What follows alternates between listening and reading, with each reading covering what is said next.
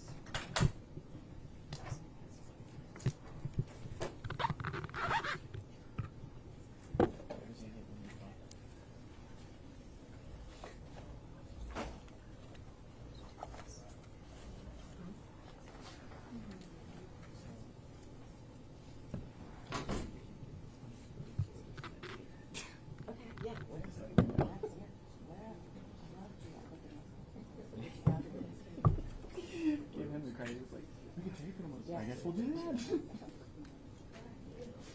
like some help? I think you're really struggling today. Nope. Thank you. Thank you, though.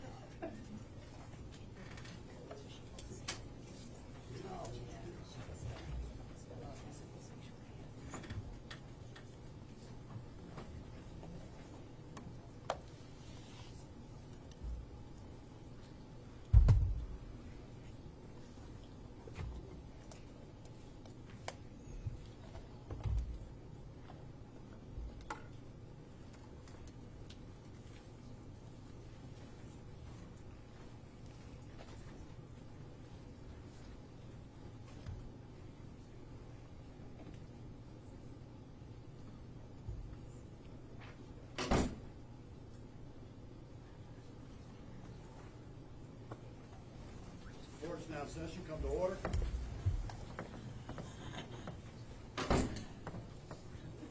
You may be seated.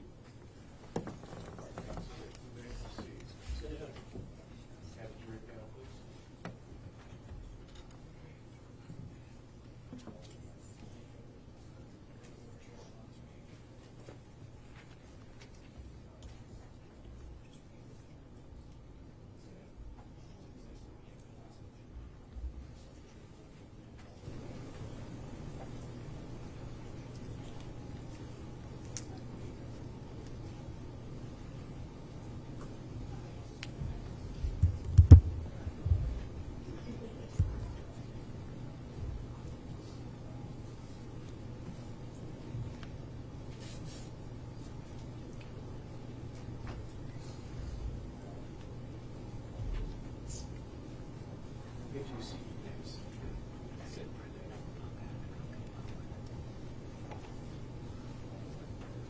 And just so you know, there are no magic seats. You can sit anywhere you want. You don't have to sit in that particular seat. Although people do tend to get attached to their seat. There's nothing magical about it. All right. All right.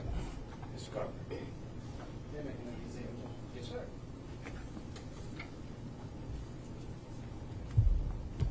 Terrible plan. Justin Sales' terrible plan was to hit a lick. You will learn this phrase in this trial. Hit a lick means commit a robbery. Almost 6 years ago, on June 25th, 2019, Doris Puleio and Trudy Goetz were in their home at 210 Bob White Road in Amherst County, Virginia. It's late. It's a few minutes before midnight. They are alone. Trudy's husband is out of town. Doris, age 92, is already in bed, and Trudy, age 73, is sitting in the living room on the couch watching television. It was a normal, routine night. It's late, so it's dark outside. Trudy will testify that she did not see or hear anything outside until 6 shots were fired rapidly into the living room from outside the outside window, striking her multiple times. 2 more shots are fired into the bedroom, striking and killing Doris. The shooter leaves without ever entering the home. Trudy, heroically, manages to compose herself. She composes herself enough to call 911, and law enforcement and emergency medical personnel race to her home at 210 Bob White Road in Amherst, Virginia. Tragically, Doris Puleio died at the scene. But miraculously, Trudy survived and will testify as a witness in this case against her attacker, Justin J. Sales. One life ended, another life forever changed. We will walk you through the evidence over the next few days and show you the defendant's terrible plan that brought us all here today. Justin Sales' terrible plan was to rob Trudy and Doris, and in his attempt to commit that robbery, he murdered Doris, and he shot and badly wounded Trudy. We will show that this was planned and carried out by Justin Sales. Again, this was a terrible plan. Let's walk through the evidence you will hear this week. Justin Sales and Dakota Cash are friends. They've been friends for years. They both like to shoot guns. They each had one. Justin had a Draco. This is like a AK-47, but shortened from rifle length it's a more pistol, like a bigger pistol size, and it shoots more of a rifle round than a handgun round. We'll show you what a Draco is. Dakota Cash, he has a Glock 40 caliber with a green laser light attached. Before this murder on June 25th, 2019, Justin, the defendant, asked Dakota to trade guns because he wants to hit a lick. Again, hit a lick means robbery, and he thought that the Glock would be a better option for what he had in mind. Again, Dakota will explain what hit a lick means, and that means to commit a robbery. This was the start of Justin Sales' terrible plan. We will show that on June 24th, 2019, at 11:10 p.m., GPS from Facebook places Justin Sales at the home of Doris and Trudy. You will hear that GPS is accurate to a matter of just a few feet. You will also hear that you don't end up at the house on 210 Bob White Road by accident. The home sits over 200 feet off of the roadway, down a long driveway. This was Justin checking it out before he attempts the robbery the next night. You also hear that Trudy does not know Justin, and so Justin had no reason and no permission to be there.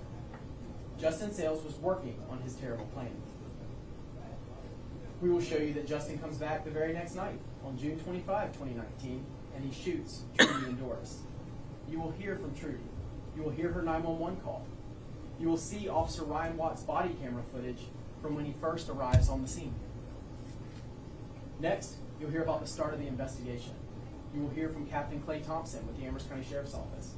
You will hear how he is the forensic expert and how he processed the crime scene. You'll hear about the 8 shell casings that he collected and the photos he took at the scene. Those will be shown to you. You will hear how the investigation progressed from no leads to Justin Sales. Why did we start with no leads? Because who would shoot 92 and 73-year-old women? The neighborhood was thoroughly canvassed. Family leads were followed up on. This included that Trudy's son-in-law was a detective at Lynchburg Police Department. So that lead was involving a law enforcement officer and any potential threats that could have happened against him in the performance of his duties. Well, that brought in ATF Special Agent Russell Davidson. He then was added to the team of investigators who were working on this case. Investigators were also familiar with another shooting in the area from the previous month. In May 2019, Justin Sales' home at 600 Early Farm Road was shot at. The Amherst County Sheriff's Office investigated all of this. Through the ATF, we were able to determine that Hannah Richardson, who was the defendant's girlfriend at the time, had previously purchased a Glock Model 22 .40 caliber. With a little more investigation, we learned that the Glock was purchased for Dakota Cash. Remember, Dakota Cash is Justin Sales' good friend from childhood. We knew the murder weapon was a .40 caliber based on the shell casings at the crime scene. A search warrant followed on July 2nd, 2019, and a Glock .40 caliber was collected from Dakota Cash's home on 136 Thacker Lane. This Glock .40 caliber with a green laser attached was located on that search warrant and then sent to the lab for analysis. The ATF lab then becomes the heroes of this case when they were able to rapidly get back the ballistics information that showed that this Glock Model 22 .40 caliber was in fact a murder weapon. At this point, we knew which gun. Now we needed to find out who shot the gun, killing Doris and badly wounding Trudy. What we learned, and we'll prove at this trial, is that Justin traded his Draco for the Glock 22 .40 caliber with the green laser light. He did that to hit a lick to commit this robbery. You will hear testimony from Dakota Cash that they traded guns, and Justin had the Glock, and after the murder, they traded back. You will hear a controlled call, a recorded phone call between Dakota and Justin Sales, where the defendant confirms he had the gun the whole time. Toward the end of the conversation, you'll hear Sales kind of try to stop the phone call and say they just need to meet and talk in person and stop saying so much over the phone. Pay close attention when you hear this phone call. At his arrest, Justin Sales was tracked using the cell phone number ending in 1519. This number is important because this phone number led us to Justin Sales. This number is also important because this number downloaded a scanner app right after the murder to listen to what the police and first responders were doing. We will show you how Justin Sales tried to cover his tracks from carrying out this terrible plan. First, he traded the murder weapon back to Dakota, trying to cover his tracks. And later, he tried to pay people to lie and say it was someone else. His cover-up won't save him. His lies won't conceal the truth. Justin Sales messed up. His terrible plan did not work. In his terrible plan, there would have been a successful robbery rather than only an attempt that was thwarted. The GPS from Facebook shows him at 210 Bob White Road when Trudy and Doris were shot. He messed up. He then had the 1519 phone number with him, which allowed law enforcement to track and arrest him on July the 10th of 2019. But primarily, this case just comes down to a few simple things. Number one, Justin Sales traded guns with Dakota Cash to hit a lick. Number two, Justin Sales, without question, had the Glock Model 22 .40 caliber with the green laser in his possession when he went to 210 Bob White Road to hit a lick. Number three, the Glock Model 22 .40 caliber with the green laser, without question, is the murder weapon. And number four, Justin Sales had no reason to ever go to Trudy and Doris's house, yet he was there the night before the murder at 11:10 p.m. He was there the night of the murder, the very next night, at 11:22 p.m. according to GPS. The next GPS hit is at 11:42 p.m. when he's back at his house at 600 Early Farm Road. That is a 3-minute drive. 11:42 p.m. he's back. So there's a 20-minute stretch accounting for him at Trudy's house. It is interesting that it's also a 3-minute drive from Bob White Road, Trudy's house, where the shooting occurred, to Justin Sales' home at Early Farm Road. and Trudy called 911 at 11:39 p.m. We will show you the details, we will show you the weapon, we will show you the timing, and at the end of the trial, you'll know that we have shown you the murder, and we will ask you at that time to find Justin Sales guilty of all charges. Thank you.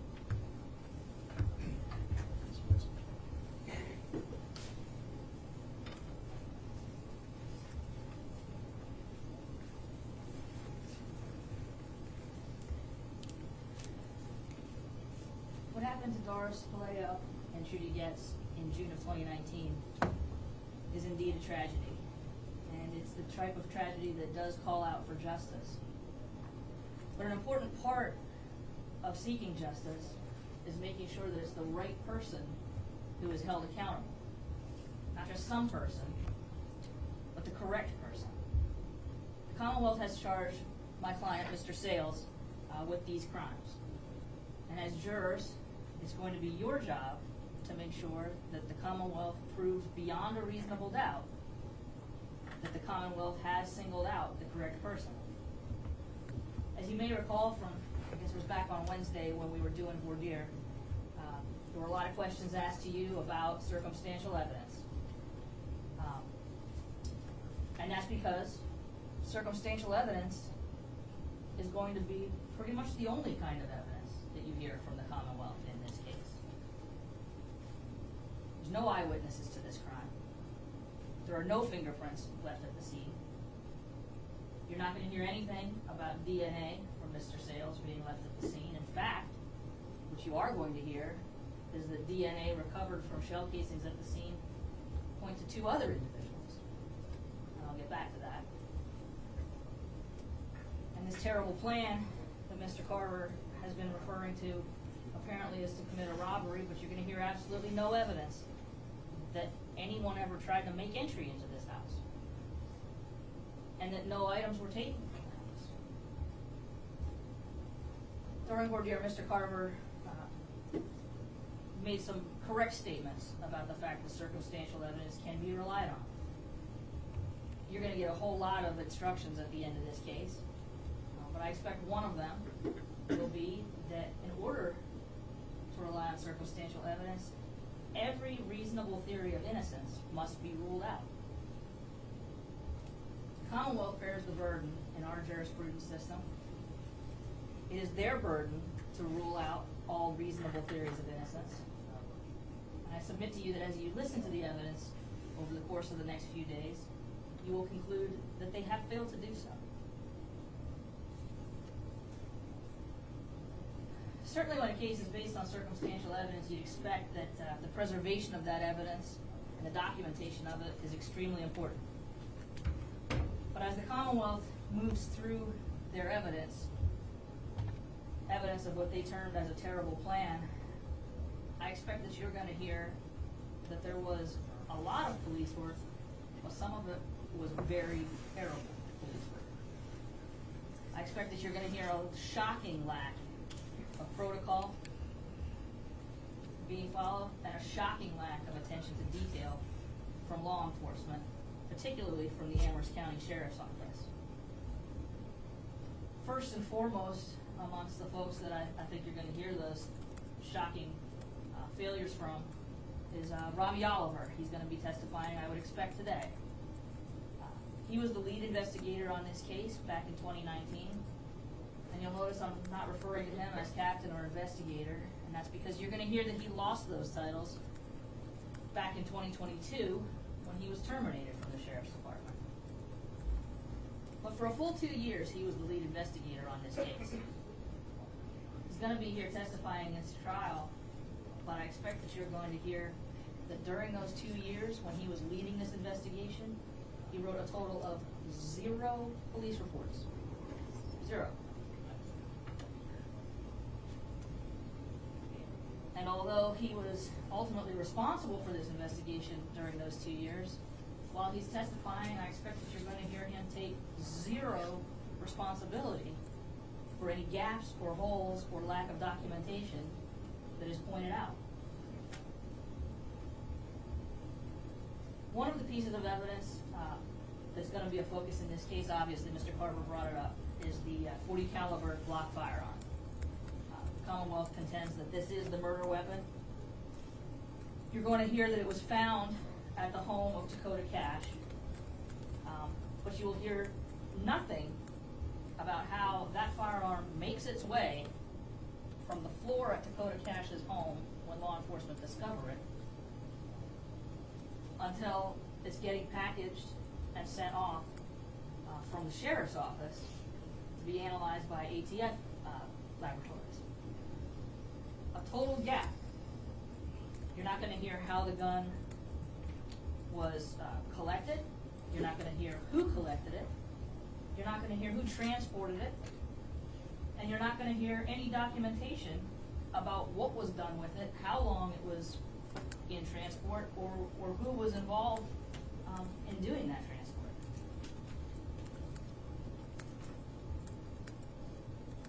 You're going to hear from several people testify they absolutely are not the person responsible for collecting it or transporting it, one of those being Robbie Oliver, who I've already discussed.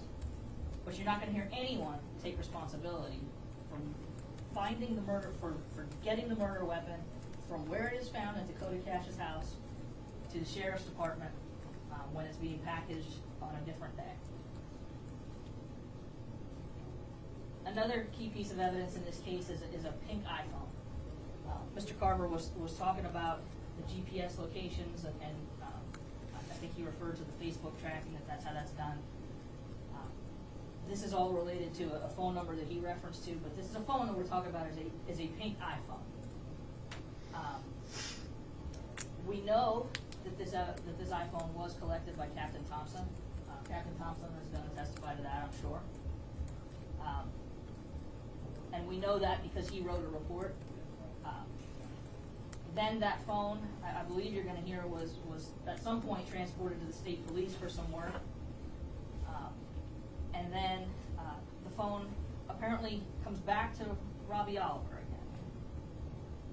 I expect Mr. Oliver to testify that he has a vague recollection of initially receiving this phone from Captain Thompson in the parking lot of a Hardee's, possibly wrapped in tinfoil. He may testify to having a vague recollection of sending it to the state police to have some analysis done. When he testifies, I expect he's going to say he has absolutely no idea what happened to the phone after that. No recollection of actually getting it back from the trooper or the state police. And I expect that you're going to hear Mr. Oliver say that there were a few places in his office where sometimes he kept phones that were being processed for evidence. Doesn't really remember this particular phone or what he might have done with it. But he's going to have to concede that he had no idea where that phone was located when he was fired in 2022. A little bit later on, Christopher Persons takes over this investigation. And when Christopher Persons takes over the investigation, I think he's going to testify. He tried to kind of go back through and redocument where all the evidence was and kind of get a fresh start. And I think he's going to testify that that phone was nowhere to be found. Not only does Robbie Oliver not know where it is, but he and the other members of the sheriff's office searched for it high and low, and it is not found. And it's not known where it is today. As far as the analysis of the phone that Mr. Lyle was discussing, I expect you're going to hear Christopher Persons talk about how all of that was a result of work that was done in 2019. And yet, it wasn't, I believe, until 2023, when Christopher Persons takes over the case, that any of this is actually looked at, documented in any way that's useful, or actually linked directly to Mr. Sales. Keep in mind, at that point, they're going to change the administration, and Mr. Sales had already been narrowed down as the suspect and arrested previously for it. By the time Christopher Persons discovers evidence that supposedly should have been available to law enforcement in 2019. Despite all the sloppiness I've been harping on, the Commonwealth, I expect, is going to be able to prove several things, beyond a reasonable doubt. I think they will certainly be able to prove Ms. Puleio was killed by a gunshot wound. They're gonna be able to prove that Ms. Goetz was also shot in her home. They will be able to prove that the basic location outside of the house where the shooter would have been standing. And getting a little bit more specific, I expect that the Commonwealth will be able to prove that they do have the murder weapon, that it is this .40 caliber Glock that we've been discussing. I expect that they'll be able to prove that my client did have access to that weapon. But when it comes time to rule out all theories of innocence, all reasonable theories of innocence, I think that you're going to hear from this witness stand that Mr. Sales was far from the only person who had access to that .40 caliber Glock during the time frame of the killing. You're going to hear that that firearm was purchased by Hannah Richardson. You're going to hear that, despite the fact that Hannah purchased it, Dakota Cash was the owner of that firearm. You're going to hear that it's actually found at his house. And I'm fully expecting that Dakota Cash is going to come in here from his jail cell and say that he traded it with Mr. Sales at the time of the offense and it's all Mr. Sales. But even if you believe Dakota Cash's story, that he had this trade going on with Mr. Sales, I think you're still going to find that Mr. Sales was not the only person who had access to the firearm during that time period. Mr. Sales lived on Early Farm Road, and evidence is going to show that not only did Mr. Sales live there, but Hannah Richardson, the person who actually purchased the firearm in the first place, lived in that residence. And you're also going to hear that my client, his mother, Christy Sales, she also lived in that residence. So at least two other people, even if you are going to believe Dakota Cash's story, you're going to hear that at least two other people had similar access to the firearm at the relevant point in time. Another pivotal piece of the evidence, like I said, is going to be this pink iPhone. And again, I fully expect that that the Commonwealth is going to be able to prove that iPhone was very close to the house at the time of the shooting. I expect the Commonwealth is going to be able to prove certainly that my client had access to that phone. And while my client had access to the phone, I think you're also going to hear that that phone actually belonged to his mother, Christy Sales. And it may seem like a random assortment of characters I'm kind of throwing out there to you, but a random assortment kind of comes together when no legitimate motive is going to be offered by the Commonwealth. They keep saying this terrible plan and this robbery, but as I stated, they're going to offer no evidence whatsoever that anyone ever entered the house, that anyone ever tried to enter the house, that anything was taken from inside or outside of the house. And so when you're left with a situation like that, the range of suspects becomes rather broad. You're going to get to hear directly from Dakota Cash, and you're going to get to hear directly from Hannah Richardson. So you're going to have an opportunity to judge their credibility and think about what kind of motives they may have for what they say. But you're not going to get to hear from Christy Sales. And the reason for that is because I expect you're going to hear testimony that she is wanted and has fled to New England.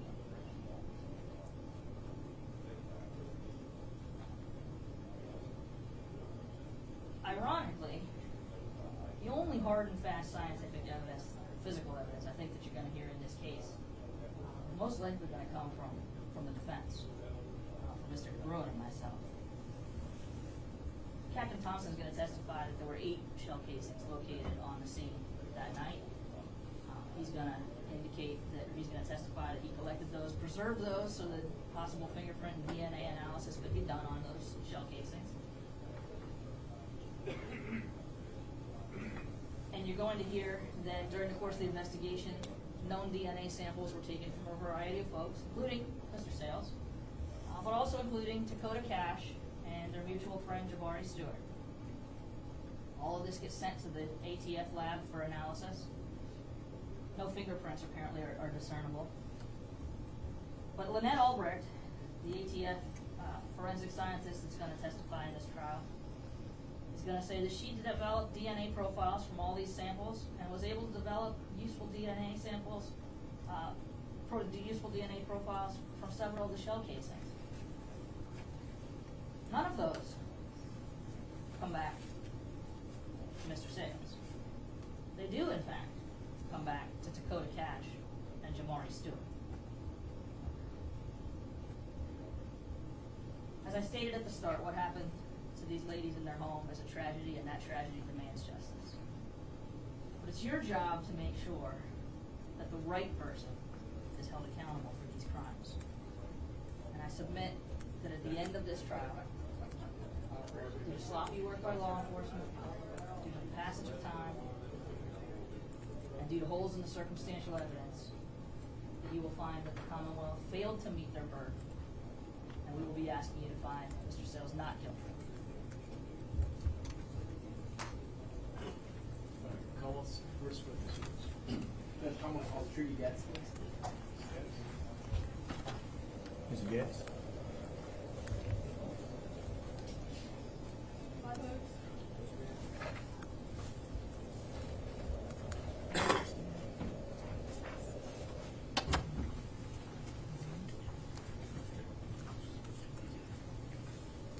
Ms. Goetz?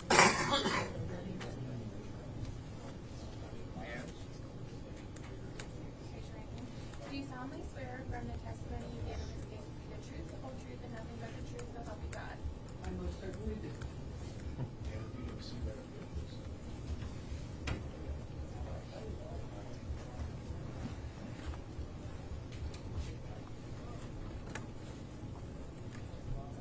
Ma'am, please state your name for the court. Trudy Goetz? And was your name previously different than it is today? Yes, it was Ann Trudy Goetz. And did you just recently change your name legally? Yes, When was that? Do you remember? within the past 2 months. So now your name is no longer Ann Trudy Goetz, it's just Trudy Goetz? Yes, Back when this happened on June 25th of 2019, your name was Ann Trudy Goetz, is that right? can you speak a little louder, please? And back on June 25th of 2019, your name was Ann Trudy Goetz. is that Yes, right? Back on June 25th of 2019, where did you live? 210 Bob White Road. Excuse me. Is that in Amherst County? Yes, Who lived there with you at that time? my husband Alfred and my mom Doris Puleio. Ms. Goetz? Ms. Goetz? Oh, thank you. Just pop it open. It's closed in 2 seconds. Okay, thank you. And you said your mom's name was Doris Puleio? Yes, How old was your mom back on June 25th of 2019? 91. And I'll show you a photograph and ask if you can identify this.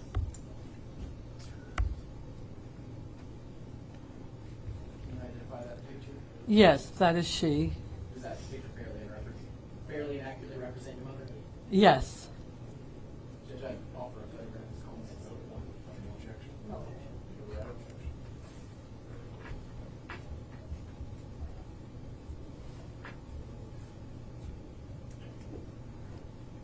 Back on the night of June 25th of 2019, were you home that night?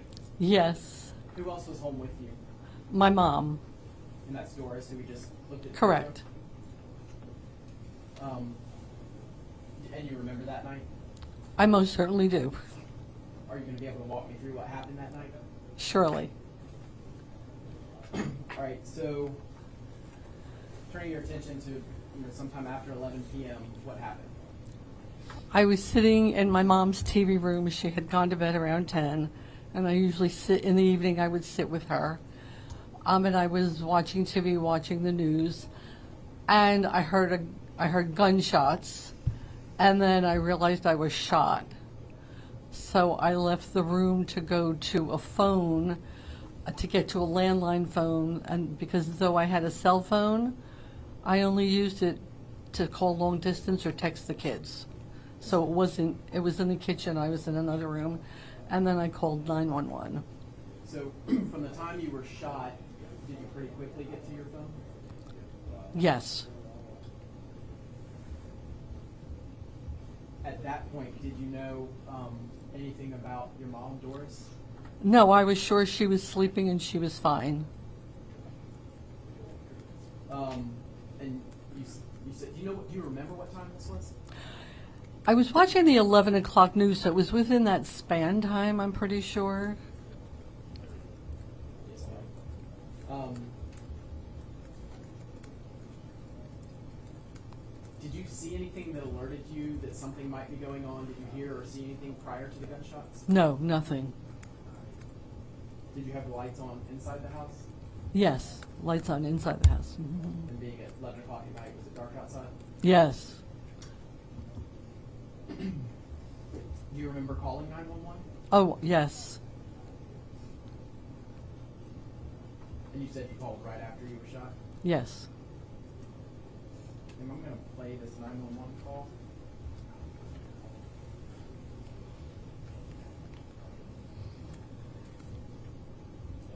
Have you had the opportunity to listen to this 911 call? prior? Yes, I have. And is that how you remember it as well? Yes.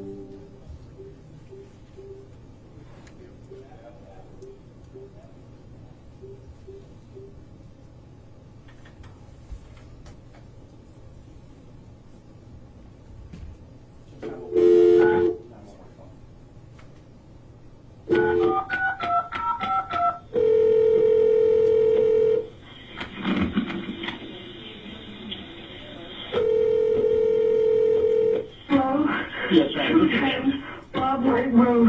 We've been shot. Please send somebody. We've been shot. Okay, do you know who done it, ma'am? No, we're in the house. They shot through the front window.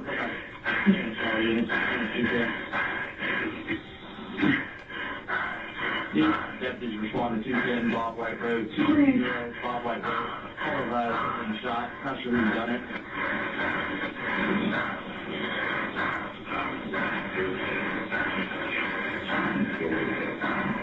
If we're been advised.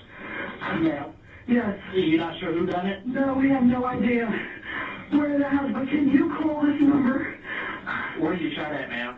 I've shot in several places. In several places. Where did that shot? My back. I think it hit my lung. Okay. And you said it was a drive-by? No, our house is back in the woods. Somebody was in the front window. Okay. We're turning out, Rich. I'm going to keep you on the phone, okay? You said Okay. that, do you know how many people were involved? No, we have no idea. Okay, how many people have been shot? There's two of us in the house. Okay. I can't go by the other person. Can you call 316-2432? It'll be my daughter. Please. Okay. And did you see who done it, ma'am? No, I didn't see anything. I'm sitting on the sofa. It's dark outside. And all of a sudden, shots are in the house. Okay. Just calm down, ma'am. And you said you bleeding from, you got shot in the back and where else? My back, my chest. I think it hit my lungs. Okay. And what about the other party? I don't know. I can't get to them. Okay. All right, just stay on the phone with me, okay, ma'am? You say you've been shot in the back and the chest? I told you 3 or 4 times already. Please don't ask me. Yes, ma'am.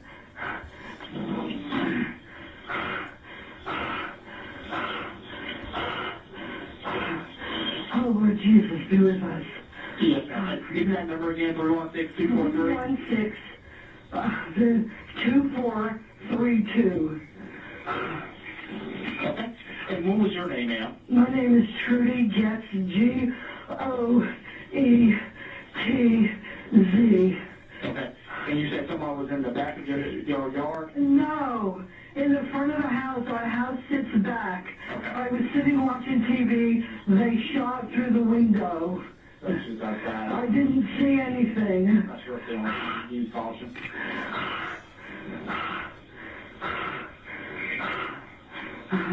No, sir. And she's not sure who done.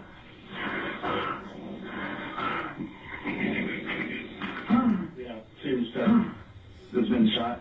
I'm speaking with one of them. I'm not sure about the other one. She's been shot in the chest.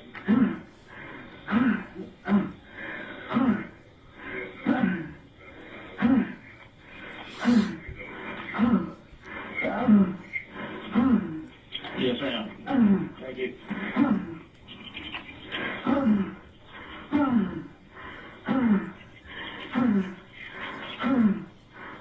We got units, we got help on the way, ma'am. Just stay on the phone with me, okay? I'm trying. Tell them. Okay, I'm trying.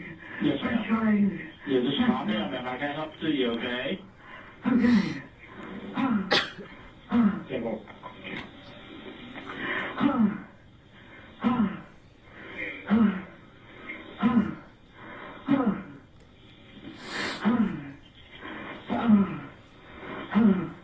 Just calm down. And I got help on the way, okay?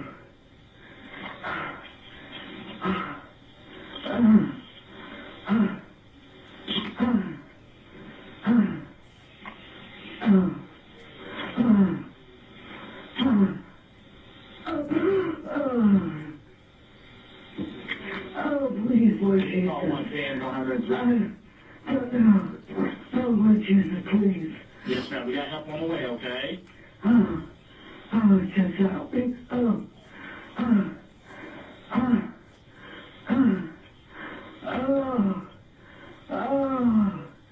Yeah, just calm down now. I got help on the way, okay?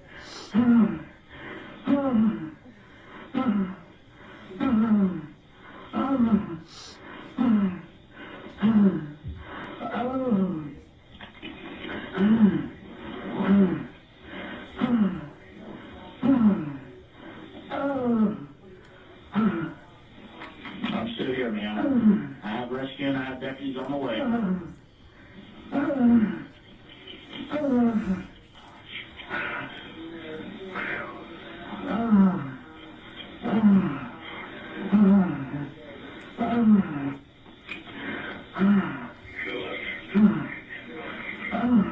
That's correct. And Wow.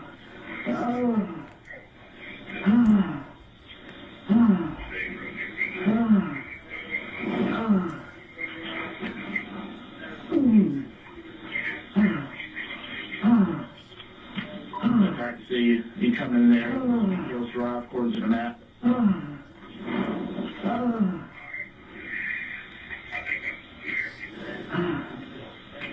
Step where you, I'm sure you just across from it.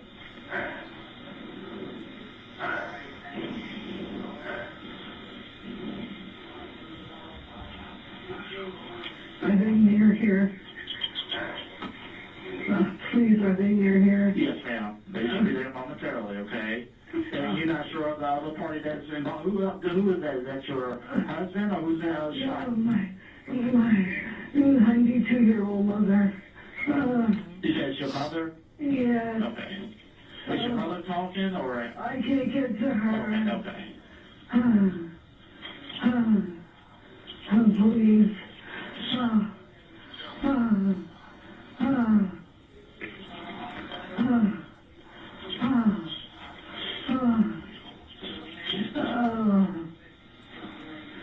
Oh my gosh.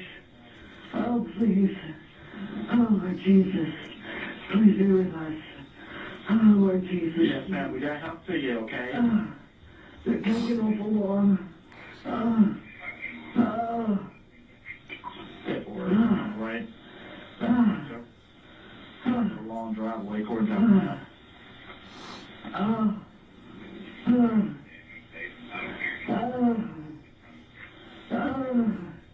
Step forward.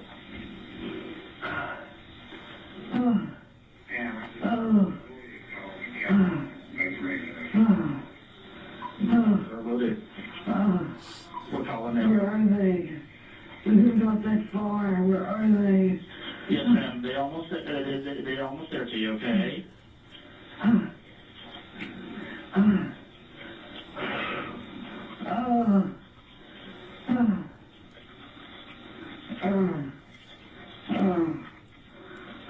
You already talked to another line.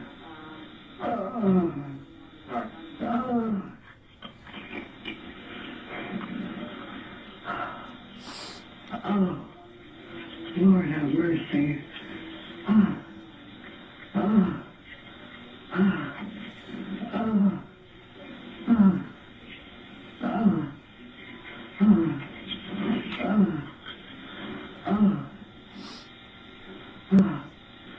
Yep, they're almost there, man. Just calm down. Can you hear your mom at all talking? I can't get to her. Okay, but can you hear her? She's talking. Can't hear anything. Okay, can't hear anything? Okay.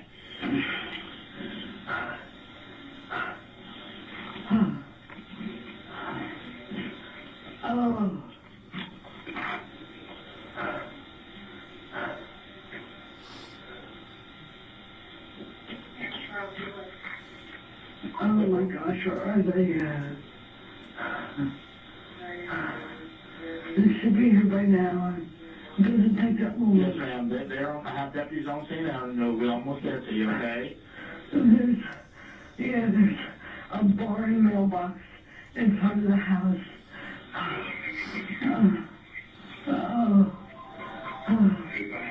I don't hear sirens. I don't hear anything. Oh, please.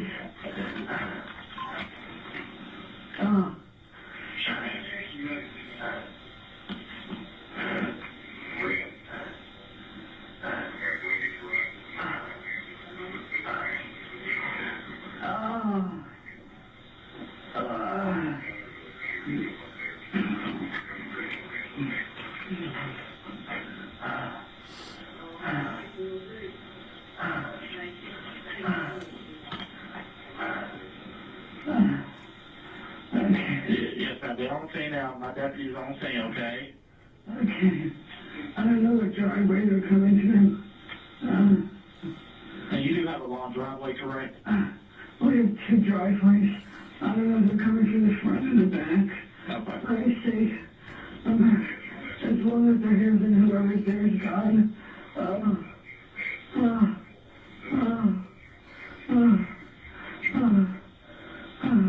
Careful. I thought it is.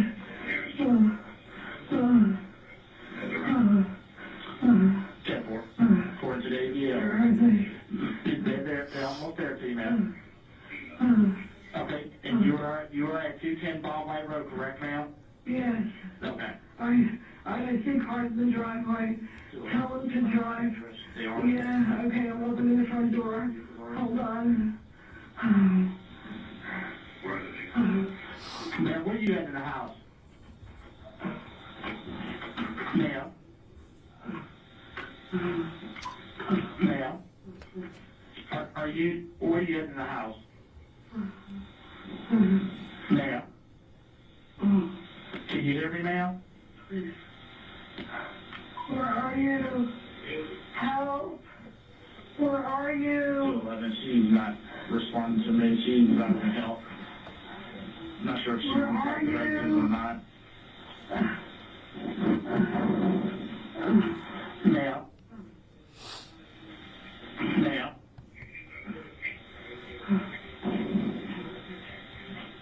Gotcha. Ma'am? Ma'am? Ma'am, can you hear me?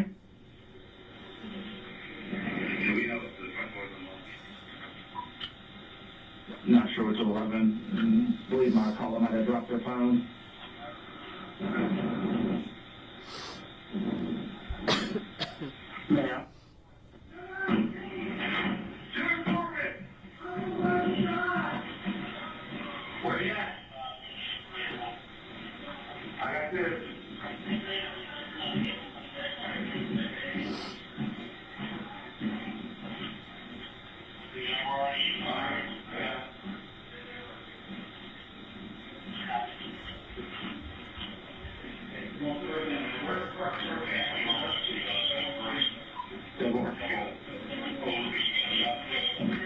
Everything's good now.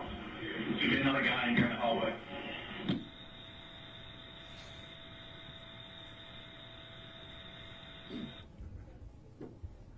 And Ms. Goetz, do you remember making that phone call? Yes, I do. Do you recognize your voice on that phone call? No. You don't. Is it because you don't sound the same to yourself? Right. I didn't know that's how I sounded. Yes, ma'am. Did you notice your breathing being a little different than normal in that video? In that audio? Did you notice your breathing being a little different in the audio? Very different, yes. Yes, ma'am. Judge, y'all for the 911 call is Commonwealth's Exhibit 2. Any objection to? Anybody object?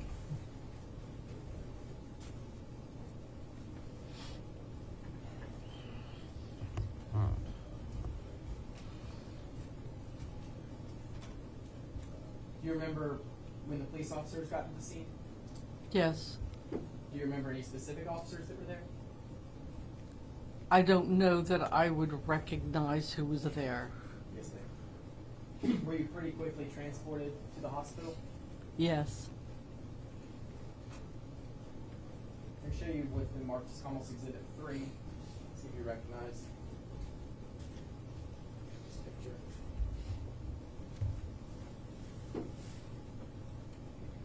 Do you recognize that picture? Yes, it's my shirt. Is that shirt after it was cut off for medical treatment? Yes.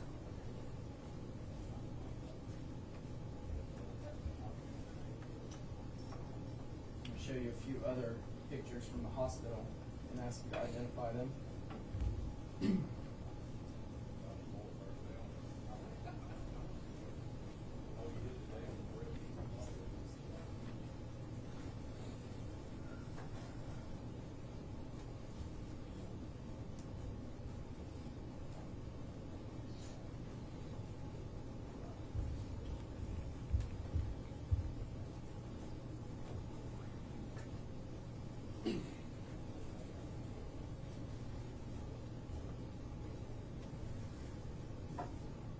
That shirt was pre-marked as Commonwealth's Exhibit 3. Now I'm going to show you what's been pre-marked as Commonwealth's Exhibit 4. Yeah, pretty sure it's administrative.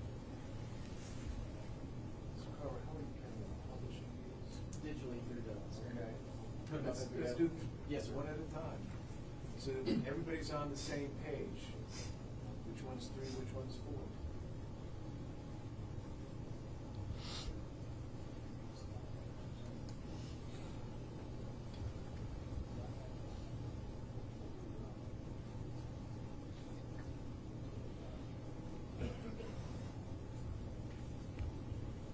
Judge, may I have register true Commonwealth's Exhibit 3?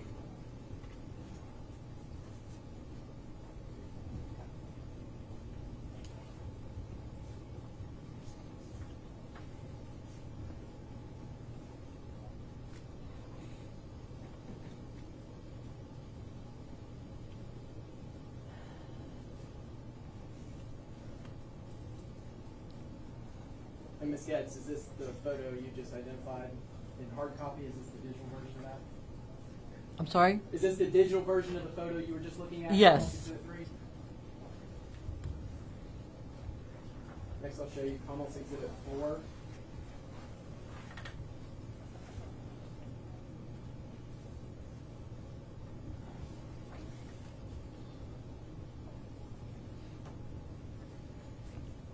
Does this picture fairly and accurately represent Yes. how you looked that evening?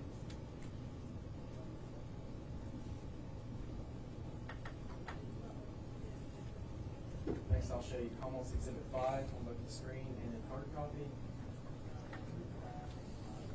Yes. This picture fairly and accurately Yeah. represent the way you looked.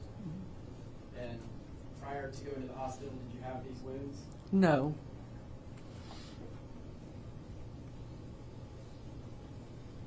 I'm going to show you a close-up image of a wound. Pre-marked as Commonwealth's Exhibit 7. It's on the screen as well as in hard copy.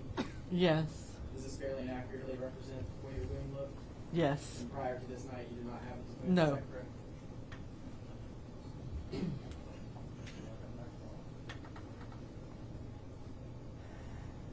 Commonwealth's Exhibit 8.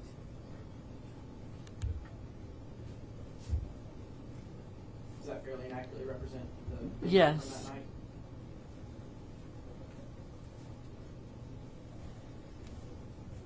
Almost exhibit 10. Show you a close up of that wound. Does that fairly inaccurately represent your injury? Yes.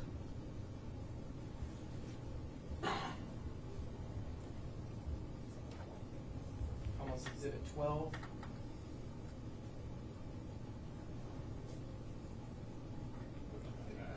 Yes. That fairly inaccurately represents the injury to your back, is that correct? Yes. Judge, I would offer Commonwealth's exhibits 3, 4, and 5.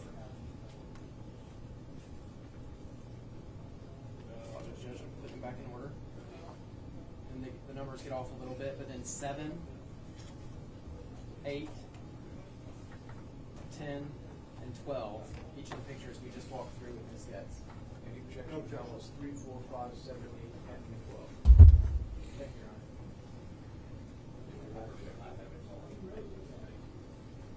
Honor. Ms. Goetz, did you end up going back to the hospital to see the forensic nurse for a follow-up? Yes. And was that for pictures? Yes. If I can approach and show you Commonwealth's 15 and 16.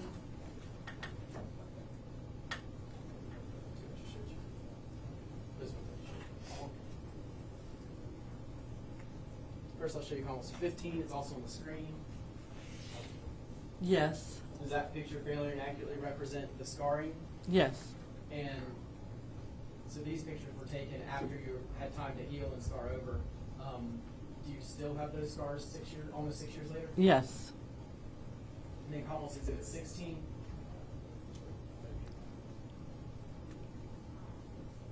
Is that a picture of the wound to your back? Yes. Do you still have that scar? Yes. Judge, I would offer Commonwealth's exhibits 15 and 16. No objections.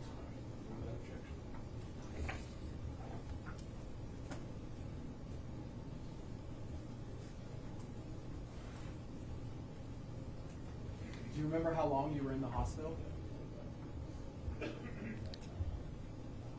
I think 6 days.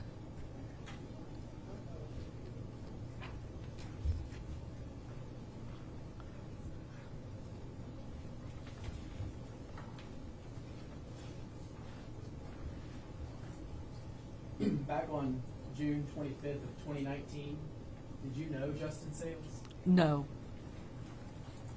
Did you ever give him permission to be on your property at any time? No.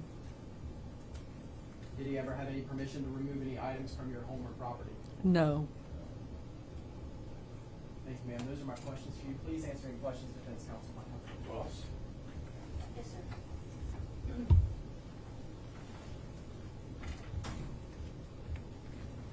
I think you started testifying Ms. Goetz with around 10 o'clock. Is that when your mother went to bed? Yes. Okay. And I haven't actually been to your house, but if I'm recalling kind of the layout, if you're sitting in the living room, her bedroom would be down to the left. It depends which way you're looking. All right, If you're if- looking at the doorway, her Yes. bedroom would be to the left of where I was sitting, yes. Okay. And when she went to bed, did you check on her at all between when she went into her bedroom and when the incident actually happened? No, I went to get a phone, to get to the phone, which was not in that direction. Well, I mean, prior to the incident, did you check on her to make sure? Between she needed 10, anything, between or- 10 and 11, no. Okay. No, I knew she went to bed and she was fine. So you wouldn't know if she was sitting up or laying down or exactly what she was doing? No, I knew her routine, and once she lay down, she would fall asleep. Gotcha. Would she typically have all the lights off when she went to sleep? In her room, yes. So if you're out in the living room around 11 o'clock watching the news, did you have other lights on in the living room? There would be other lights on in the house, yes. Okay. Do you recall specifically that night which lights you may or may not have had on? Not specifically, no. Fair to say that after you were shot, you didn't do anything to change the lighting before the police arrived, correct? No. So whatever their testimony would be about the lighting and so forth, no reason to think they're mistaken about. No, that's the way it would have been when the incident happened. I think when you were answering Mr. Carver's questions, you said you really had no inkling that something was going on prior to realizing you had actually been shot. Is that right? Correct. So you didn't see any laser lights or flashlights, anything like that pointing into the house? No.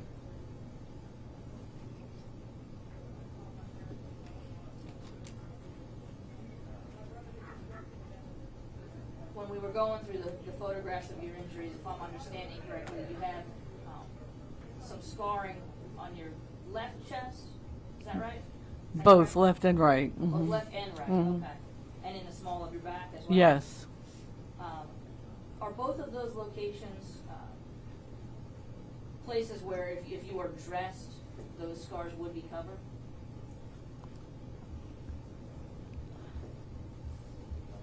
Yes. Okay.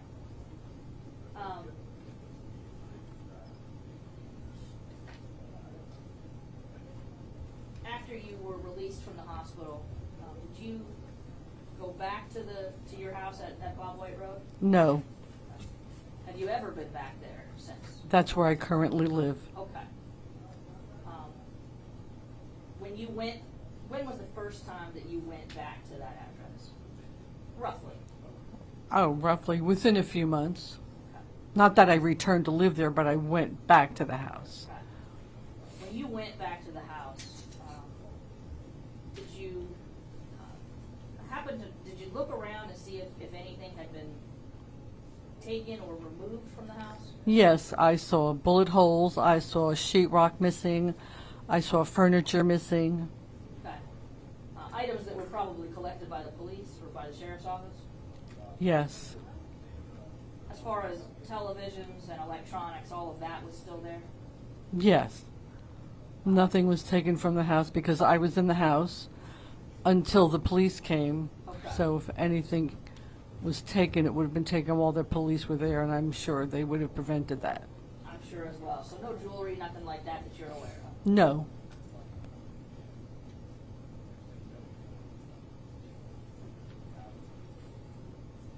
At any time while you were present at the house, did you hear or see anyone trying to make entry into the house? No.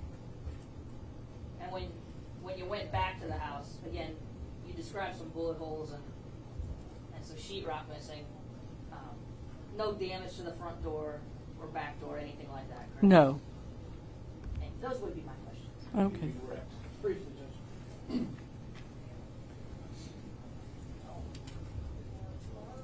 When you kind of asked, and I just want to make sure it's clear, can you walk through the scars that you have from that night? Yes, I have scars across here and then across here, and then the one in the back by my spine. Mr. Carver, for the purpose of the record, where she said here and here, can you put that into the record, please? Yes, sir. So when you say here and here, you were pointing at... Oh, I'm sorry. That's all right. On my right chest and on my right breast and on my left breast. And then you said the small of your back near your spine, is that right? Yes. Were each of your gunshot wounds passed through, or did you have to have anything removed? No, they were a pass-through.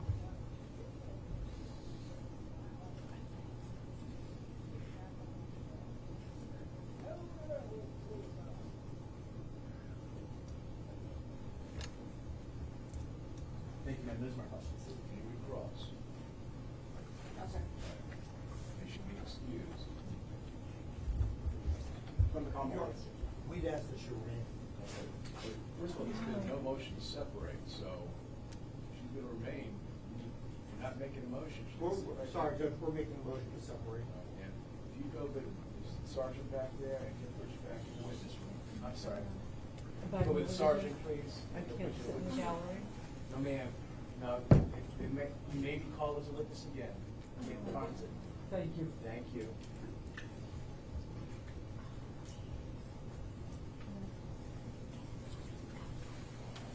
council, please take a look, now that we have a motion to separate, and see if this is your best.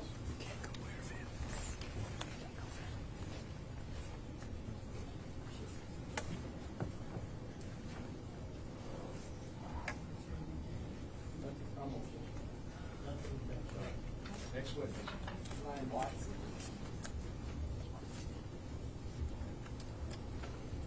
Mr. Carter, would you tell Sergeant Robinson that name again, please? Ryan Watts, please. Ryan Watts.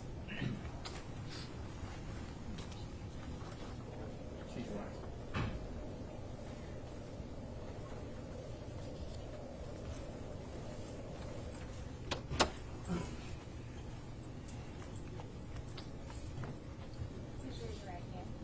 Do you solemnly swear or affirm the testimony you give in this case will be the truth, the whole truth, and nothing but the truth to help you God? I do. Thank you. You may be seated.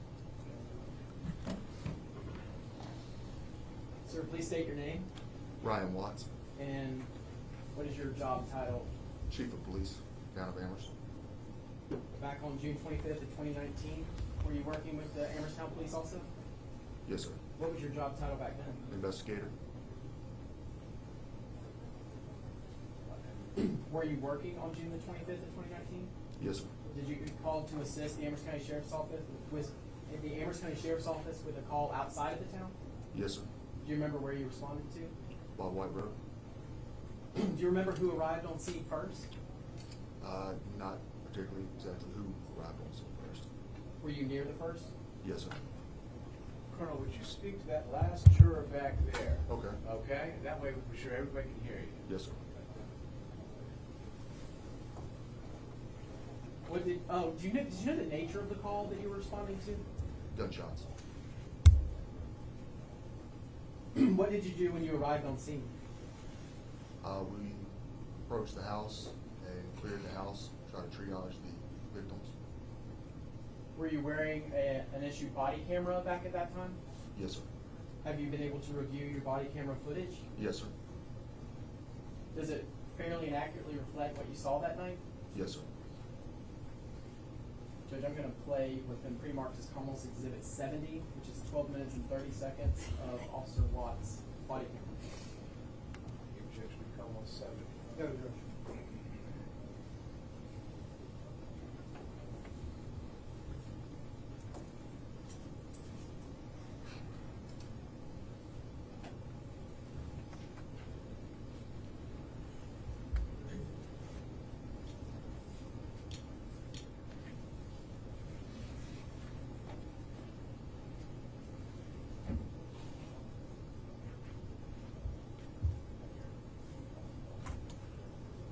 Colonel, while this is playing, where was your body camera situated on your body? It would have been either here or here. Don't tell me, tell them. Sorry, sir. Would have been either right here or right here, depending on how I had it at the time. When you say here or here, are you referring to kind of your chest pocket area of your... Yes. It Yes, could have sir. been on the left or right? Yes, sir. Does it take a few seconds to sound?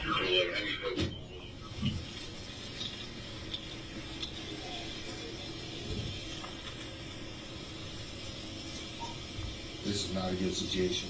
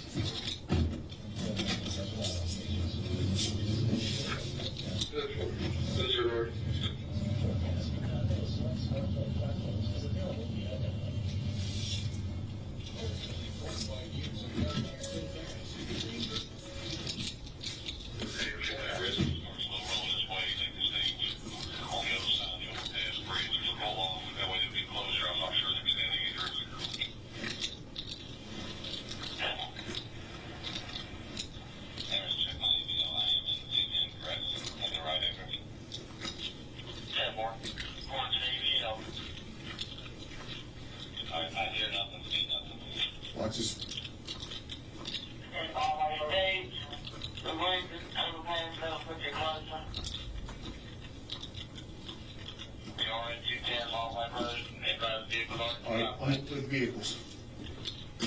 Where are the victims at?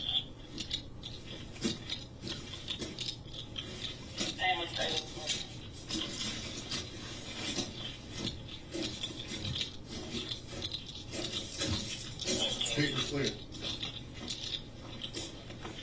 Do we still have my phone? Shit, no slide in there. Somebody else seen the car accident. They don't have a cell service or radio service down there. Shot the registers on 9. I'm having trouble copying the radio. Try it again. You know, it's still 15 down there that we're trying to tractor trailer.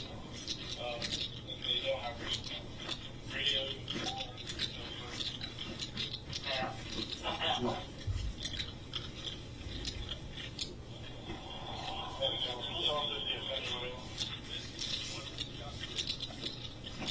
I got to clear that in the cars. The door's cracked. All right. I don't have a rifle. All right. Sheriff's Department! Where you at? I got this.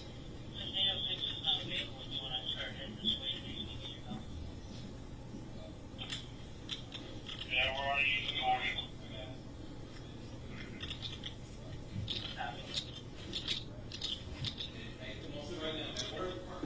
Patrol rescue does go 3. We need to clear the house. Sean? Yeah. Got it? Yeah, good. All right, I got this.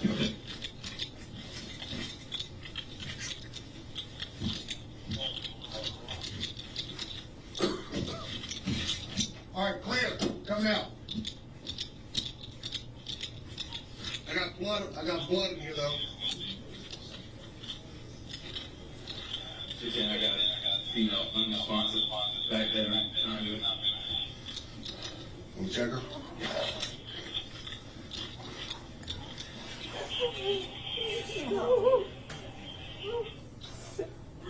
Right here.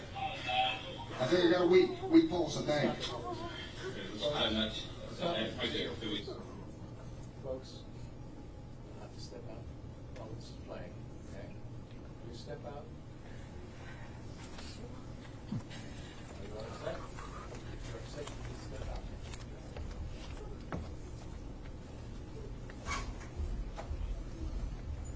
All right.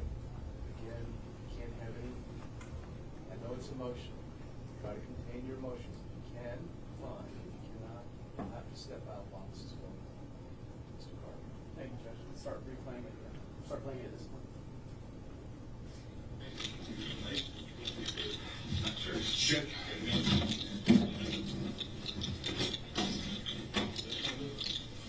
Yes, that's when you're right. I cleared the bedroom's clear. Clear mouth.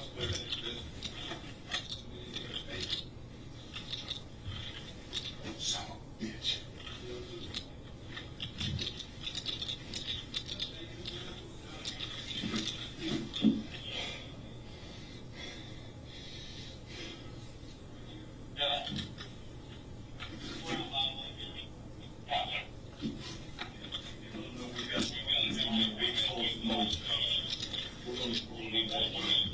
Hey, should I go get a first aid or something? First aid kit or tell them roll in or? Let them roll in. Well, See if we can get them in. You gotta get it cleared so I can get in here. Go ahead and move the vehicle. got you. I got it.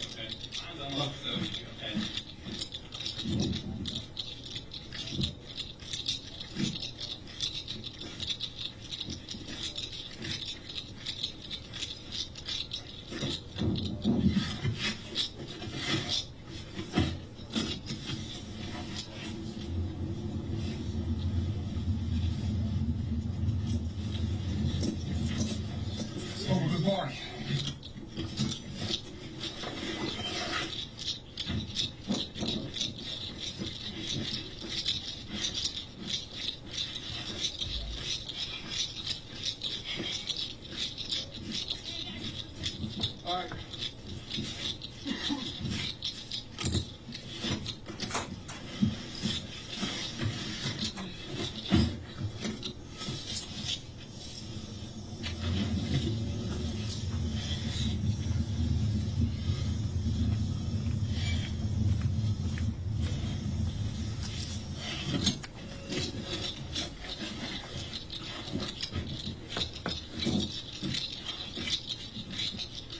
got along.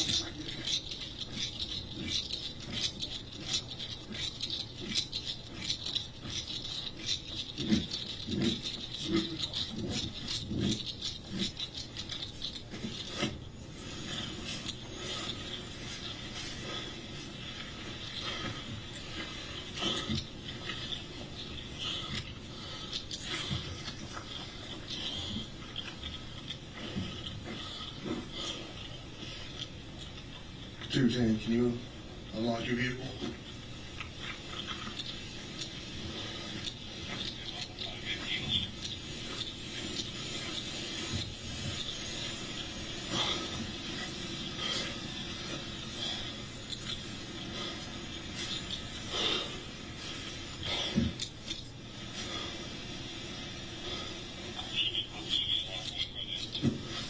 Got it, got it.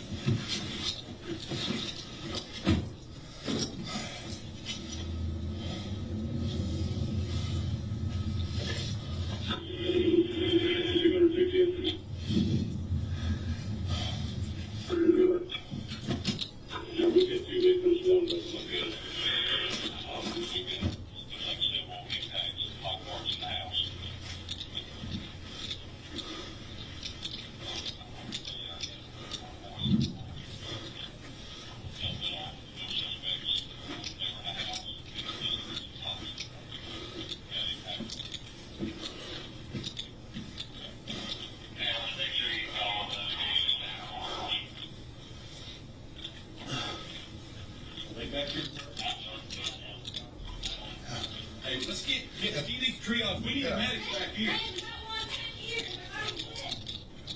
This one's more critical. This one's critical back here. Back right, right.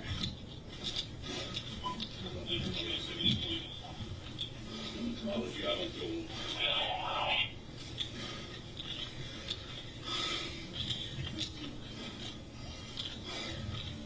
I don't know. Oh, there you are. Just trying to keep your head count. I did the basement completely, so. We'll let the shed out back. No, I haven't been outside. You need the other guy? There.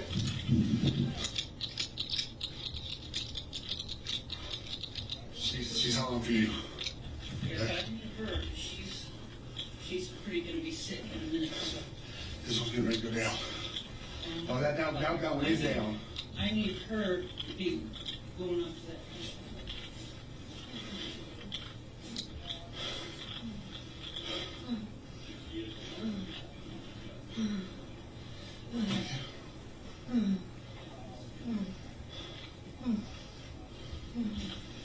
You can see in the TV room, that next room, the light is on. We saw that. Is that where you were sitting? Okay.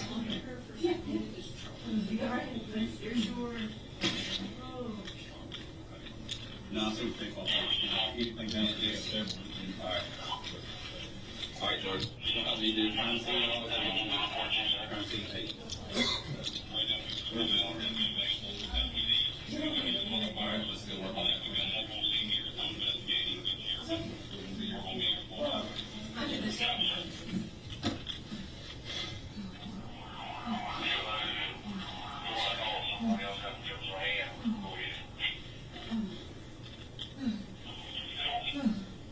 Do you want to put her in the ambulance? He's gonna back it down closer because it's too far out.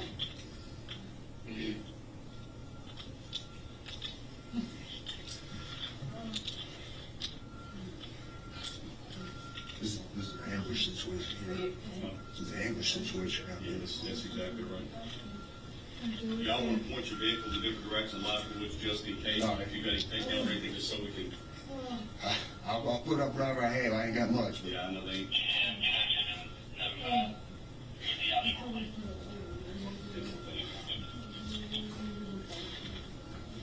And do you know your social right off the top? Chief Watts, does that body camera footage fairly and accurately reflect what you saw that night? Yes, sir. Good job for almost Exhibit 70. No objection.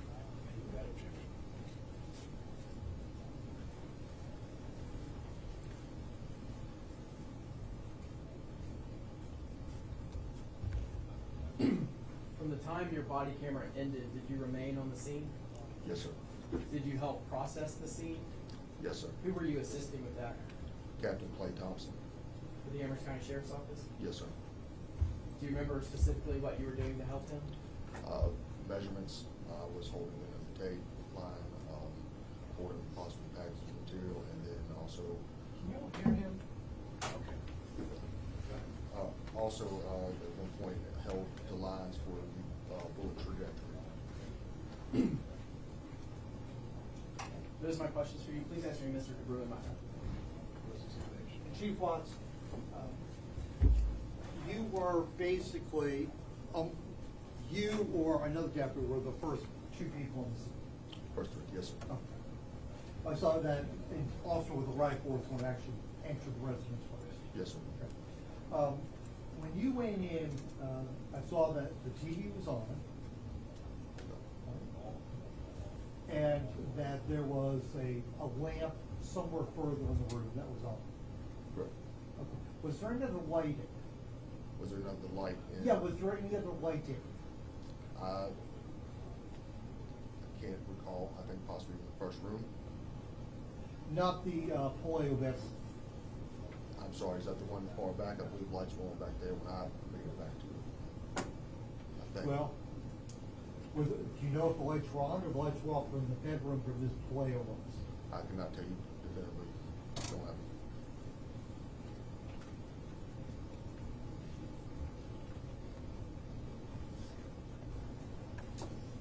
When you approached the house, did it seem dark? Yes, sir.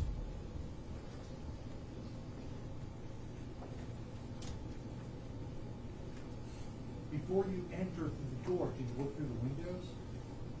I cannot remember.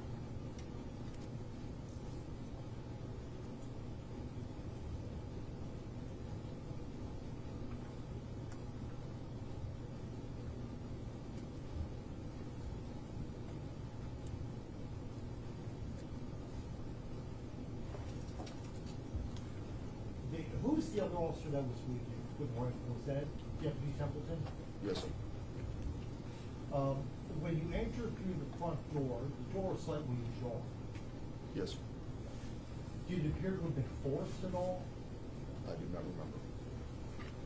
When you helped process the scene, I would say correct. I did not take the pictures. Crime scene photos.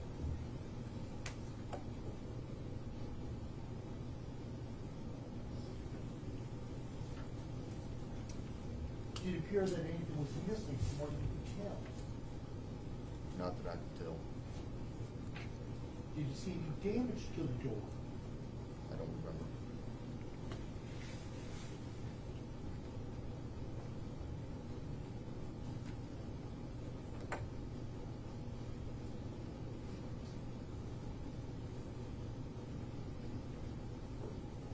And you said that you were also taking measurements.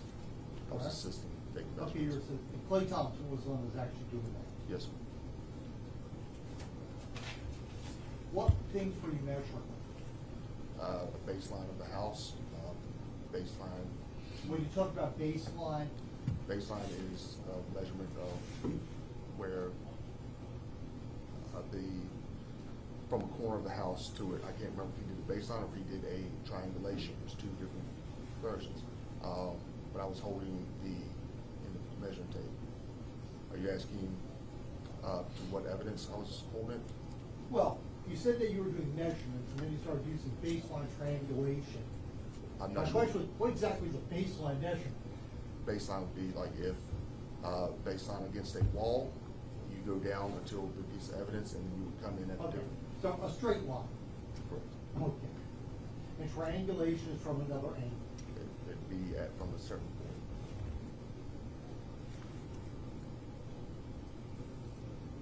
Did you find any shell casings? I'm not sure who got them, but there were shell casings located on the scene. But you didn't find the shell casings yourself? I do not remember.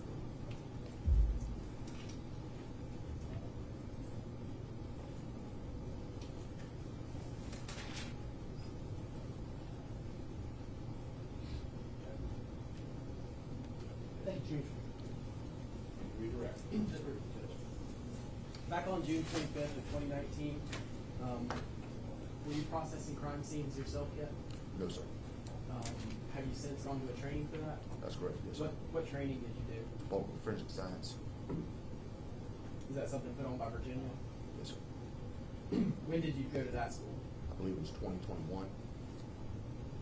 So back on this scene, on June 25th of 2019, were you just assisting? I was just a brand new investigator.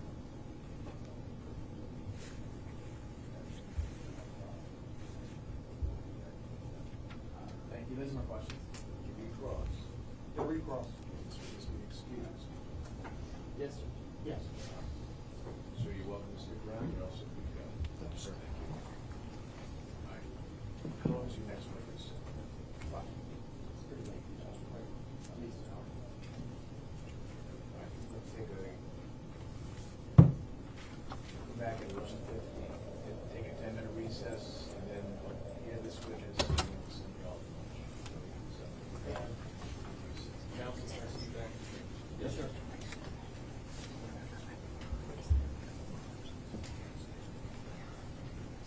All rise.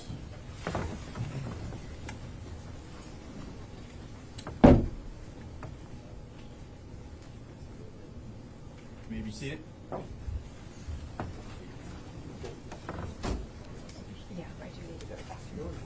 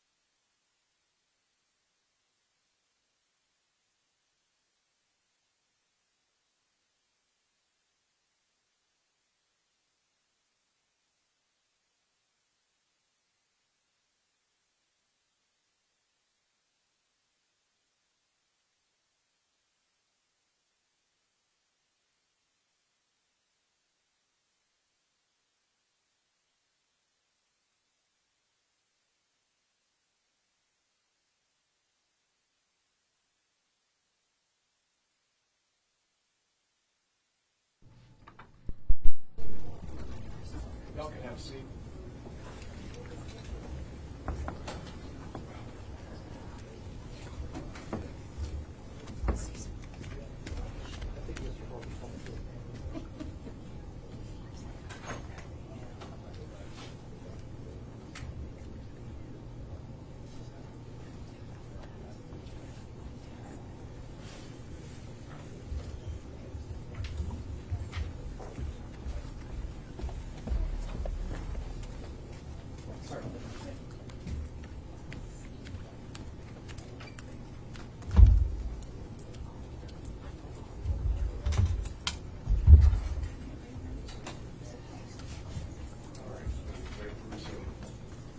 Yes, sir.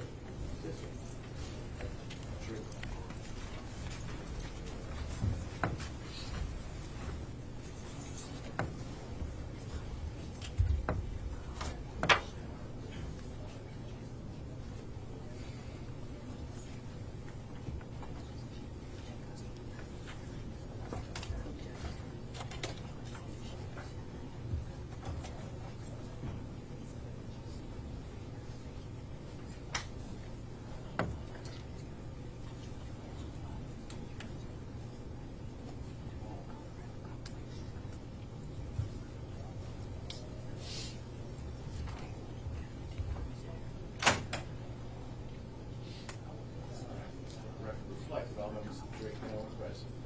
Scarborough. Does the Commonwealth calls Captain Clay Thompson? Captain Thompson.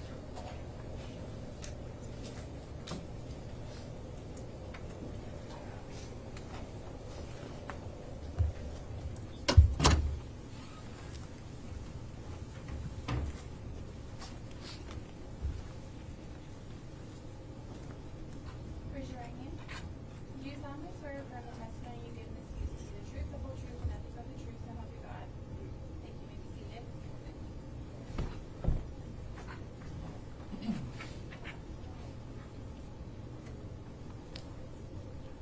Please state your name for the jury. Clay Thompson And where are you employed? with the Amherst County Sheriff's Office. What is your title now? I'm Captain of Investigations. Back in June of 2019, what was your title then? Investigator. And have you received training to be an investigator? Yes, sir. What sort of training have you gone through? I attended the Forensic Academy put on by the Department of Forensic Science in Richmond. It's a 9-week school that they offer twice a year. They take 12 students. It's an application process and a waiting list for it. Do you remember when you did that? 2016. Let me turn your attention to June the 25th of 2019. Were you called to assist with a homicide investigation? Yes, sir, it was. Now that call came out late at night on the 25th. So do you know, were you called on the 25th or 26th, or do you remember? I was called it was around 12:30 on the 26th as we dispatched notified me. What was your assignment as you assisted with that investigation? I assisted Investigator Oliver with processing the crime scene. Why were you assisting Investigator Oliver? He was the case agent or lead investigator for the case. Why would you process the scene instead of Investigator Oliver? Because I've been trained to do it. I'm sorry, I didn't hear your answer. I've been trained to do it. Was a search warrant obtained to process that scene? Yes, sir, it was. What is the purpose of obtaining a search warrant? Search warrant gives us it's a legal document that allows us to search a person, place, or thing. And what do you do after you complete your search? The search warrant is filed with the local circuit court's office. So in this case, we've been filed in Amherst County Circuit Court. What's the first thing you do when you arrive on a homicide scene? Usually I assess the situation, see what I've got going on, get my stuff together, wait for a search warrant or permission from the property owner to search the crime scene or search the scene. Then I start taking overall photos of the entire scene. Then I work each individual piece of evidence itself. I will take mid-range photos of an item of evidence. And the mid-range photo is probably about 20 feet away. And I will take a close-up photo of it and a close-up photo of the item of evidence with the scale. I then measure it, mark down my measurements on a sketch, and collect the item of evidence. After the item of evidence was collected and packaged, I would secure it at the Amherst County Sheriff's Office in evidence. Is that what you did on this scene? I guess in the early morning hours of June 26th of 2019? Yes, sir. Did you collect evidence in this case? I did, yes, sir.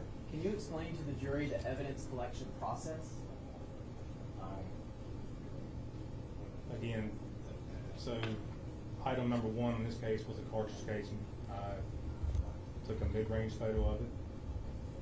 Then took a close-up photo of item number one, a close-up photo with the scale, then measured item number one, marked down on the sketch where item number one's measurements were, and then I collected item number one and packaged it, and then transported to the Amherst County Sheriff's Office. And do you repeat that process with all the items of evidence you collect? Yes, sir. Did you ultimately transport the items back to the sheriff's office? I did, yes, sir. What happens once they get to the sheriff's office? They're entered into evidence. Teresa May's evidence clerk. She takes them out of the temporary evidence locker, and then she puts them into our evidence storage. Who all has access to the evidence system at the sheriff's office? At that time, it was just Lieutenant John Tedderton and Teresa May as our evidence clerk. That's who had access in the summer of 2019? Yes, sir. How is the evidence room secured? It has a ADT secure padlock, or key code, excuse me, and it's got a swipe card. The room takes a special key, and it's got cameras inside. Do you also, you said you take mid-range, whatever photos, did you take photos at this crime scene? I did, yes, sir. And did you end up making a video at this crime scene as well? I did, yes, sir. All right, so back to June 25th going into June 26th, 2019. What time did you arrive? Again, dispatch called me around 12:30. I don't have an exact time I got there. I'm guessing between 1 a.m. and 1:30 in the morning. What address did you respond to? 210 Ball White Road. Is that Amherst County? It is, yes, sir. Was it still dark when you arrived? It was, yes, sir. It was early morning hours. Let me show you some pictures. That have been pre-marked.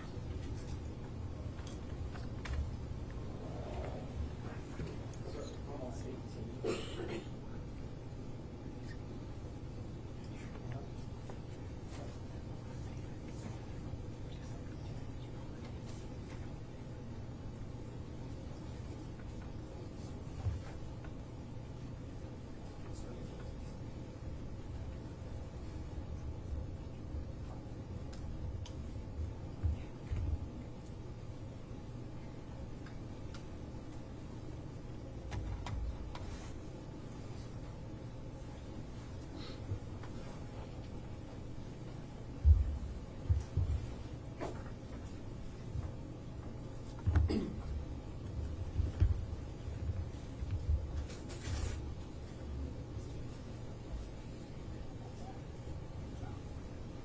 Show you what's marked. May I approach him, Judge? You may. Pre-marked is almost exhibit 18. Can you tell the jury what that's a photo of? This is a photo of the front of the residence, specifically the bedroom window where Doris was shot. That's almost 18 behind you as well. Yes, sir. This is the bedroom window where Doris was shot. This is the right-hand front corner of the residence. Okay. That picture fairly accurately represents what you saw that night? Yes, sir. Okay. You just set that down off to the next one. Take a quick on the spot. Show you what's been pre-marked as almost exhibit 19. That's going to be the right-hand side of the residence. This is the front of the house here facing Ballway Road. This is the right-hand side. That picture fairly accurately represents the house that night? Yes, sir. Almost exhibit 20. That's another picture of the right hand of the residence. This was one that was just above us. This is a little bit further back, and again up around here is the front of the Bob White. Almost exhibit 21. That's another picture of the right hand side of the residence. Again, up here to the left is the front of the residence. Almost exhibit 22. This is a picture of the back of the residence. This is the right hand side, and this is the rear of the house. Almost Exhibit 23. This is a picture of the front of the house. This is facing Bob White Road. This is the front door. And over here is the living room, bedroom.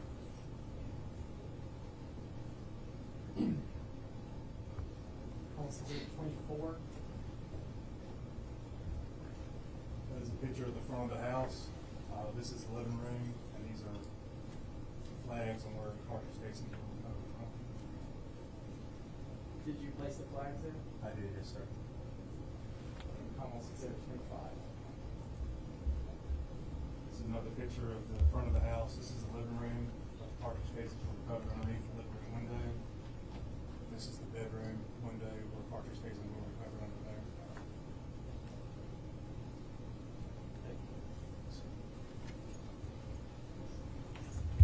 Judge, I would offer almost 18 through 25. No objections, all right.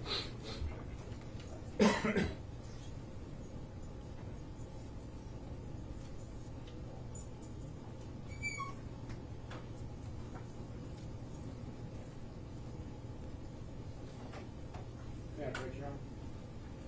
Can I have 18? Thanks. All right. Yes.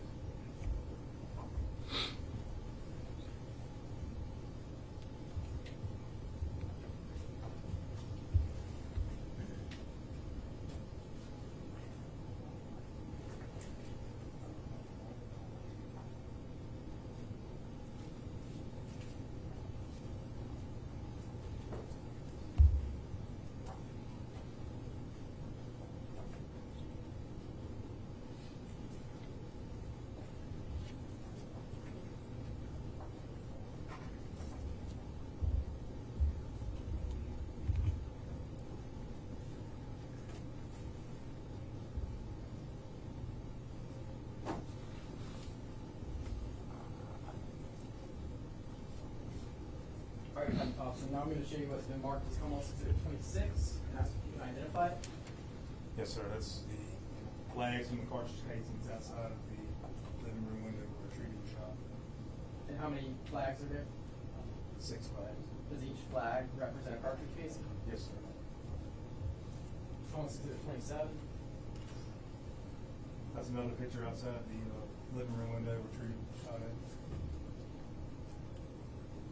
Okay. Almost Exhibit 28.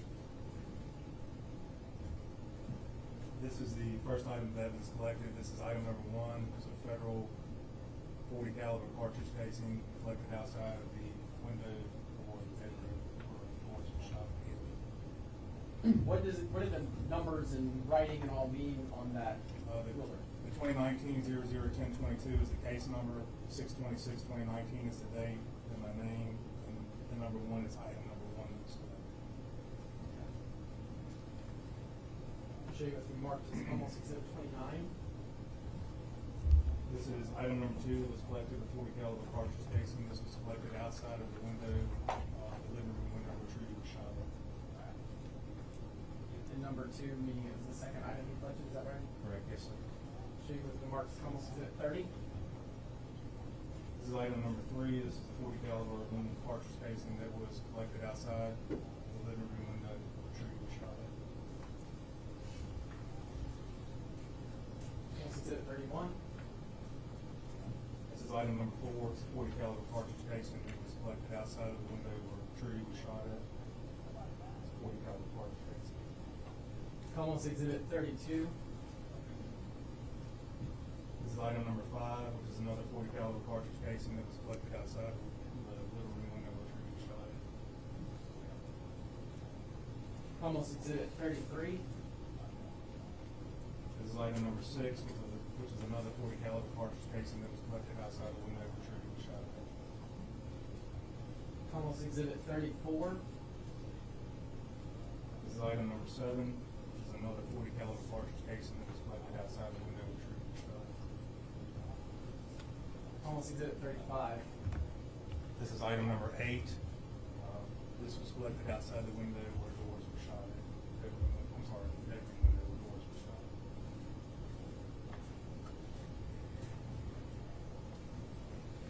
Judge offer almost Exhibits 26 through 35. No objections. Without objection.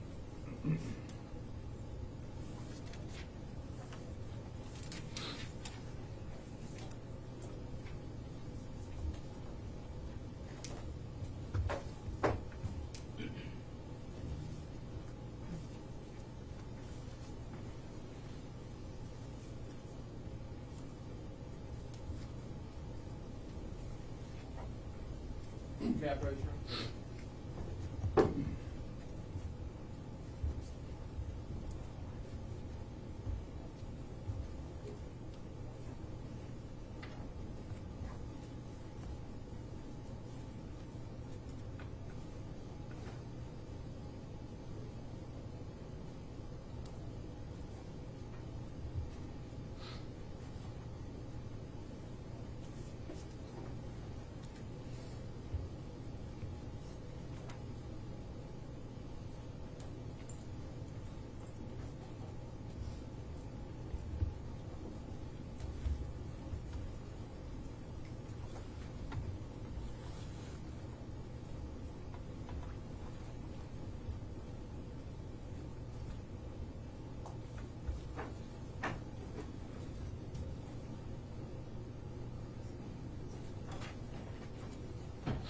Captain Thompson, I'm going to approach and show you a photograph that's marked almost Exhibit 36.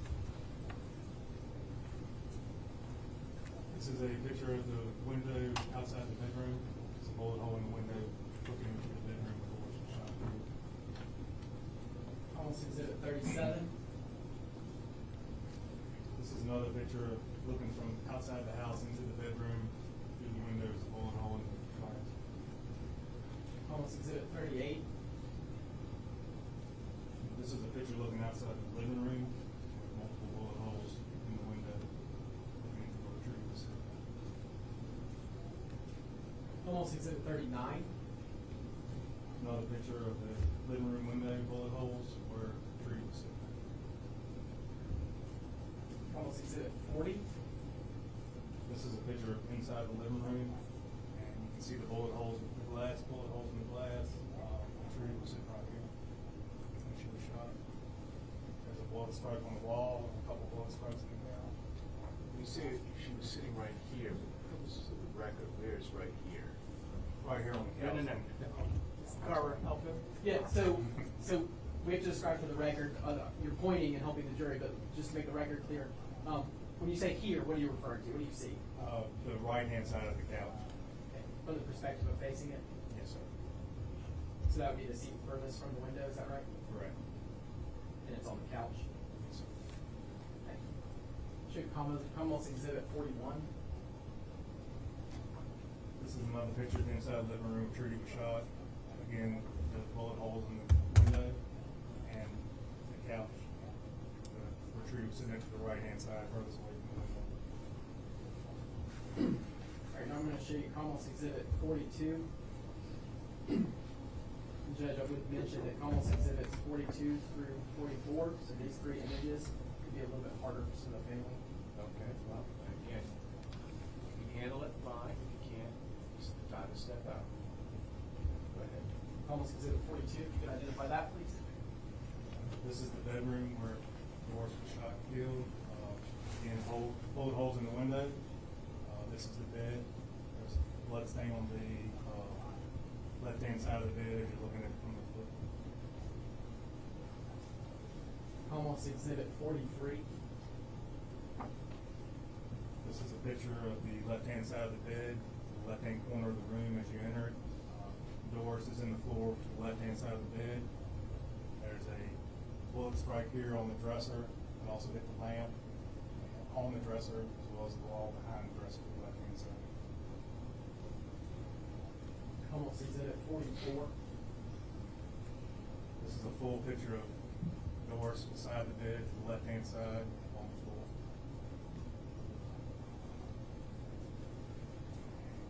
Commonwealth's Exhibit 45. This is a picture of the living room where Trudy was shot. This is where she was sitting at. You can see the bullet hole strikes in the wall behind the couch where she was sitting. You can also see bullet hole strikes on the couch where she was sitting through and through to the wall. As well as there's a drop of blood right here in the seat part of the couch. Commonwealth's Exhibit 46. That's a closer up picture of the spot of blood where Trudy was sitting at the couch on the right-hand side, furthest away from the window. Commonwealth's Exhibit 47. That's a picture of behind the couch where she was sitting. So she was sitting right here on the right-hand side. There's a bullet strikes on the wall, as well as a bullet had actually struck a glass candy dish on the little table beside there and shattered. And these pictures each fairly accurately represent what you were taking pictures of that early morning? Yes, sir. Judge Alford almost exhibits 36 through 47. No objections.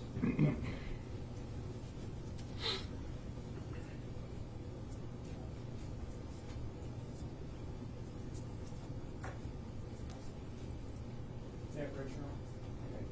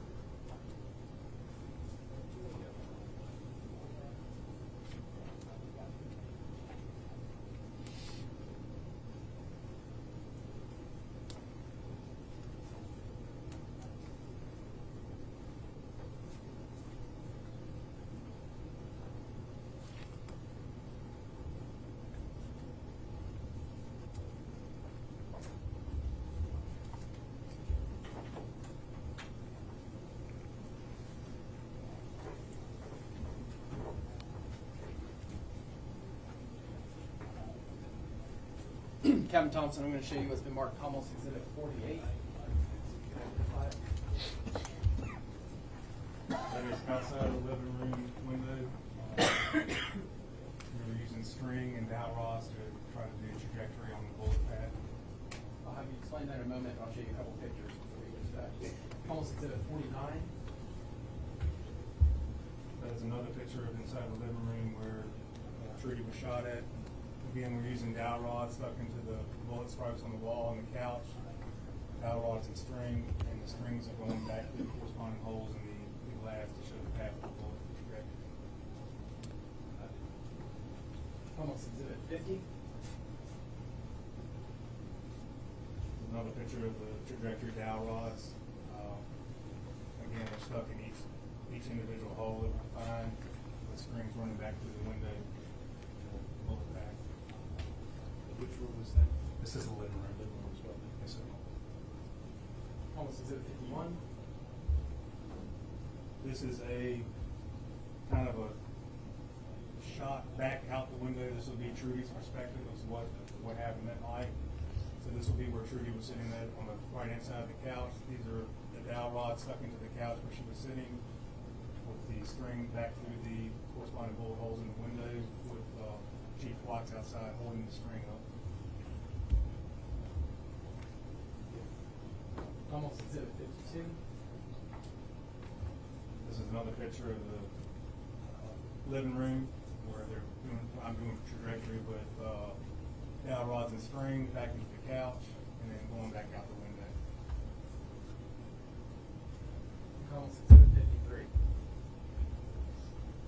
This is after all the trajectory was done. We moved the couch out of the way to look at the bullet hole strikes on the wall.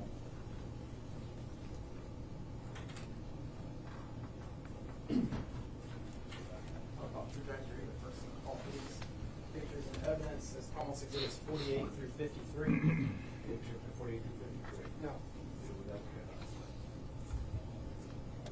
Yeah, approach room. Yeah.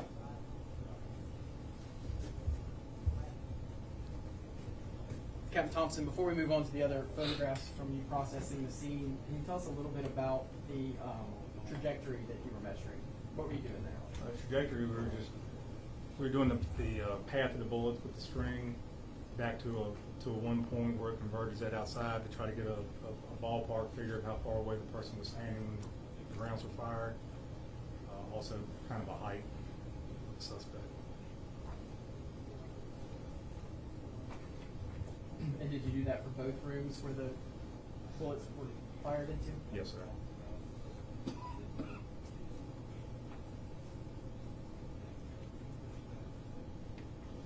Now specifically on 53, you've got BH2, BH3, BH4, BH5. Yes, sir. All right. That does not indicate the order in which they were fired, does it? No, sir. It's All right. just That's how I marked bullet hole 1, bullet hole 2, and the wall. All right, I just want to make sure the jury understands, this is not the second shot, third shot, fourth shot, this shot. No, sir. It was just Just me. numbers distinguished. Yes, sir. Thank you. Following up on that, when we had the shell casings, we marked it's columns 1 through 8, or not columns 1 through 8, but as you, on your numbers, your evidence numbers, 1 through 8, same question. Does those determine the order in which they were fired, or just distinguish them with numbers? No, sir. I just distinguished them with numbers, and as I got to one, that's the one I collected. I didn't skip over top of one intentionally to go to another one. Turn your attention to almost exhibit 54. As you can identify this.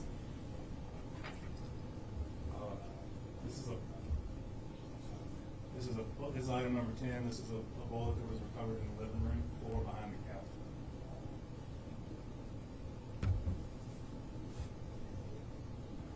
So you were looking for the projectiles themselves, is that right? Yes, sir. Cartridge casings and projectile. Can you walk the jury through the difference between the bullet and the cartridge casing and what those items are? The cartridge casing is the shell that the bullet and the powder is held in before it's fired. After it's fired. When it's fired, some weapons eject the cartridge casing out, and then the projectile, the bullet, is fired from the weapon. So when you get to a scene like this, you're looking for them separately, is that correct? Yes, sir. And this would have been a bullet. This would have been a bullet projectile that you. Yes, sir. It's a bullet. Good job for this photograph. It's almost exhibit 54. No objection.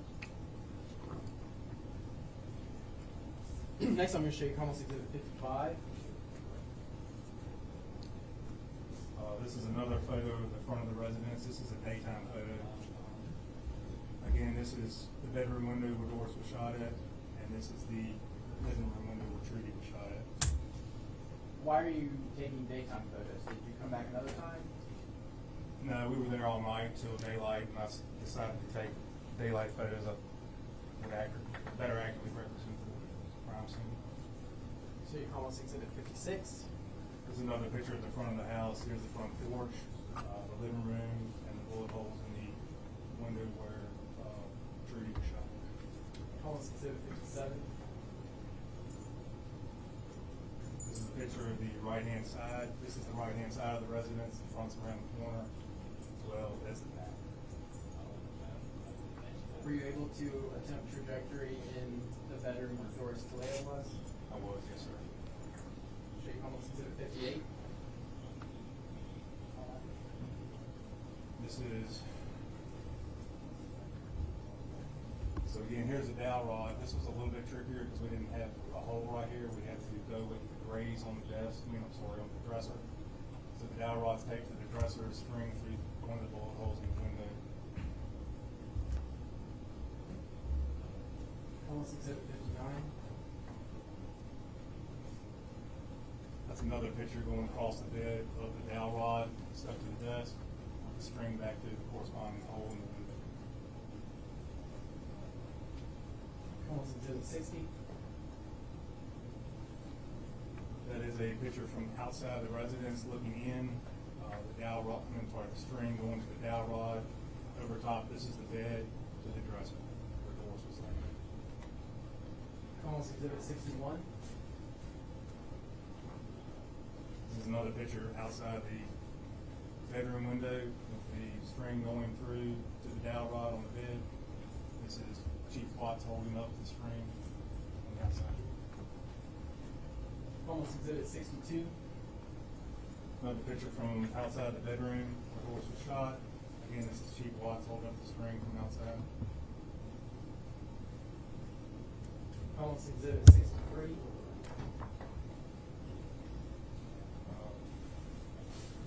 Bullet holes from inside the bedroom. Almost exhibit 64.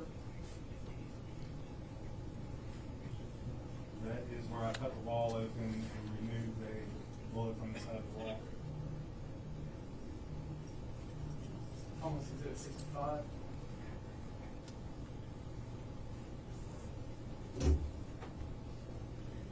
That's going to be the same picture. The one before that was a picture without the scale. This is a picture with the scale. Is that what you were describing earlier, that you work your way in and then add a scale? Yes, sir. Almost Exhibit 66. This is a picture of the bullet holes in the screen on the bedroom window. Again, this is the bed in the background and the 2 bullet holes on the screen. Almost Exhibit 68. This is a picture of the living room window where Trudy was shot at. Here are the 6 bullet holes in the screen, and behind this is the couch where Trudy was shot at. Almost Exhibit 69. That's a closer up picture of the living room window. Again, this is the couch back here in the background. There's 1, 2, 3, 4, 5, 6 bullet strikes in the window. When you say 5, 6, what holes were you referring to? These 2 down here on the bottom right-hand corner are really close together. It's 2 bullet holes.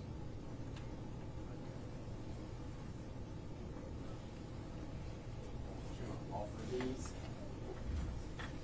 Which become, well, 55 through 66, as well as 68 and 69.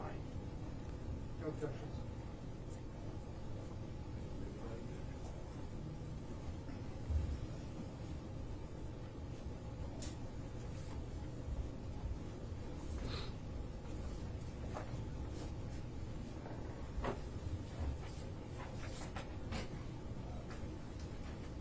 Yeah, Rick.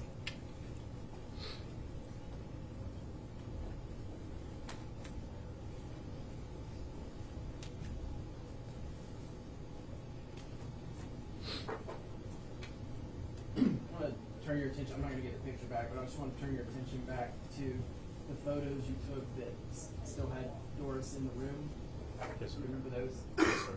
Do you remember her being there when you started your forensic investigation? Yes, sir. So she was apparently still there when you arrived on scene, is that right? That's correct. Yes, sir. How do you go about, like, when do you know when to move her body, or how do you work with that situation? Before anything is moved or processed on the remains of the deceased, the medical examiner's office is notified and contacted, and we get permission from them to remove or do any kind of evidence collection. Is that what you did in this case? Yes, sir. Investigator Oliver notified the medical examiner's office and was given permission to move the order. Is that when her body is allowed to leave the scene? Yes, sir. I photographed her body, measured her body, bagged her hands. She was placed in the body bag and sealed. Do you know about what time you finished processing the scene? It was around 10 o'clock that morning. Did you also take a video from outside the house that day? I did, yes, sir. I started at the road, at the end of the driveway on Bob White Road, and walked down the driveway video. I'm going to play 2 short videos marked as 102 and 103.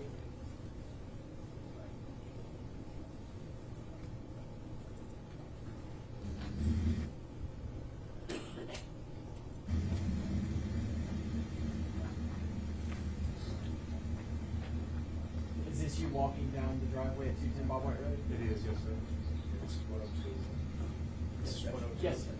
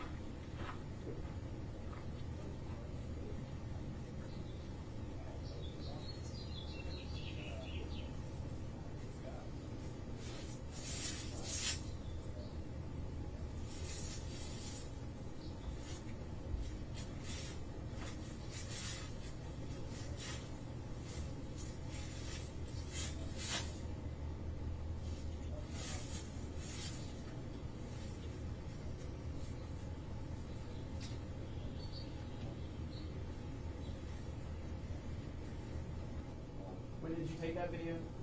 That was one of the last things I did that morning. You say that morning, was that June the 26th of 2019? Yes, sir. And does that video that you see now fairly accurately represent the way the driveway and house looked that morning? Yes, sir, it does. Judge, it offer Commonwealth Exhibit 102. No objection. Play Commonwealth Exhibit 103.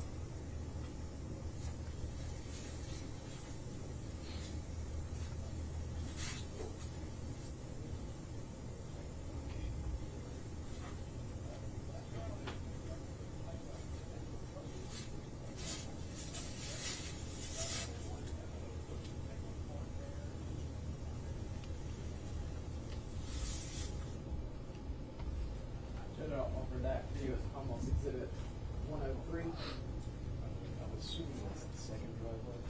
It is, the driveway loops once to the right, once to the left. I just wanted to make sure it looked like it was fit perspective. Yes, no objections. So the reason for two videos is there's two different approaches to the house, is that right? Yes, sir. And you captured each of them on each video? Yes, sir. Do you know how far Trudy and Doris's house sat back off the road? It was approximately 200 feet off the road. Can you see the house from the road? The house is in the woods, but you can still make out that there's a house there. You know how long you were on scene doing all the forensic processing that early morning? Search warrant came in around 4, approximately 6 hours. What did you do with the evidence you collected? Once I collected all the evidence, I took it to the Amherst County Sheriff's Office and put it into the evidence lockers. You followed all the procedures as you're trained, is that right? Yes, sir. In the first few hours of this investigation, did y'all have any suspects or leads to act on? No, sir. We had no suspects, no leads, very little information. What did y'all do? We canvassed the neighborhood, spoke to all the neighbors. We checked all the local sex offenders that lived in the area. We were starting to research. Trudy did a lot with the prison ministries, maybe possibly has something to do with that. Also, Trudy's son-in-law is Detective Dave Dempsey with Lynchburg Police Department, who worked on the ATF task force. It's possible that they had something to do with a case that he was working on. Has there been any other shootings in the area? Anything else you need to look into? Yes, sir. About a month before that, there was a shooting right up the road. And where was that? 600 Early Farm Road. How far away was that from 210 Bob White Road? About a mile away. Back to this investigation on 210 Bob White Road, what agencies helped the Amherst County Sheriff's Office? The Virginia State Police assisted us, the ATF, especially the ATF Crime Lab.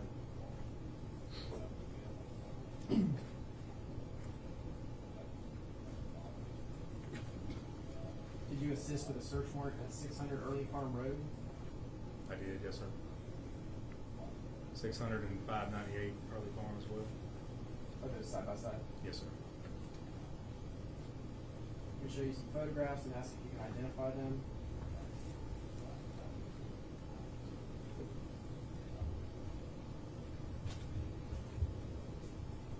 marked as Almost Exhibit 71.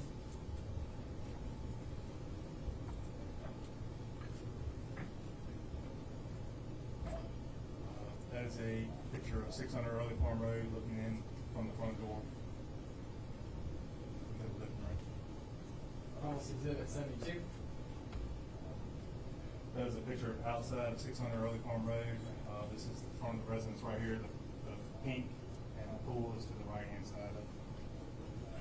Almost Exhibit 73. This is a picture looking into the front door of 600 Early Farm Road. This is the living room, kitchen, front porch. Almost Exhibit 74.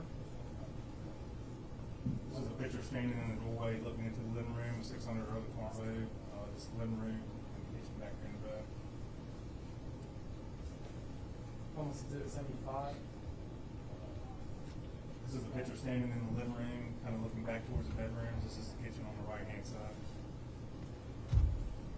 Almost Exhibit 76. This is a picture of the kitchen, looking back to the right-hand side of the residence. Almost Exhibit 77. This is a picture of the first bedroom on the left of the residence when you walk in. Almost Exhibit 78. This is a picture of the bathroom of the residence when you walk in, make a left, all the way in the hall. Almost Exhibit 79. And this is a picture of the back bedroom in the residence. Those pictures fairly and accurately represent the residence when you did the search warrant. Yes, sir. Judge, I offer 71 through 79. Objection. No objections.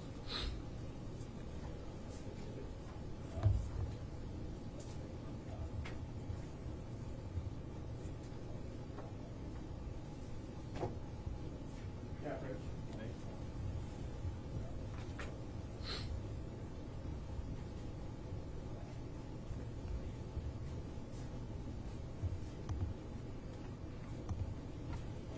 Show you some more photographs from that search warrant.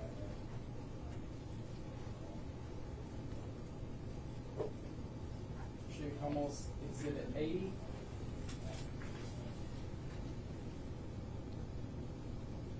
This is a Century Arms firearm box that was covered in the back bedroom, Justin's bedroom. Almost Exhibit 81.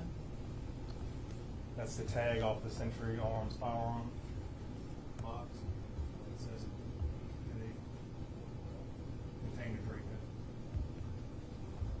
Almost Exhibit 82. This is a trash bag that was found in the shed in the backyard behind the residence.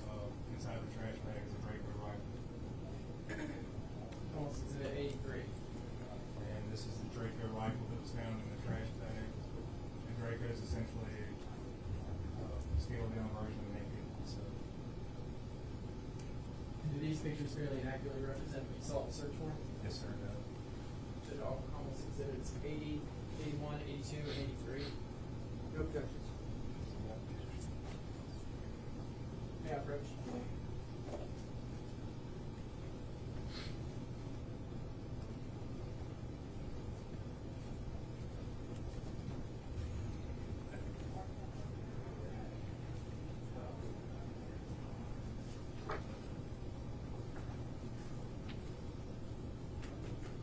Let me show you almost Exhibit 84 and ask if you can identify it. Yes, sir, that's the yard, 600 Early Farm, 590 Early Farm share the same yard. These are evidence markers around cartridge casings that were found in the yard. This is the washing machine. This is essentially being used as a pistol rifle range. Bullet holes in the washing machine in the background. Almost Exhibit 85. That is one of the cartridge casings that was found on the ground. It's a 40 caliber federal aluminum cartridge casing. Almost Exhibit 86. This is a washing machine that was at the end of the rifle range that they were using to shoot at as a target. Almost Exhibit 87. That's another picture of the washing machine with the bullet holes in it, exit holes and everything. Almost Exhibit 88. another picture of the washing machine that they use as a target, and they were shooting at. Almost Exhibit 89. Behind the washing machine, you can't really see it on the other picture, there's a boat, and they were using that as target practice too. Bullet strikes in the boat. Almost Exhibit 90. That's a better picture of the boat, where the bullet holes all drilled to the boat. Did those pictures each fairly accurately represent what you saw at the search warrant that day? Yes, sir. Judge, I offer almost exhibits 84 to 90. No objections. May I approach?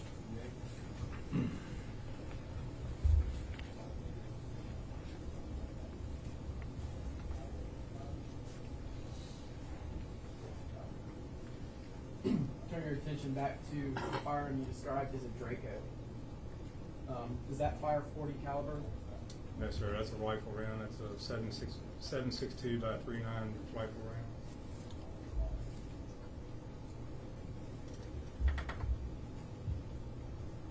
Were you responsible for processing this scene just like you processed the scene at 210 Bob White? I was, yes, sir. Do you have what day you were there?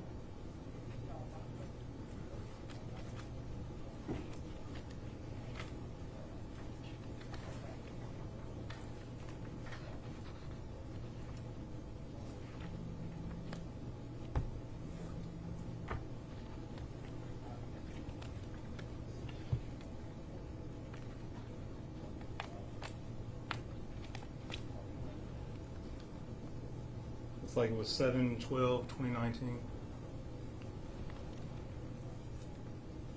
You said you collected and showed a photo of one of the photographs of .40 caliber casing, is that right? Yes, sir. Were those casings significant to you? Yes, sir, they were. Why were they significant to you? They were the same brand, caliber, and color as the cartridge casings found at 210 Bob White Road.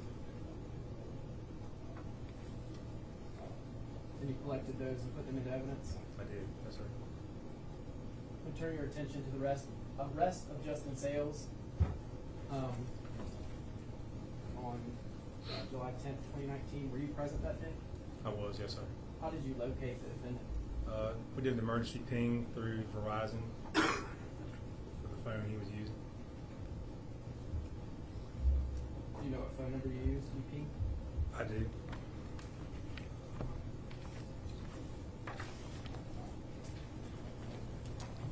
It was 434-849-1519.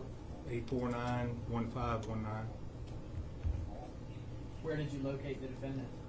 He was located at 194 Littleton Lane in Madison Heights.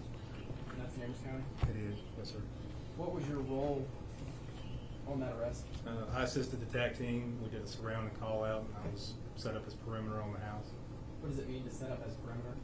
Just set up a perimeter around the house to contain the house so he doesn't get away. After his arrest, what did you do? When he was arrested, he came outside, was taken into custody. He did not have a cell phone on him. We knew that the cell phone was there because we actually tracked the cell phone to the residence. So a search warrant was obtained for the cell phone that he was using at the residence. And did you obtain that search warrant? Investigator Jones obtained the search warrant. I executed it. When you executed the search warrant, did you find the pink iPhone? I did, yes, sir. It was in the bedroom to the left on the bed. Did you collect anything else in this search warrant? No, sir, just the phone. You did collect that phone? Yes, sir. Did you secure the phone? I did. I wrapped the phone in aluminum foil and secured it Why would you wrap it in aluminum foil? to block the signals coming in so you can't remotely dump it or alter the phone. What did you do with the phone after you secured it? We all met for a debrief at Hardee's that morning, and I gave the phone to Investigator Oliver. Why Investigator Oliver? He was a case agent as well as the person that did all the phone extractions. He downloaded all the phones and the computer hardware in the car. Where is this iPhone now? I don't know. It's not in evidence. Has it ever been logged into evidence? No, sir. Did you and anyone else look for it? I was made aware of it when Chris Persons took over the case. Was looking for the phone in March of '23. Myself and Investigator Persons looked through all the phone evidence involved in this case. We were unable to locate the phone. Myself and the evidence clerk, Teresa Mays, looked through all the evidence for this case, were unable to locate the phone.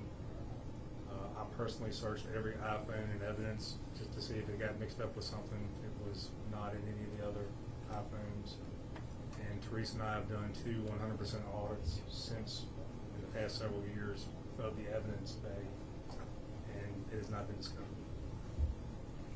Do y'all keep a paper trail on evidence in your evidence system? We do, sir.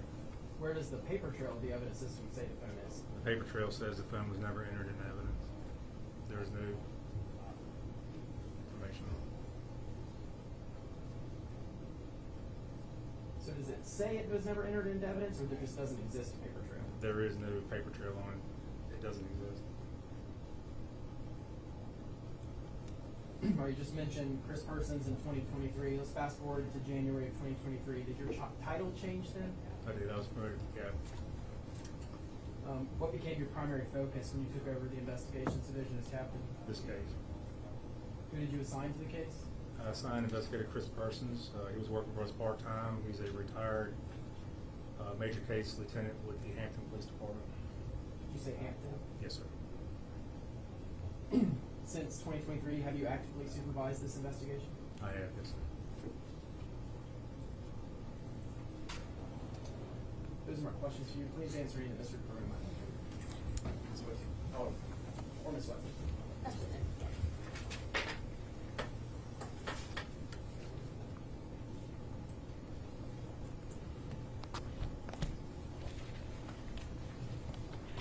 Captain Thompson, I apologize if I have to skip around a little bit.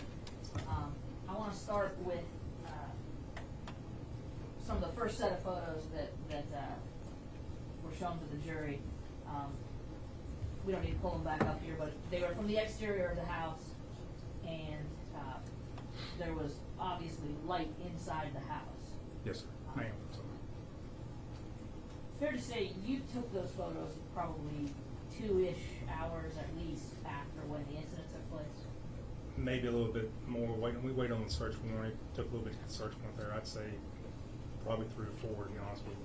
Okay. And so that's when the photos would actually be taken. You said, I think, that you probably arrived around 1 or 1:30.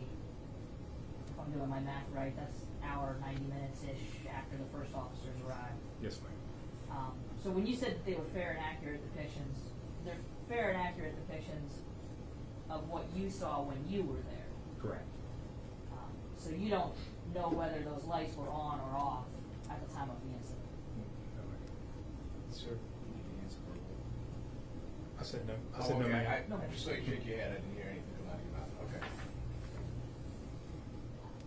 As far as the, moving ahead a little bit to the dowel rods and the trajectory measurements that y'all did. I guess my first question is, I couldn't help but notice that there was some slack in the string. I assume the bullets would not have had a kind of a dip like that string had had. No, ma'am. It was kind of an arc trying to get all that taut and held tight with them slipping out of the bullet holes. That was about the best we could do and get a good photograph of it. It's a close measurement. It's nothing 100% accurate. And as far as matching, I mean, I think you stated you start with a hole that was either in the wall or the couch, and then matched it to what appeared to be an entry from the window. Correct. It's possible that it could have been a different entry that was associated with each one. That's correct. I have no idea what hole in the window corresponds with what hole in the wall, but the grouping was so tight in the window that it wasn't going to throw it off by so much. Okay. So basically what you're doing is you're getting kind of an estimation of the direction and an estimation of where the rounds would have originated from. Correct. Yes, ma'am.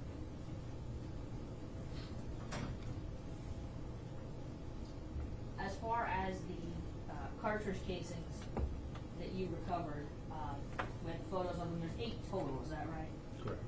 And they were numbered in the order that you found them.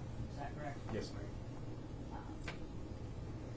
Each casing that you collected, did you maintain that item in such a way that it could be further analyzed? I did, yes, ma'am. And that includes looking for DNA and fingerprints as well as firearm full marks? Correct. And did you package them and put them into evidence in such a way that they would be preserved so that those kind of tests could be done? Yes, ma'am. Didn't tamper with them then? No, ma'am.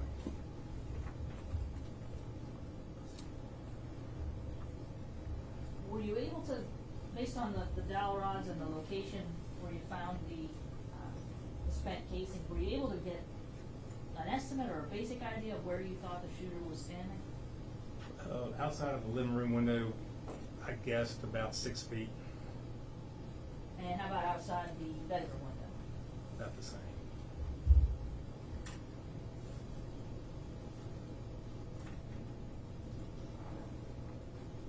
In your processing of the scene, did you see any evidence of a forced entry through any of either the front door or the back door? No, ma'am. And we saw a bunch of photographs of the windows.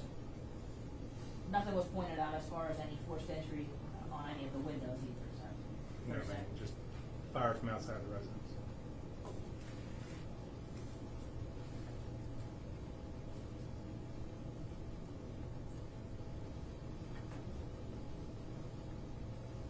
The search warrant that was executed on Early Farm Road, did you say that was on July 12th? And I might have just not misheard, I might have not heard correctly.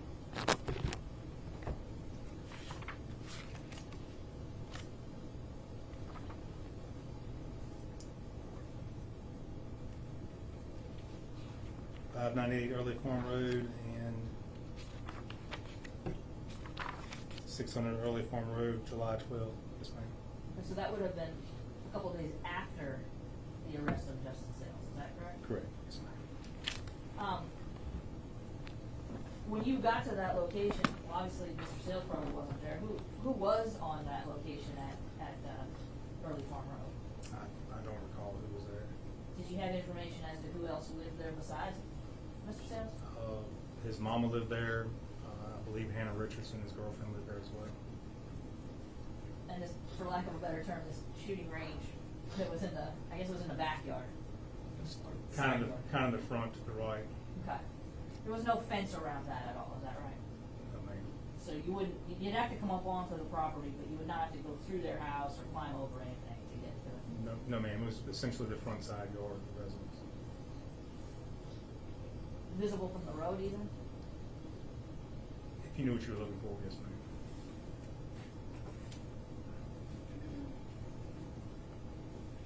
The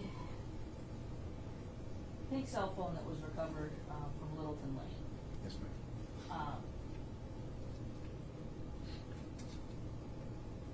You collected it, wrapped it in tinfoil to basically preserve the accuracy of the data. Is that what that's about? Yes, ma'am.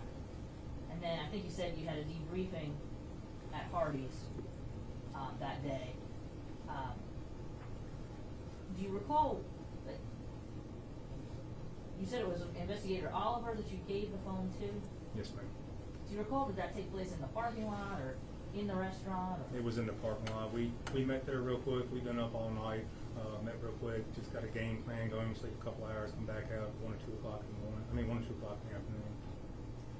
Did you ever see that phone again after you handed it to him on July 10th, 2019? No. Never saw it again.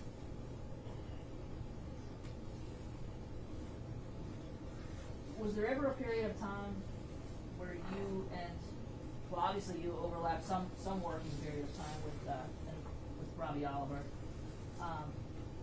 You said he was in charge of basically cell phone analysis for the department, is that right? Yes, ma'am.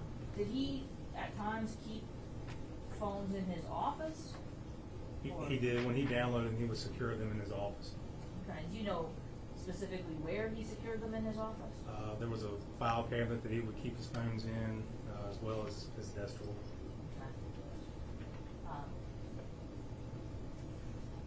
You mentioned then that you became the head of investigations, and then Chris Persons took over, or you assigned Chris Persons to basically look into this case again. That was in 2023? Yes, ma'am. When did Robbie Oliver stop working for the sheriff's office? Late 21, early 22, I don't exactly remember. Okay. And were you a supervisor of him in any way at the time of his termination? Were you involved in any way with the process of him cleaning out his office or any of that sort of process? I was involved in that. Okay. So specifically, you had referenced that sometimes he kept the items of evidence in a locked filing cabinet. Yes, ma'am. Do you know what happened to that locked filing cabinet after he left the department? It was returned back to him. Do you know whether or not it was searched by anybody from the sheriff's department before it was returned to him? No, it wasn't. No, it was not searched, or It you was don't not. know? It was not searched.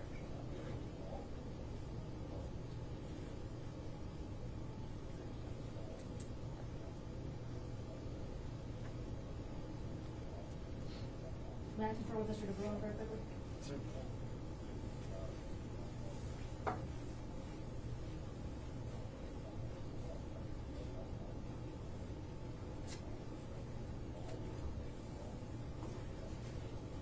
Sorry, I told you I got to skip around a little bit. I forgot, back to the Early Farm Road. I think you said that Mr. Sale's mother lived there. I think I forgot to ask you, do you know what Mr. Sale's mother's name is? Christy Sales. Christy Sales? And do you know her status at this time? I believe she's still in New Hampshire. Okay.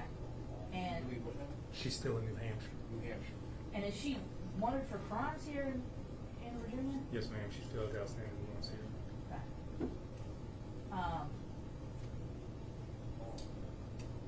When you took over as head of investigations, were you able, I assume at that point you had access to everything that had been done in this particular case. Yes, ma'am. Do you know how many reports, if any, were written by Robbie Oliver? I believe there was one small supplement, but other than that, there are none.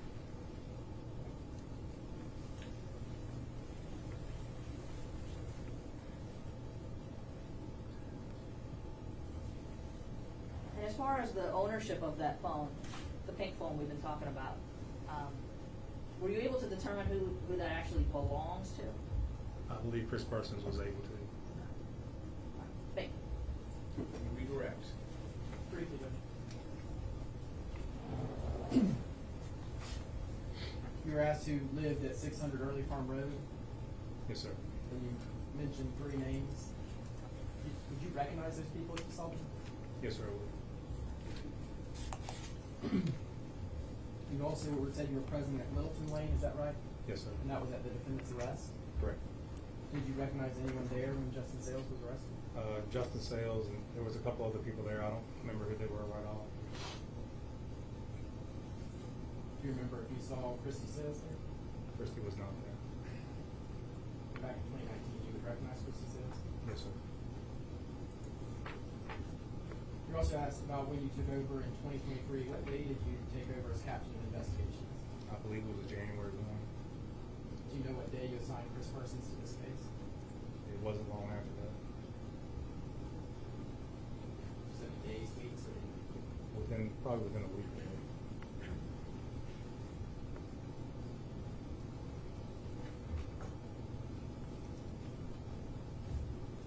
Those are my questions.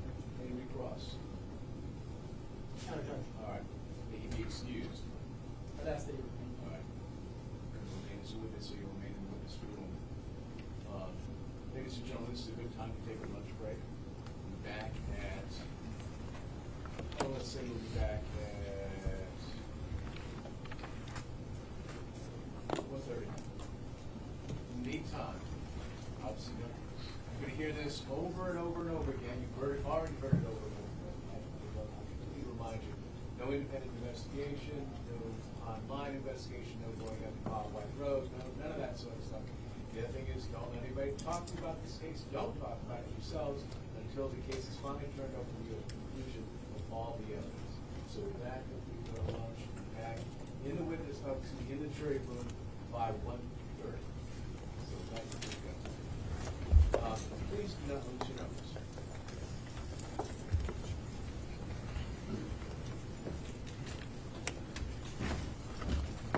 We'll recess until 1:30. And you'll take care of your witnesses as far as getting that line.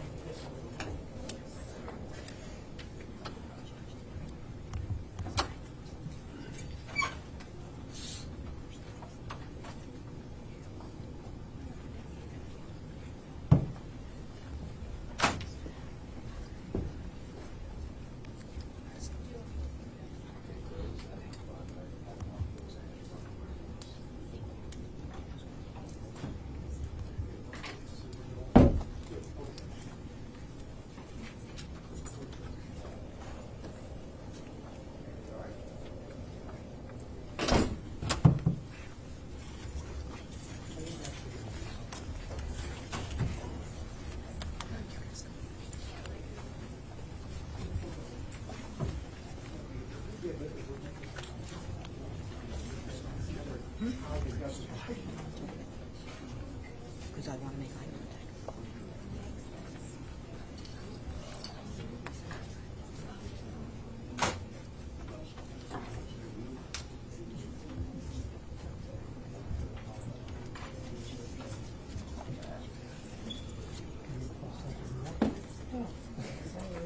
I'm gonna take the sealed transfer out of my office.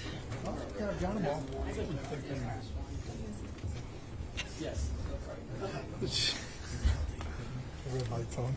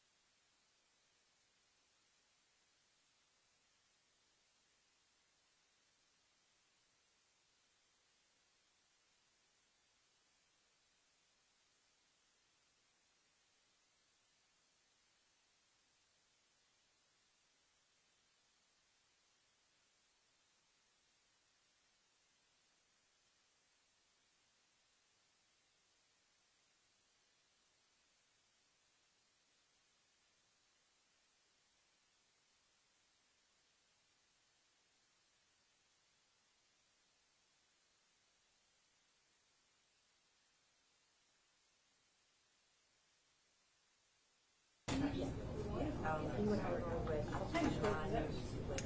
we went over with okay. They got the same obviously took me a long time. When I was at Blue Ridge, I filed Okay.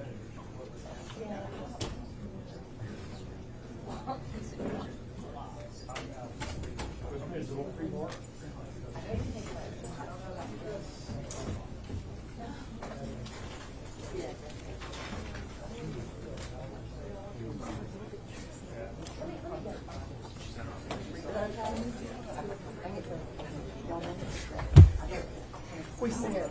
Yeah. Yeah.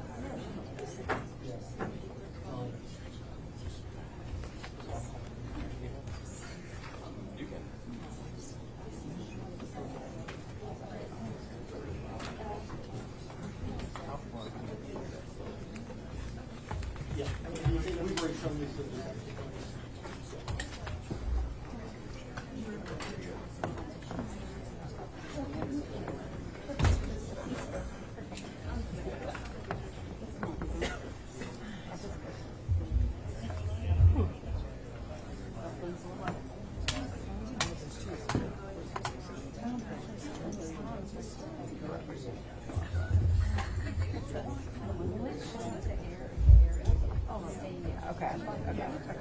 And you're talking about the one I was saying, okay, yeah.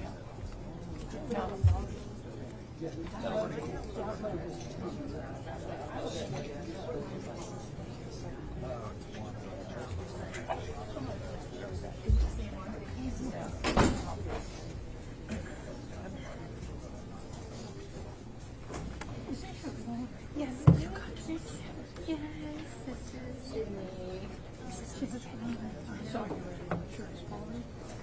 Yes, She's been updating me on the military thing, which I'm shocked at too.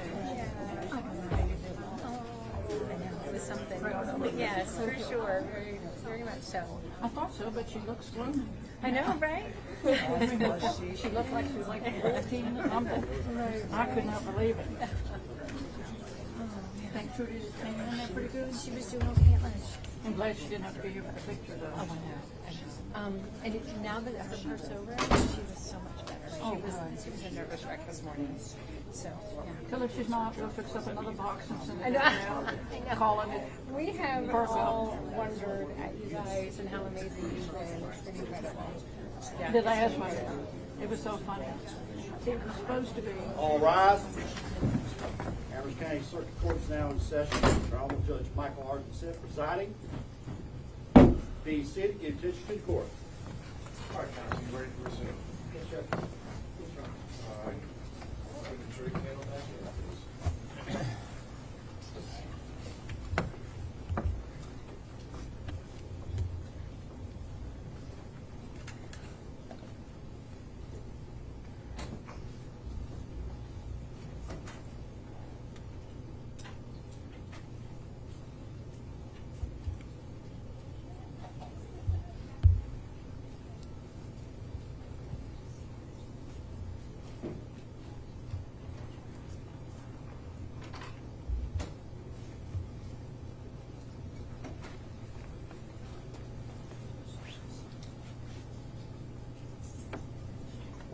Let the record reflect that all members of the jury panel are again present in the courtroom.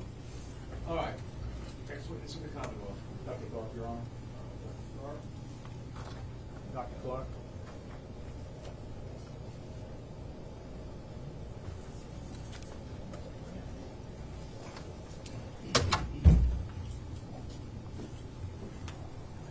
Raise your right hand.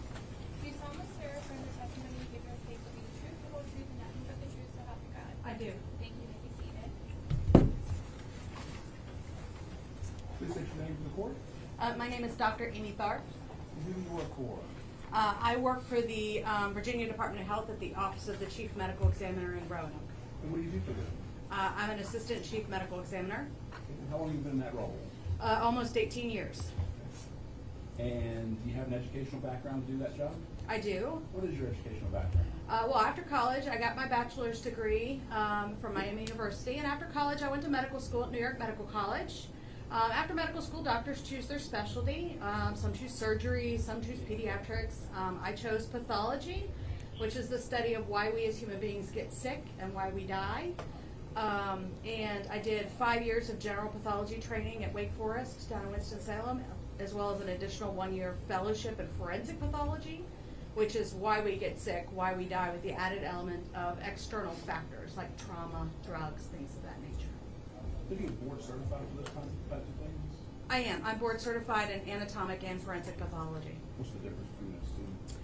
Well, anatomic pathology is kind of a general pathology, all the things that can go wrong with various parts of our anatomy. If you go to the operating room and a surgeon takes something out of you, a tumor, it goes to an anatomic pathologist to tell them what kind of tumor it is. Forensics is a subspecialty of anatomics, where we interpret injuries, wound patterns, understanding the processes the body goes through after death. Approximately how many autopsies have you performed? I don't have a specific number, but it's about 5,000. And have you ever testified in court before? Many times, including this courtroom. Have you testified in this court, in the Amherst County Circuit Court? Yes, on more than one occasion. Okay. We would be happy to stipulate that her credentials and that she's an expert in forensic pathology. Did we be certified on that? So recognized. Go ahead. So, tell the members of the jury, what exactly is an autopsy? Well, the word autopsy actually means to see for yourself.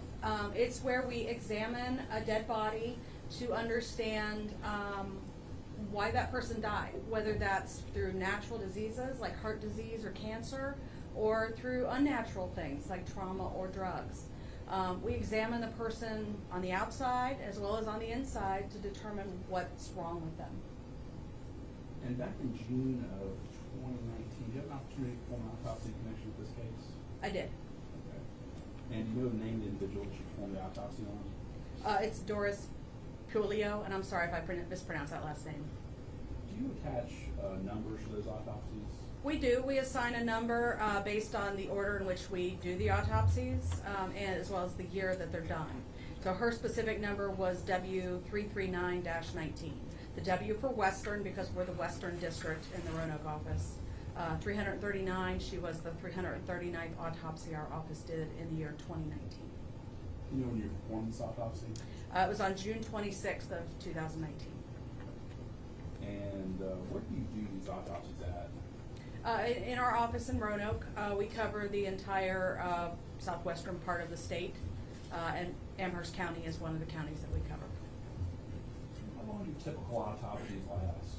It depends on the autopsy, and it depends on what we're finding. A very simple autopsy might only take an hour or two. A very complex autopsy with a lot of injuries or findings might take longer. Can you walk us through a typical autopsy? Sir, we start from the outside and work our way in. So we're going to document exactly how the person's received. We document the tag on their bag that identifies that person to us. We document the bag they're received in, then we open the bag and we examine them exactly how they are. We make notes that we put into a report. We take photographs, and we also do body diagrams to document anything that we're seeing, whether it's an identifying feature like hair color, eye color, height, weight, any tattoos or scars, any injuries, any signs of natural diseases, those things.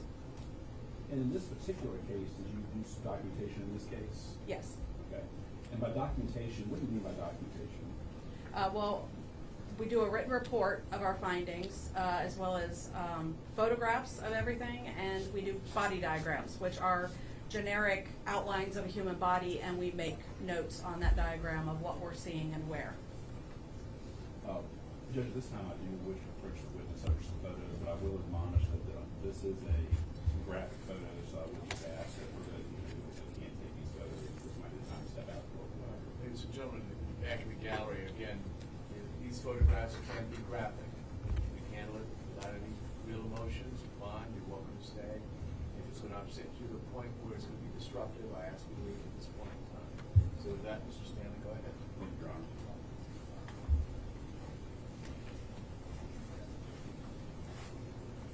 Let me show you what Marcus Thomas with 91. You recognize that photo?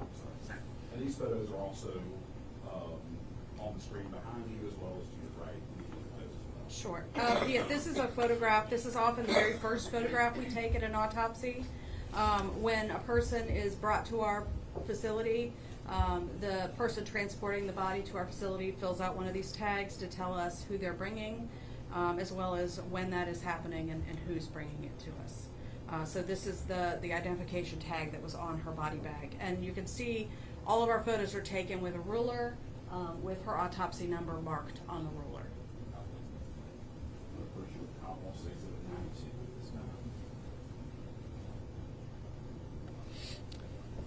Yes, this is one of the first photos we take other than the tag. So we document the bag the person's received in, making note of whether the bag is torn, not torn, does it have a seal on it. And you can see here at the bottom right of the bag, the blue tag, the bag was sealed, and we actually had to cut that seal off to open the bag.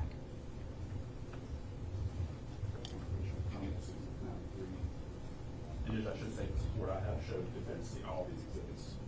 They would have been jumping up and down by now, so I have to take that as granted. Yes, Exhibit 93 is one of the first photographs I took after opening the body bag. We document them exactly how they're received. That includes whatever they're wearing, any blood staining, anything that might be on or around the body. It's not unusual for law enforcement to bag the hands with paper bags on scene. That's to preserve any potential trace evidence that might be on the hands.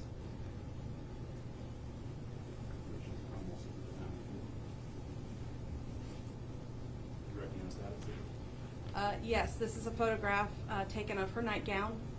We document the clothing in any case that has trauma of a questionable nature. And you can see that there is staining on the nightgown that appears consistent with blood on the mostly left side and front of the nightgown. Almost 95 this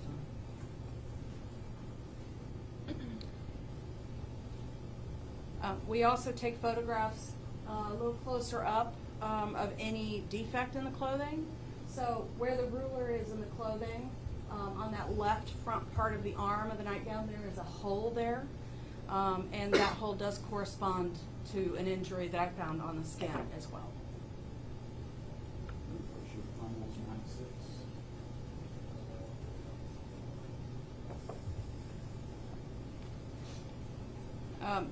We document everything front and back. We examine the entire body. And in this case, Doris is spaced down on the table so that I could examine her back. And we can see a couple things. On the left upper arm, there is an injury, sort of an oval-shaped red injury. That is a gunshot entrance wound. And just to the left of that, or above it in this photograph, is a gunshot entrance wound as well. So there's 2 entrance wounds here. And then there are a couple of large moles on her back. So let's talk about, how can you tell their entrance wounds? Well, that's one of the things that we learned during our fellowship, is how to interpret those wound patterns. So when a bullet comes out of the end of a gun, it's not flying straight. It actually has a spin to it. Guns have what's called rifling on the inside of the barrel that puts a spin on that bullet. It's like throwing a football. You want to put a spiral on it so that it goes further, straighter. The rifling makes the bullet fly in a more straight trajectory. Because that bullet is spinning, as it hits the skin before it actually punches its way through, it's actually scraping the edges of the skin around that hole. So those are some of the things that we look for when we're trying to tell entrance from exit, because when a bullet comes out of the body, it just pushes the skin out ahead of it. It doesn't scrape the edges of the skin around an exit. Almost 97 this time.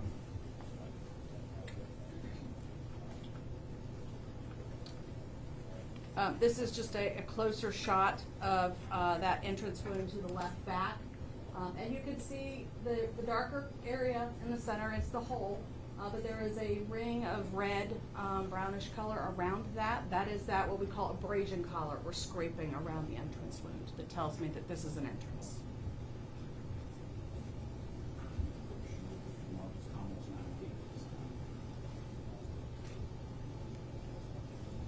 This is just another closer shot. We do photographs at multiple different levels of magnification, so other people can see it as well. And you can see the hole in the center, and then the scraping around the edges of the hole where the bullet went in.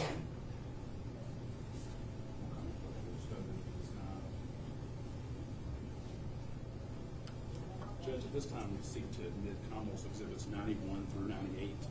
Objection.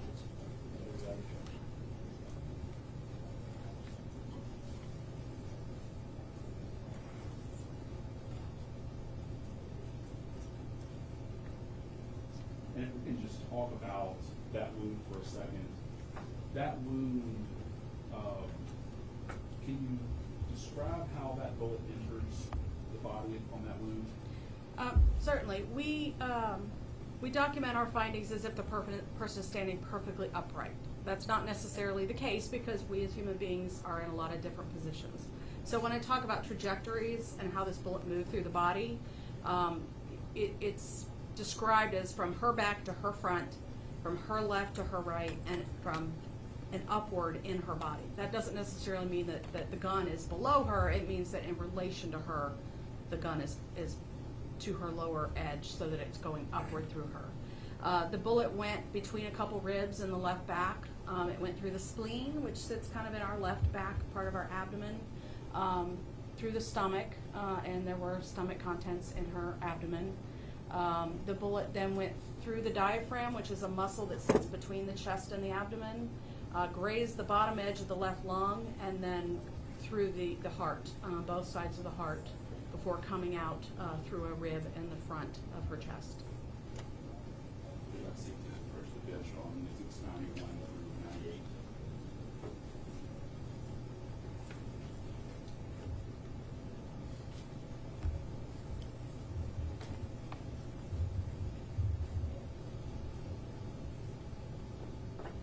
I'm going to approach you with what's been marked as convulse 100. Going to a different area of the body. Do you recognize this image? Yes, this is a close-up image of the exit in the front of her chest. And unlike the entrance wound, we're not seeing that big ring of scraping around the edges. Again, when a bullet comes out of the skin, it just tears the skin as it comes out. It doesn't scrape the edges around the hole. Approach you with convulse 101. Once again, shifting to a different area of the body. Can you describe for the jury what this depicts? This is her left upper arm. So where I'm pulling with my thumb to show this wound on the back side of her arm, this is the entrance wound. It's going mostly just through the soft tissue of her upper arm and then comes out at the wound to the left of where my thumb is. That is the exit wound. And again, we describe our injuries as if she's standing perfectly upright with her arms to her side. But if you tilt her arm to the back, it's going more back to front as opposed to side to side. Judge, this time Tom will proceed to introduce exhibits 100 and 101. Okay. Let me approach Judge.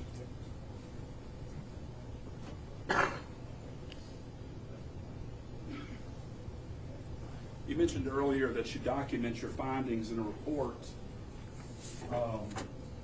Why do you document those findings in a report? Well, because we're creating medical records just like any other doctor.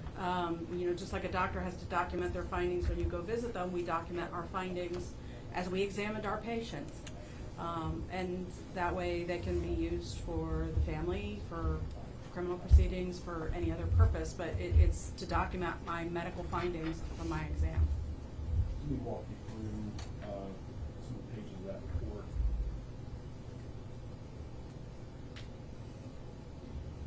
And again, you'll have copies on the screen. It's somewhat small, but do you recognize the image that you see up there?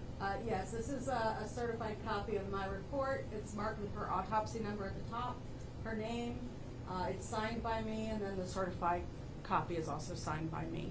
And this first page, what is your goal here in the first page? What are you describing in this first page of the report? Well, the first page of the report is mostly to document the external findings as far as her height, weight, hair color, eye color, anything we see from the external exam, what she's wearing, if she's got any scars or tattoos. And then the section in the middle called pathological diagnosis is where I'm listing, for real quick reference to anybody looking at the report, all of the major findings that I found throughout the rest of the report. And page 2 of your report? Page 2 of my report is what I call my evidence of injury. When I have injuries, I separate them from the rest of the general investigation or general exam so that they're easier to read. And we document, where the bullet went in, the path that it took through the body, where the bullet came out, whether we recovered a bullet or any bullet fragments, and the trajectory that the bullet moved through the body.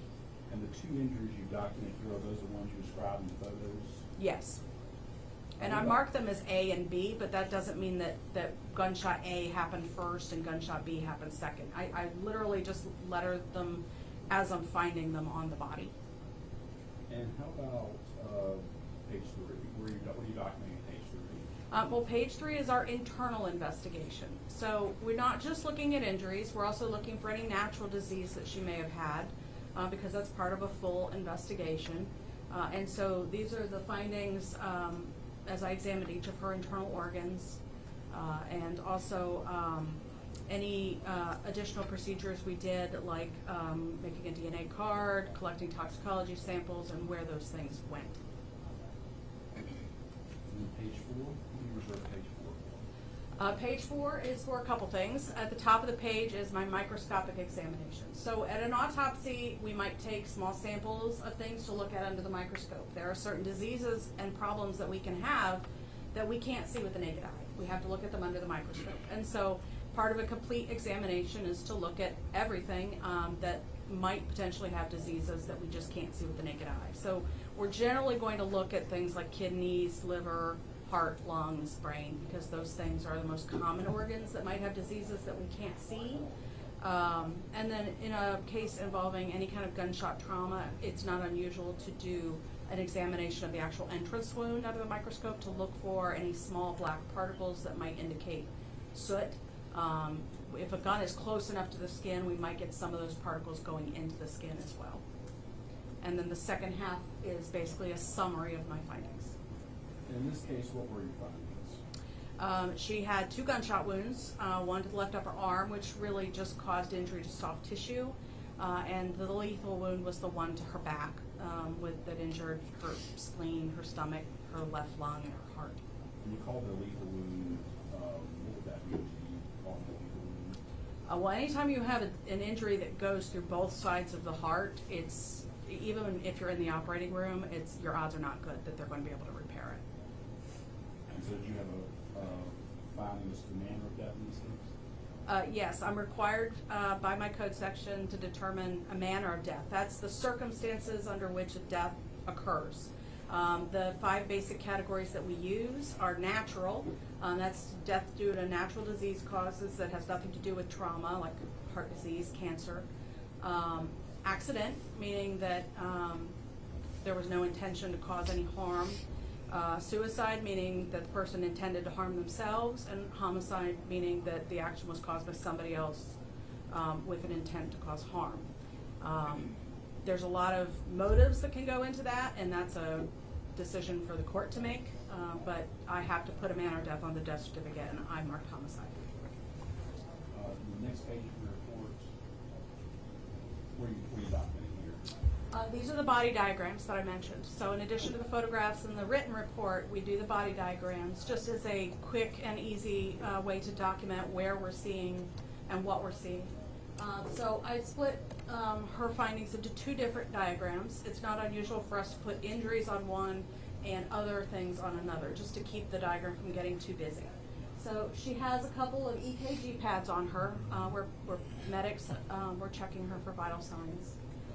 She's got a small scar on her right lower belly, and she's got an ID tag from the police on her right ankle, an ID band from the funeral home on her left ankle, and then she had a little bit of a scrape on her the front of her left ankle that looked post-mortem. When we move people after death, sometimes if we scrape the skin, we can cause an injury just like if you fall and skin your knee. But the difference is that dead people don't respond to that injury the way that a living person would. If you fall and scrape your knee, it bleeds, it turns bright red and pink. When that happens to somebody whose body's no longer responding to that injury, it just dries out and has this yellowy orange look to it. And I believe the next page also documents your findings there too. Yes, this is where I'm documenting where I saw the gunshot wounds and my measurements for those injuries and where they are on the body. We measure how far below the top of the head, how far side to side, front to back, if relevant. And the next page.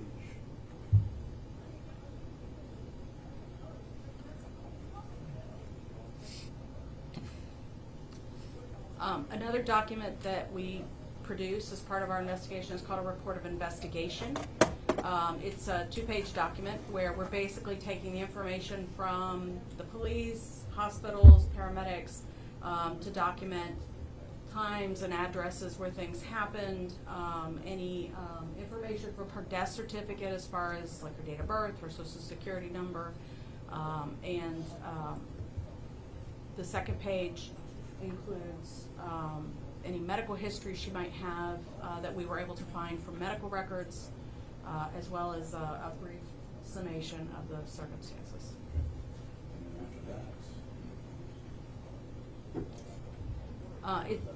This is a certificate of analysis from Department of Forensic Sciences. We order toxicology testing on any case that we suspect might be a homicide, whether we know it's a homicide or not at the time. It's standard protocol. And so I ordered toxicology testing on her, which was negative. And that's a two-page document that's at the end of your report. Yes. At this time, the Commonwealth would move to introduce the autopsy report, Commonwealth Exhibit 133. No objection. I may approach Judge.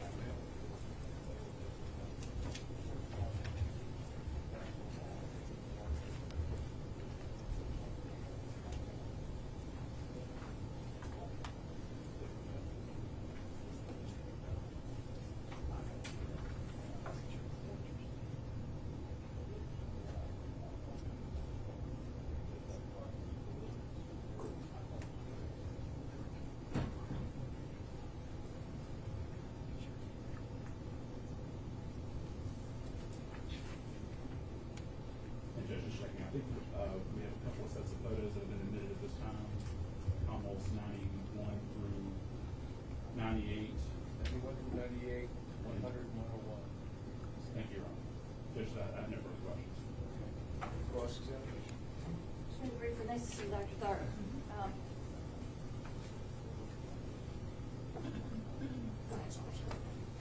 I just wanted to direct your attention, I guess, real quick to page 4 of your report. You do have a copy from you? Yes. Okay.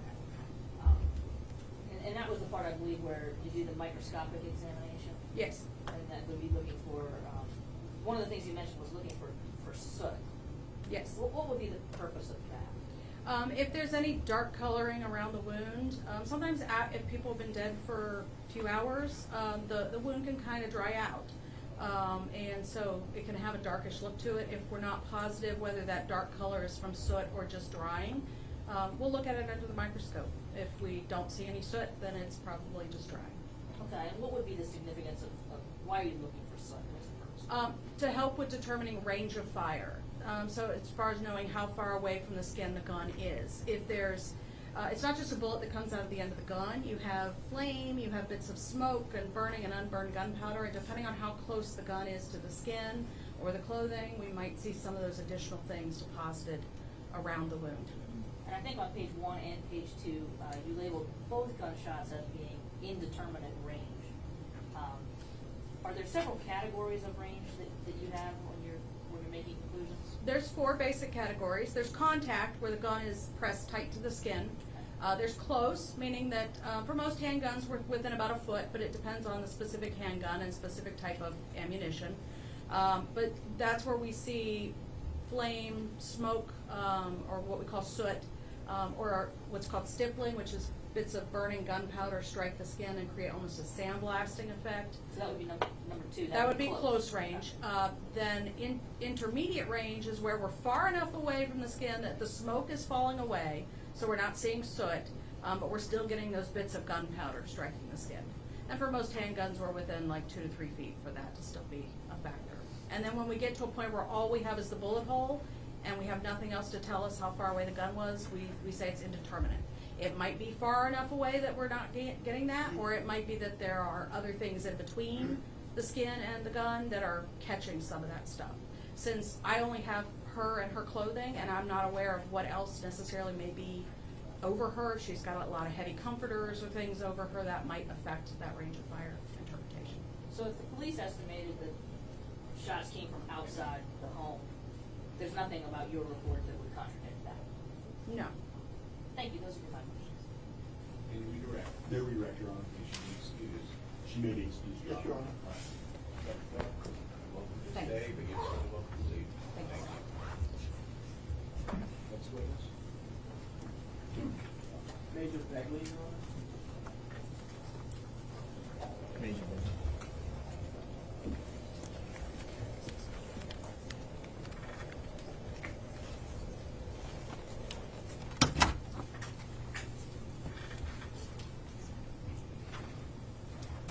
raise your right hand. Do you solemnly swear or affirm the testimony you give in this case to be the truth, the whole truth, and nothing but the truth, so help you God? I do. Thank you. May you be seated.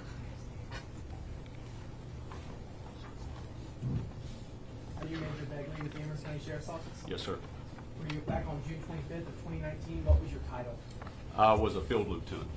What does it mean to be a field lieutenant? I was a supervisor that ran a shift in the county. Were you also on the tactical team back then? Yes, sir. What was your title there? Team leader. What does that title mean? I ran the operations of the county SWAT team.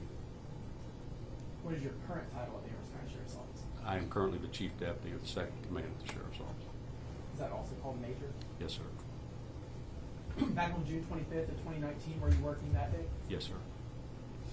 Would you have been the ranking person working when the call came out to respond to 210 Bob White Road? Yes, sir. And did you respond to that call? Yes, sir. Where is 210 Bob White Road? Well, there's many ways to get there, but it's on the northeastern part of the county. Sort of comes in from Ebenezer Road, or you can get to it off of Coolwell Road. Who else responded to the scene? Chief Watts, at the time would have been Officer Watts with the town police. Jeremiah Templeton, who was field sergeant at the time. Deputy Jordan Cindric, who was a field deputy at that time. If there was anybody else I don't recall, I can look at my report and see if anybody else responded. When you arrived on scene, did you see Trudy Goetz? Yes. You back up for a minute. Do you know which order y'all arrived in? I was the last one to get there, and I asked that Sergeant Templeton hold at the top of the road before going down till other officers could get there, because he was the north end deputy that night. But I think all three, Deputy Cindric, Sergeant Templeton, and Ryan Watts were there first, and they had went down the driveway to the house when I got there. So no one went forward until you arrived? They may have been advancing on the residence as I was coming on scene. Okay. But you feel like you caught up with them by the time? Yes, sir. And you said you saw Trudy Goetz when you arrived? Yes, sir. What condition did she appear to be in when you first saw her? So she was around sort of to the right side and back of the house on a porch. What had drew my attention to that area was Deputy Cindric actually had a patrol rifle on somebody screaming, "Come out, show me your hands." And when I came around, I saw Miss Gates there, and went forward and approached her, and she had some blood on her clothing. So did she appear to have injuries when you saw her? Yes, sir. Was she able to speak with you? Yes, sir. Was she quickly transported from the scene for medical attention? Pretty quickly. The medics were not on scene at that time, as we had not cleared the house and made sure the scene was secure for their safety to come in. But it was shortly thereafter that they did. Can you explain that to the jury, like why the medics wouldn't have been there at the same second you got there? Yes. So because of the nature of the call of gunshots, someone had been shot. Our medics, EMTs, or EMS personnel, they're not armed. So they wouldn't come in and start rendering medical treatment until we deemed that scene to be secure and safe for them. Were you able to see a second victim in the home? Yes, sir. Was that Doris? Yes, sir. What was done for Doris medically? So once we located Miss Puleio in the bedroom, and the medics did get on scene, once we had made it safe for them to be there, they came in, and one of the, I think it was a female medic, I don't recall her name, went back and checked the pulse, and she said that she was deceased. When you say make it safe, what does that mean? To make sure there's no threat to harm anyone there. I mean, we cleared the house tactically to make sure there was no other persons in the house or anybody that would be armed or violent. When you do that, do you clear the entire house or just the rooms that seem relevant at the time? Ideally, you would clear every room. You have to do them systematically. Yes, sir. What did you ultimately do with this crime scene? So once we had cleared it, the medics had arrived, and Ms. Puleio was pronounced deceased. The other medics took Ms. Gates to the hospital. Our investigation team was called out. I tasked Sergeant Templeton to start a crime scene log and also to spread crime scene tape around to basically cordon off the structure of the house. And we called for our investigations folks, and command staff all came out to the scene shortly thereafter. Is that all normal procedure on events like this? Yes, sir. Did you make any other observations of the scene?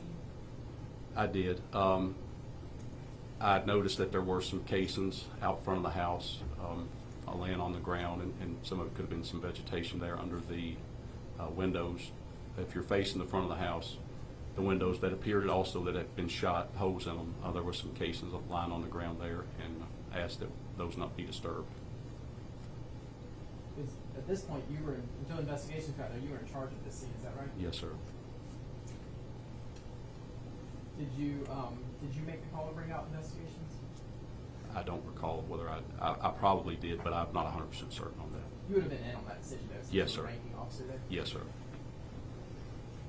Did you alert them to what they'd be walking in on, or if you or someone, direct someone to do that? I think that I spoke with, at the time, would have been Captain Elliott, who was the captain of investigations, to tell them that they needed a lot of light because it was, this house is down in the woods, that they would probably need a vast amount of light to work this crime scene. Yes. Do you know who responded from the investigations division? Going off memory, Captain Elliott, at the time, Captain Elliott, Investigator Oliver, Investigator Tedderton, Sheriff Fire came out. I want to say all of them came out. I don't remember. I'm just going off memory. I can't remember if Lieutenant Jones was there or not. I can't remember.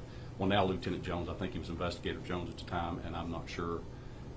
I just know Investigator Tedderton, Investigator Oliver, Captain Elliott, and Sheriff Fire for sure. So it was a pretty big response. Yes, it was.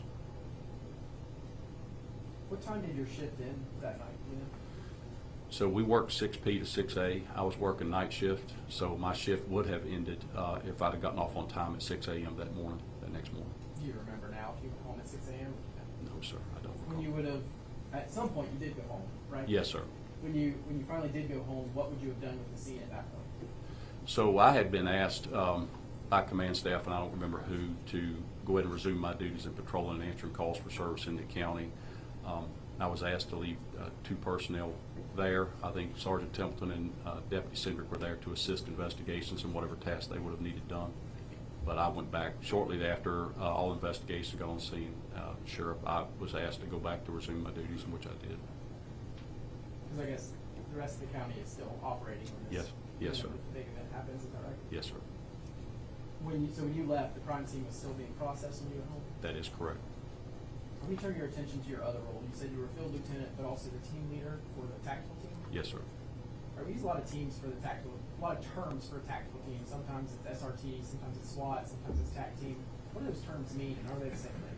They're an acronym, but basically the same thing. And we don't coin our tactical team as SWAT, Special Weapons and Tactics, as some other agencies, metropolitan police departments do. It's the acronym is SRT, which is Special Response Team. So our team is an SRT? Yes, sir. And that's the one you were a team leader of? Yes, sir. Can you tell me about your role as a team leader generally and the types of things your team would be asked to do? So, a multitude of things. If executing high-risk search warrants, executing high-risk arrest warrants on people where that guns, violence, assaults, stuff like that. Basically where it's deemed to be extremely dangerous, and so they would ask, the SRT to be activated. Normally that's because we have additional training and skill sets. When you respond to I think you said a high-risk search warrant, so when you're assisting with a search warrant, what's your role? My role is to coordinate the actual team and the tactics to approach and have the search warrant executed. In other words, it's our job to take, it really depends. There's different operations you do on executing a search warrant, but typically what would happen is we would eventually make entry and clear the residents of any dangers or other people with weapons, and then whoever the search warrant had done the search warrant, as far as writing the search warrant, to execute that search warrant, actually search for the evidence for which the crime they're investigating.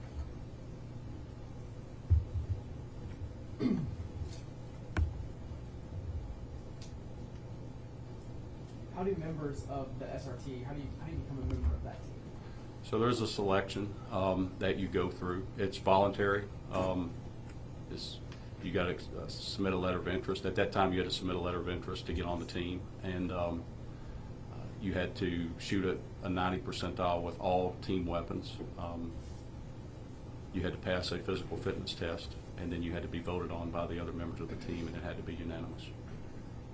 What uniforms did y'all wear back in the summer of 2019?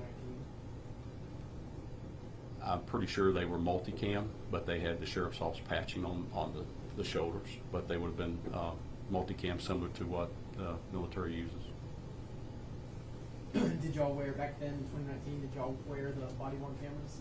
Not on TAC team, no, sir. Why would you not wear them on the TAC team? Because it would give away our tactics. So it was a conscious decision to protect those tactics? Yes, sir. In your uniforms, are y'all recognizable as TAC team members? Yes, sir. Do you recall being on a search warrant at 136 Thacker Lane in Madison Heights on July 2nd? I want to make sure I get the date right. Yes, sir. Yes, sir. You do remember that? Yes, sir, I do. And on that day, were you the team leader of the Amherst County Sheriff's Office, SRT? Yes, sir. Do you remember how you were notified about the search warrant? I do not remember how it was notified, just that there was one, and they wanted to utilize us to execute it. I don't remember who contacted me about it. And y'all were utilized? Yes, sir. Do you remember if other search warrants were being executed at the same time? I believe there was one, another one being executed simultaneously on the early farm. Why would two search warrants be executed simultaneously? Could be a multitude of reasons. I mean, if we're looking for something or someone that could be at either one of those places, or that not doing them simultaneously could provide maybe a person of interest or a suspect the opportunity to get rid of evidence, or we could lose evidence by not doing it simultaneously. That would be one reason, but there could be a multitude of reasons why you would do it simultaneously.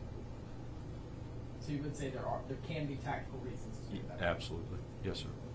What was your role on this search warrant? As a team leader, again, to basically make entry on this structure at 136 Thacker Lane, secure that structure so that investigations could come in and conduct a search pursuant to that search warrant. You say secure it and get ready for investigations. Does that mean you were not doing the search yourself? That's correct. Were the members of your team doing the search? No, sir. Our task was only to clear that building, render it safe for investigations. They were not there to collect evidence. How do you document the timing of events as they're happening? So typically, when we were going to go to a residence to execute a search warrant, we would go ahead and have them to clear the channel, clear our radio channel for the safety of those, and we would come over the radio and say, mark time, search warrant, and then give the address, and dispatch would note that in a call log. When you make entry, how does that process work? So when we make entry, if we have to make a dynamic entry into a residence for the safety of the officers, it's normally utilizing through violence of action, meaning we normally not make an announcement, sheriff's office search warrant, provide a reasonable amount of time, and if someone doesn't open the door, we make forced entry into the home utilizing tactical equipment. How many members were on the team at this search warrant? I don't know the exact number. I don't have an exact number. I would have to go back and look at maybe an ops plan or something like that, which I don't have in front of me today. But you know, is it you and one other person? Oh no, no. Again, this is just that probably 6, 7, 8, maybe 10 people, SWAT or SRT guys. How do you determine the order you go in? So I make that determination based on the experience as to what order sequentially they go in. As for typically, you've got to have a breacher that would breach the door or window. In other words, they would make a path for the team to flow through that door to go in to the residence. What is the order called? Is there a term for that? We call it a stack. Stack. Yes. And is the breacher the first one? Is that what you're saying? Yes. Well, the breacher would breach the door. They wouldn't be the first one going through the door. It would be their job to be the first in the stack so that when we called for a breach, they would breach the door by whatever means we had already predetermined. So in other words, they would open that door for us, and then the number 2 person in that stack would then flow by them and would come to the point man into the residence. Okay. And then I assume proceed down the line of Yes, sir. However many you had, 6, 7, 8, whatever it is. Yes, sir. Is that right? That is correct. Do you remember where you were in the stack? I don't remember my exact placement. Normally I ran number 4 and number 5 men in the stack. Why would you try to be the number 4 or 5? As a team leader, you want to coordinate or sort of oversee the big picture of what's going on. So when people are flowing into rooms, normally at least two operators at a time to clear that room, it's my job as a team leader or any team leader to oversee those rooms. If there's additional assets or resources, or we need to pull somebody from one room and put them into another, we're able to see that. And if you're up front and everybody's behind you, obviously you can't see that. You're directly involved in it a little deeper than you should be. Do you remember what happened once the door was breached? So once the door was breached, we observed a toddler had come out of a room into the hallway, at which time the team had moved forward and had taken that toddler and started passing the child back until we got the child outside to Captain Davis. Did y'all use any special equipment to breach the door or to prepare for entry? Yes, sir, we did. What would that be? We used a breaching shotgun, which is it's a frangible type, a load, powdered load, basically to take the locking mechanism off the door. And then once that door had been breached, the next thing we did is we actually threw what most people know as a flashbang. It's a distraction device. So that was rolled into the hallway basically as a distraction for any occupants in the room to give us an element of surprise so that we could get on in the building, hopefully without getting shot. Is that for your safety? Yes, sir. So when you used the flashbang at that point, did you know there was a toddler in the house? No, sir. That's one thing that we try to gather some intelligence before we execute these search warrants to make sure that we don't do something like that, because although it's not truly an explosive, it is very loud and very bright, and we would not have rolled that there if we had known there had been a child in that house. Were you able to clear the house after that? Yes, sir, we did. Once the scene was secure, who did you turn the scene over to? So the scene was turned over to investigations. I don't know exactly who was in charge that day because there were several people there that day. I know Captain Elliott was there that day. But there was numerous people there from our agency, from assisting agencies as well. So I don't know who actually was the lead investigator at that time anyway. Did you have a medic on your tax team? Yes, sir, we did. Who would that have been? Sam Bryant.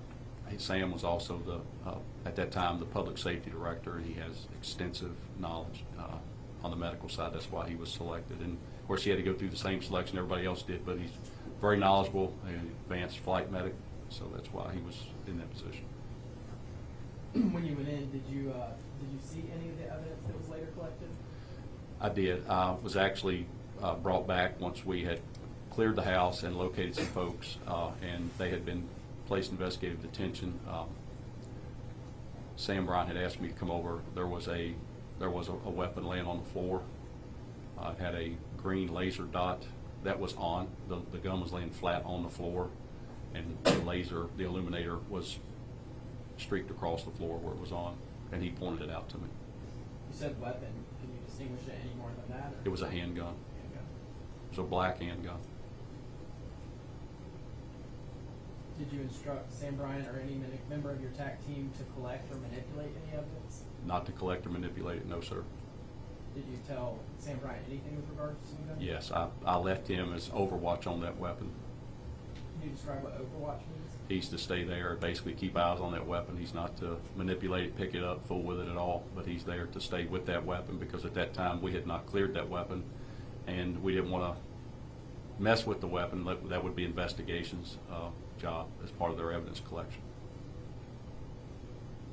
To your knowledge, did he follow that order to stand overwatch? To my knowledge, yes, sir.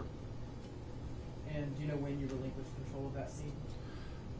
It was a little bit later, so we went out into the yard. There was several people in that residence, and we split them up outside where an officer was with each one of the occupants of the residence.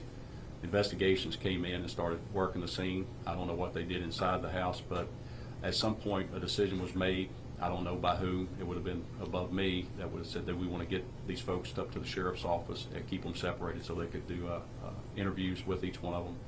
And so they were taken away from the scene by different officers and transported to the sheriff's office. I was still there with Captain Davis and Deputy Nash at the time, who was another SRT guy. And a little while later, Sheriff Fire came back by the scene, and I rode back to at that time I cleared the scene and rode back to the office with Sheriff Fire. So you were not involved with the transport of any of the No, sir. residents or people inside the house? No, sir. Thank you, Major Baker. Those are my questions. Yes, sir.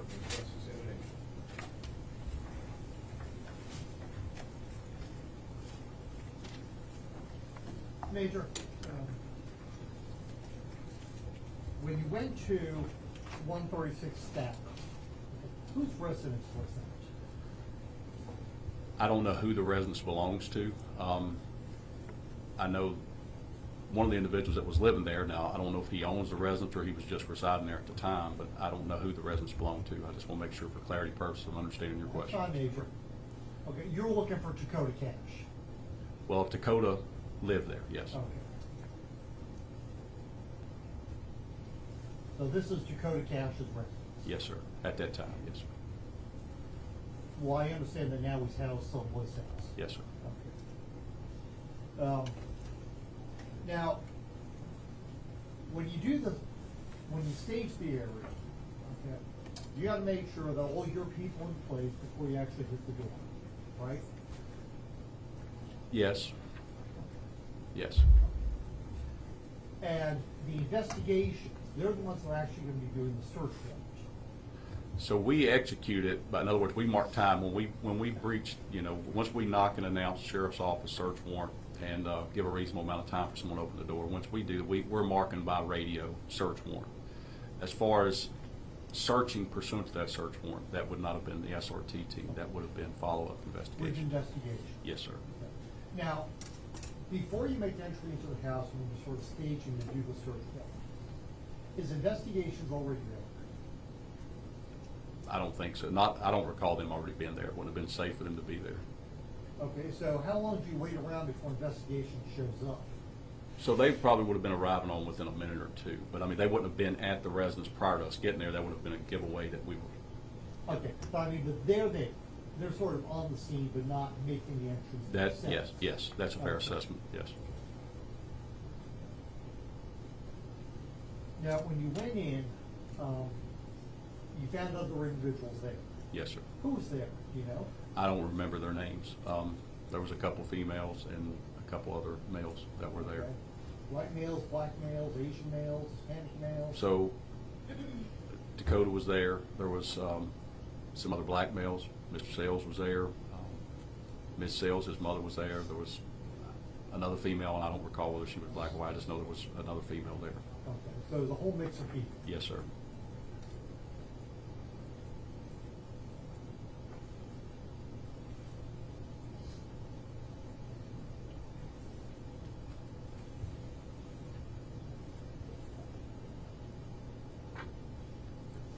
Now, Sam Bryant was the one that pointed out this firearm to you that was on the phone. Yes. Okay, you don't know when, after entry, he actually found this firearm. You weren't, let me rephrase that. You were not with him when he located this firearm. I would have been in close proximity, but I mean, I wasn't probably standing beside him, but I was in the house. I mean, I couldn't have been too far from him because the house is not, the footprint of the house on that floor is not huge, but Okay, you don't know if he moved anything, or, I never saw him move anything, but okay, no, sir. but you don't know how he found this firearm. No, sir.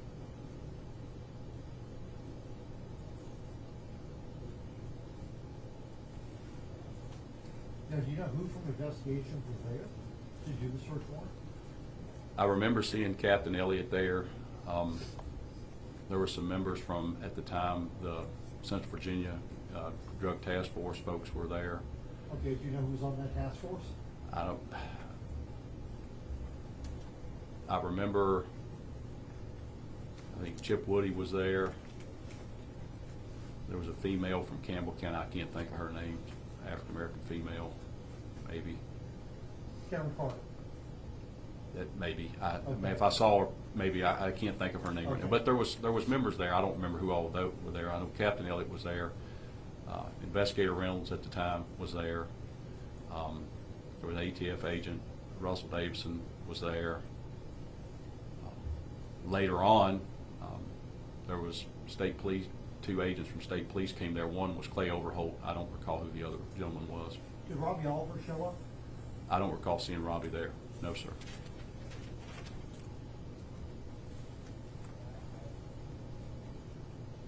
Are you aware that at this time he was the lead investigator? At that time, I was not. I'm aware now, but at that time, I wasn't sure who the. Would you expect to see the lead investigator, a search warrant, or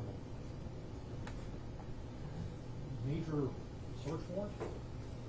Typically, but what I would say to that is sometimes information, you may gather information through sources that put you in a position where you've got to act on those circumstances pretty quickly out of fear of either one, missing a suspect and not being able to make an arrest, or potentially losing evidence. I don't know anything about why this search warrant was written, when it was written. I don't have any of that knowledge, but typically, yes, the lead investigator would be there. How much notice did you have before you executed the search warrant? I don't recall exactly. What, half an hour, 2 hours? It could have been anyone. Probably it would have been more than a half hour. It would have taken us longer than that to get the team together. So, few hours probably.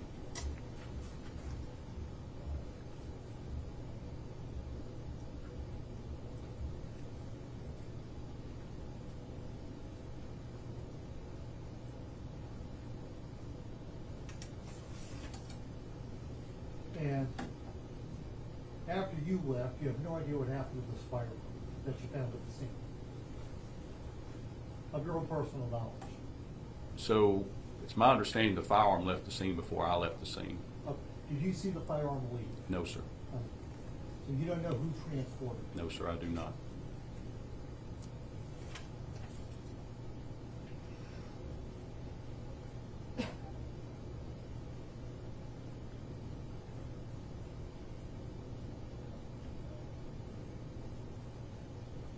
How long have you been a major in the Sheriff's Department? Sheriff Ayers asked me to serve in this position since January the 1st, 2024, when he came back in the office, since day one, yes, sir.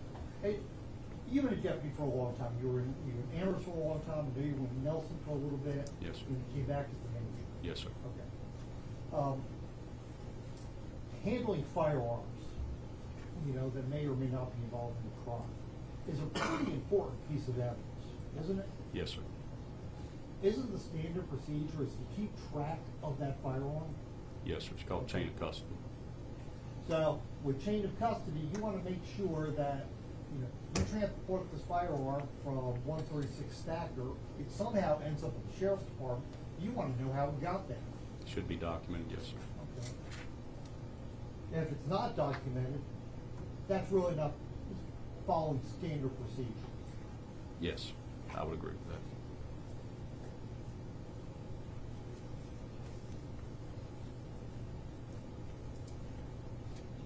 Were you at the Amherst Sheriff's Department when Robbie Oliver got terminated?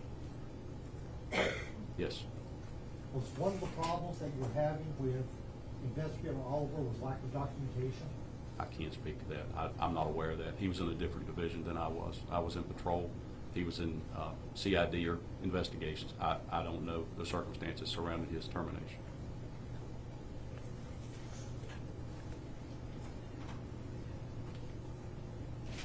Okay, thank you. Yes, sir. May you redirect? Just briefly. While Robbie Oliver was an investigator, were you ever supervisory to him? No, sir.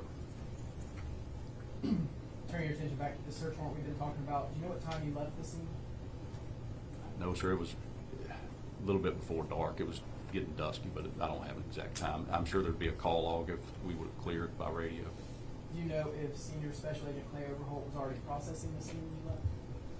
He was there. I don't know what he was doing up at the house, but he was there at the time. At that point, were you mostly on the outside of the house? Yes, I was outside the house. You didn't go back there? No, Once you sir. got to that point, you didn't go back inside? No, sir, did not. Before your tech team trains, is that right? Say it again. Your tech team train, or SRT team, y'all train? is that Yes, right? we do train. Yes, sir. And then you have some sort of briefing or meeting before any particular mission, is that right? That is correct. Did you have some sort of briefing before this one? Yes, there would have been a briefing. Did you go over don't collect and manipulate evidence, or were you told to collect and manipulate evidence, or how did that go? You know, I can't speak to that exact brief. It's understood. I mean, that's sort of, that's not something that would be necessary to brief to the SRT team.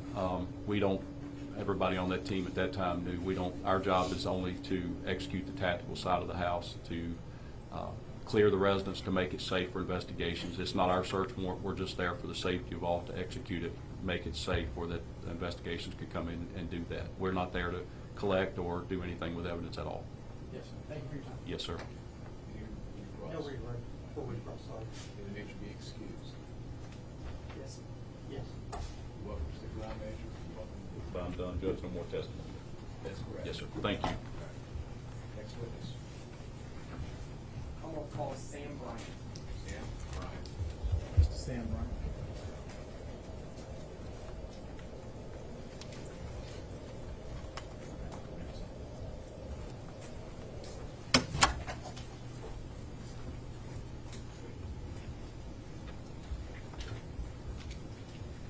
Please raise your right hand.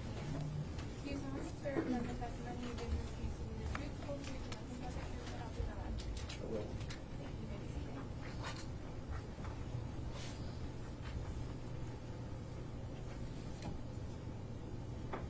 Please state your name for the court.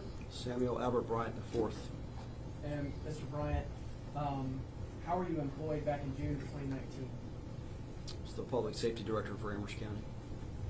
Did you also serve with the Amherst County Sheriff's Office? Yes, I did. What capacity was that? I was a special deputy and a medic assigned to the Special Response Team. As Director of Public Safety, as well as your roles with the Sheriff's Office as a special deputy and medic, what's your background that allows you to do all those things?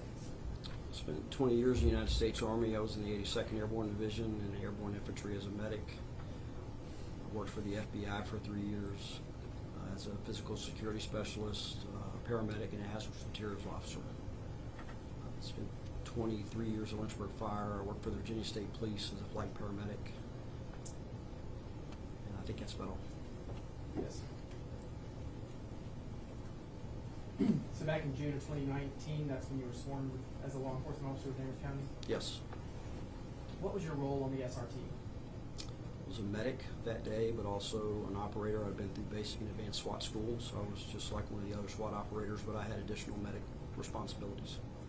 So you went through the same training and then some additional training, is that what you're saying? That's correct.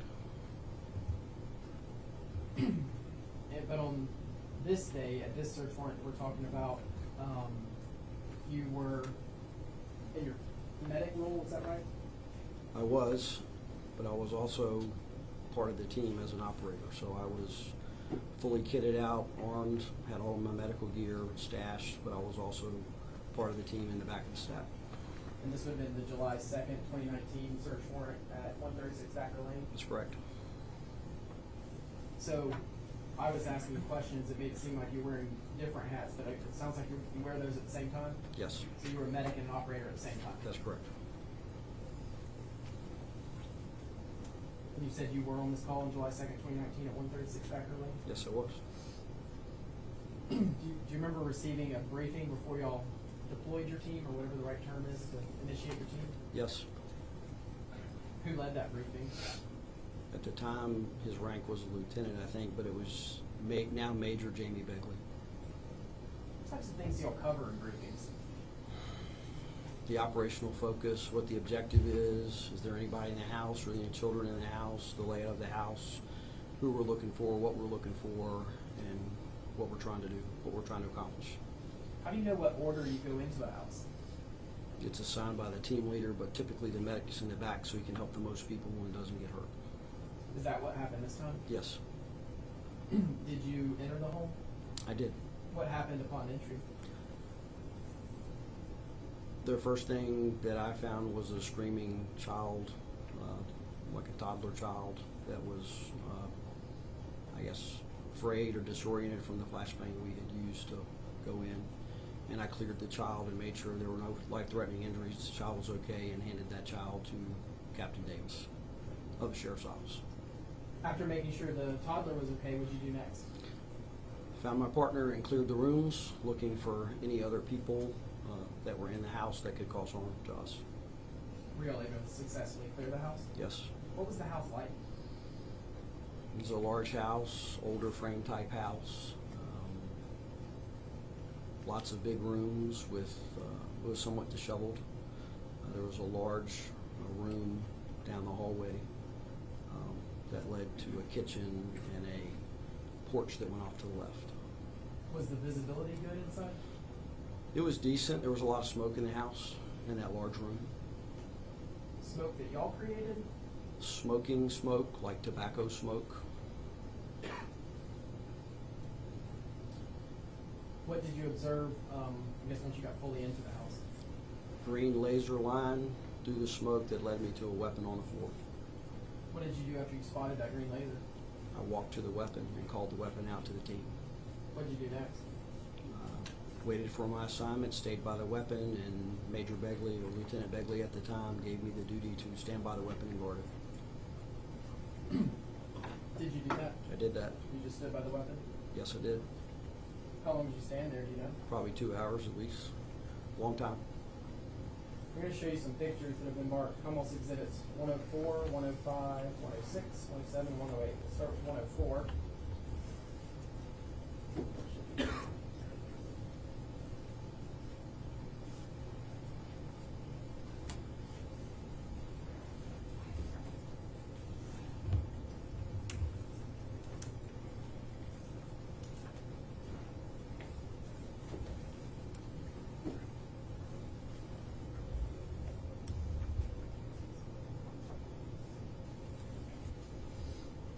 Starting with 104.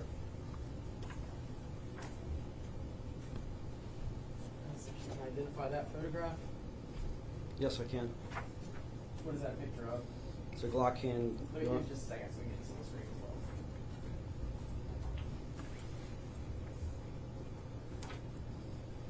Sorry to interrupt you. Can you tell the court what that is a picture of? It's a Glock handgun with a green laser. Does that appear to fairly accurately represent what you saw? Yes. Yes, it does. Should be almost exhibit 105. Just set 104 up here. Just mix that. What does that appear to be? Glock handgun with a green laser. Should be 106. Glock handgun with a green laser on the floor. Also exhibit 7. Glock handgun, green laser on the floor. Almost exhibit 8. Closer picture of a Glock handgun with the serial number on the side. Are you able to read the serial number from that picture? I can. What is the serial number? Bravo Alpha Whiskey Bravo 711. Could you repeat that for me, please? Yes, sir. Bravo Alpha Whiskey Bravo 711. Thank you. You're welcome. And when you say that, Bravo, Alpha, Whiskey, Bravo, does that mean B-A-W-V? Yes. It's an alphanumeric term that we use in the military. Phonetic alphabet. For almost exhibits 104 through 108.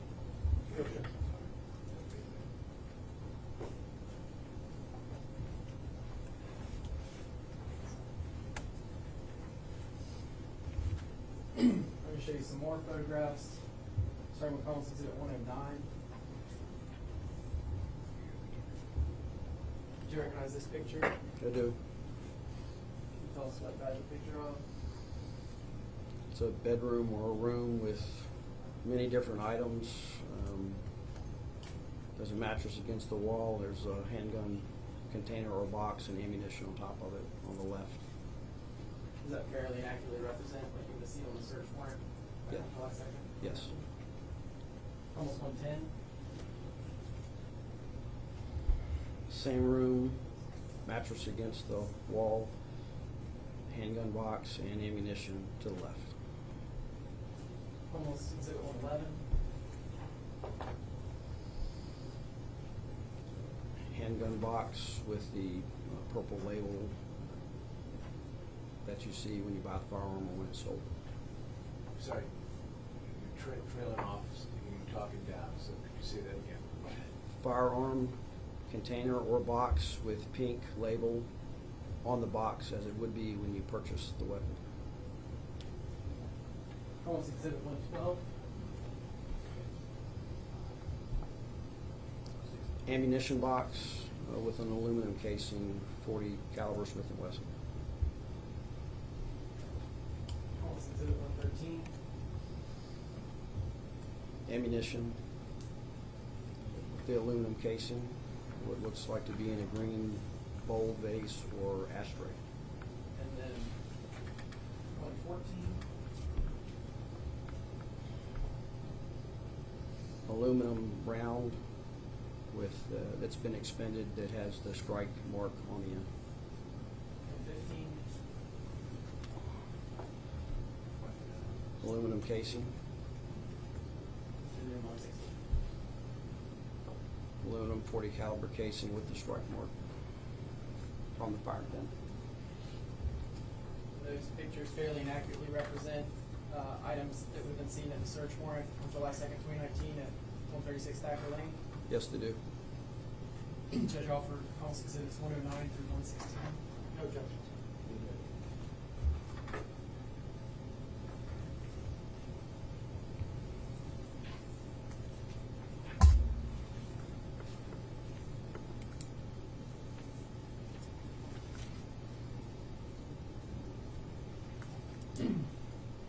Turn your attention back to when you first saw the firearm, with the green laser on. Track. Yes. Had anyone called out the firearm before you saw it? No, So to your knowledge, you were the first one that observed it? I was. What happens when someone observes something like that? You take responsibility for it and stand beside it and call it out to the team to create a safe environment. Is that what you did here? Yes, I did. And who was in charge of the scene at that time? Lieutenant Jamie Begley. You said you stood over the Glock for about 2 hours? Yes. How were you relieved of the responsibility of standing over it? A federal law enforcement officer showed up to collect the weapon. And once that was done, I was able to leave and use the bathroom. Yes, sir. You say a federal law enforcement officer. Do you know what agency he worked with? It was ATF. I say he. Was it a male? Yes, I can name him if you want me to, but yes, it was a male. And you know his name? Russell Davidson. Did you know his name back on July 2nd, 2019? I did not. I did not. You learned his name later? I did. What was done with the firearm when Agent Davidson got there? He showed up with his badge of authority, his khakis on, and his ATF polo. He took the weapon and cleared it, made it safe, separated the magazine and the weapon, and safetied the trigger with a Ziploc, and then put it in a cardboard box and left with it. When you say a cardboard box, was it a particular type of cardboard box? It was a white cardboard box that you would use to transport a weapon for evidence. It was white on the outside. Yes.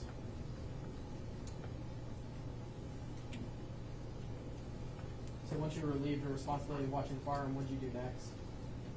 Used the bathroom, and then I was reassigned to take a female subject or person of interest to the sheriff's office for questioning. Did you do that? I did that. When was the last time you saw the firearm? When the ATF agent Russell Davidson walked out the front door with it. Thank you, Mr. Bryant. Please answer any questions of defense counsel. Sure. Were you now retired? From public safety, I am, but I do have other jobs. Okay. Well, it seems like you've done a lot in your career. Just making sure. Okay? So you come in the entrance, and you're the last man in the stack. Okay. And when the stack goes in, basically, some of the officers peel off into different rooms. Okay. We need a verbal response. The court reporter can't pick up a nod of the head. That's correct. Okay, thank you. Were you the first person who went into that room where there was this firearm with this laser? No. Okay. What other deputy went in there? Do you know? The other members of the SRT team. Okay, so everybody went into the same room. Well, we cleared all the rooms leading up to the large room where the subjects were of the And investigation. was this was this firearm in the large room? It was. You said subjects. Do you know who was in that room? I saw Mr. Sales in that room, but he was on the side porch when I saw him. Okay, so he was in your firearm. He was on the side porch when I saw Mr. Sales. I saw him on the porch after the fact, and I saw him in the front of the house. And Dakota Cash was there. Not- It's Dakota Cash's house. I've heard that name, and I'm not familiar with Mr. Cash. But there are 3 males and at least 2 females. Correct? You have to answer out loud. Yes. Okay.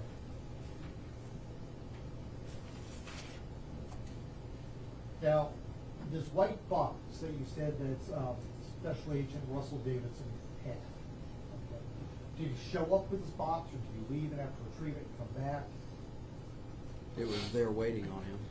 Okay. Do you know where the box came from? A deputy from the sheriff's office brought the box in and laid it on the table where the weapon was. Okay, you said it laid on the table where the weapon was. Where was the actual weapon? Was it on the ground? Was it on the table? Started on the floor, and one of the team members moved it to the table. Okay, who moved it? Jason Metter.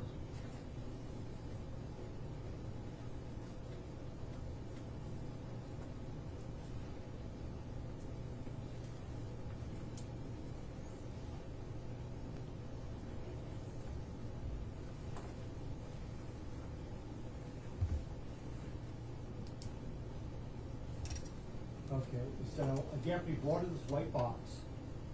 Okay, and you say that you saw Special Agent Davidson clear the firearm. Okay. And by clear the firearm, he removes the magazine, make sure there's no rounds in the chamber. That's correct, yes. Okay. And I think you said that he zip ties it. Yes. Okay. And that's so that it cannot be fired later. Yes. Until the zip tie is removed. It makes it safe. Did you see Special Agent Davidson write on the box? I did not. Is that standard protocol to write on the box to say what it is? It's a firearm, the serial number of the firearm. Yes.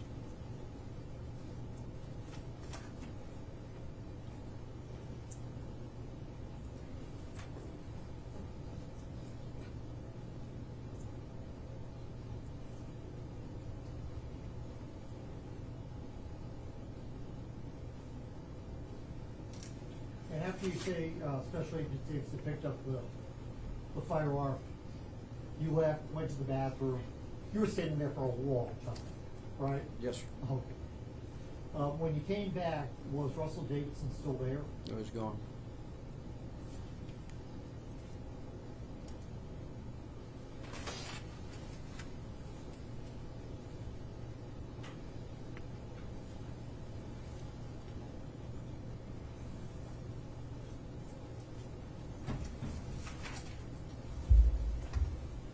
Okay, thank you. You're welcome. Any redirect?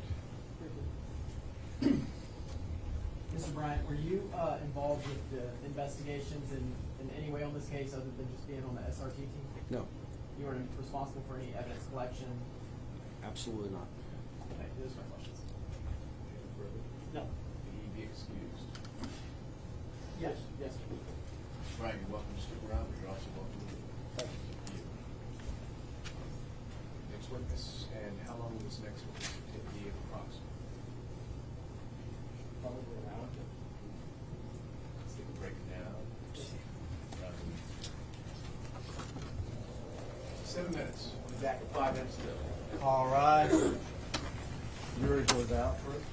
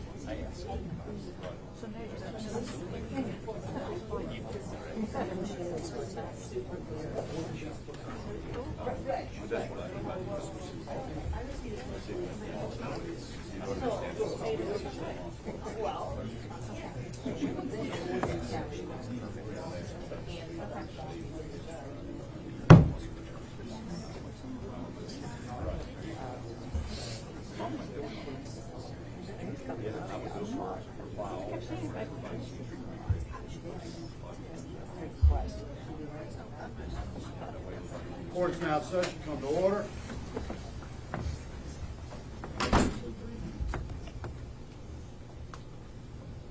You may be seated. All right, counsel, we ready to bring the jury back in? Yes, sir. All right.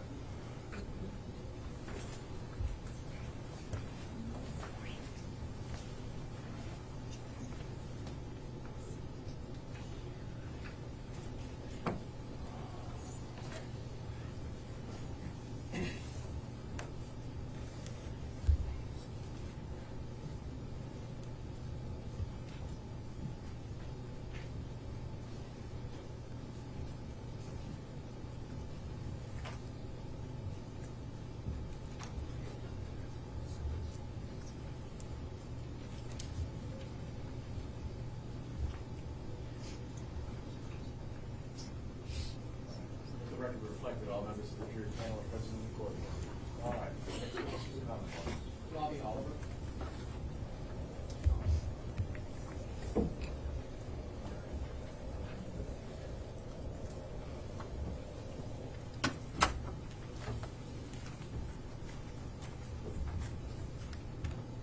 Raise your right hand. Do you solemnly swear or affirm the testimony you give in this case will be the truth, the whole truth, and nothing but the truth, so help you God? Thank you. You may be seated. Sir, please state your name for the jury. Robert Oliver, And Mr. Oliver, were you employed back in June? Where were you employed back in June of 2019? the Amherst County Sheriff's Office. What was your role then? I was an investigator. You were what? Investigator. Okay. If you speak to that last person in the court. Yep.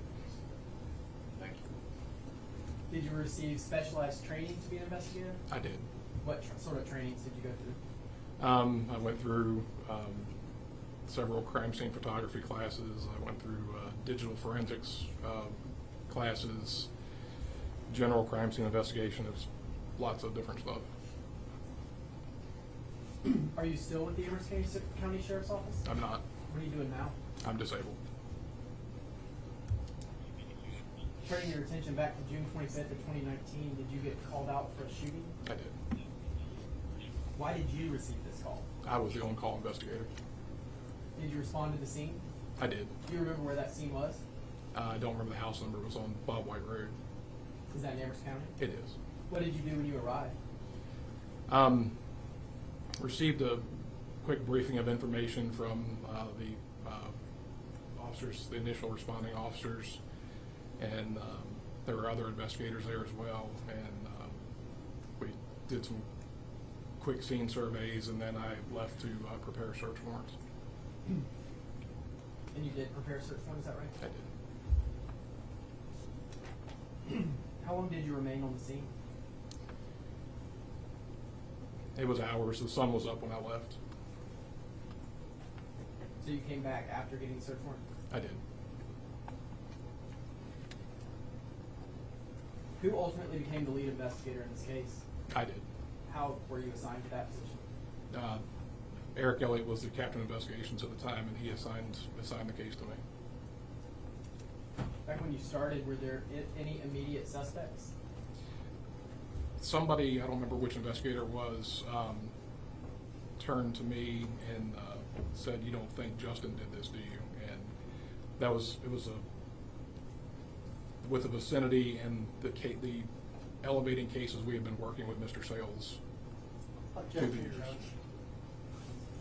Lack of foundation, there was no indication that Mr. Self was involved with any other police The fact that he lived next door, I think I would leave it at that. Okay. Jury's instructed to disregard the remainder of the evidence. Go ahead.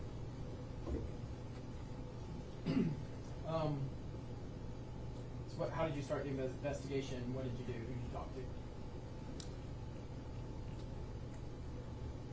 I don't remember the first person we talked to. We were there after I secured the search warrant. We were there all night long. Captain Thompson and John Tedderton was captain of investigations at the time. They were collecting evidence. I don't remember if it was myself or one of the other investigators were taking pictures of any items of evidence that were located, documenting where and what we found. There was a multitude of tasks, and I was kind of overseeing everything at that time.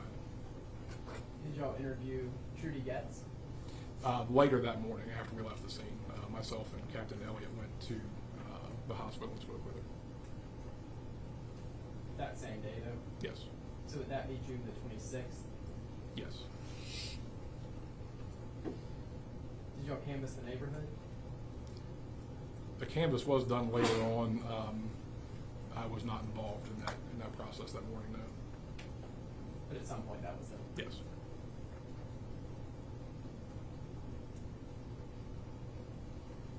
Were you working alone at this point, or were other investigators helping?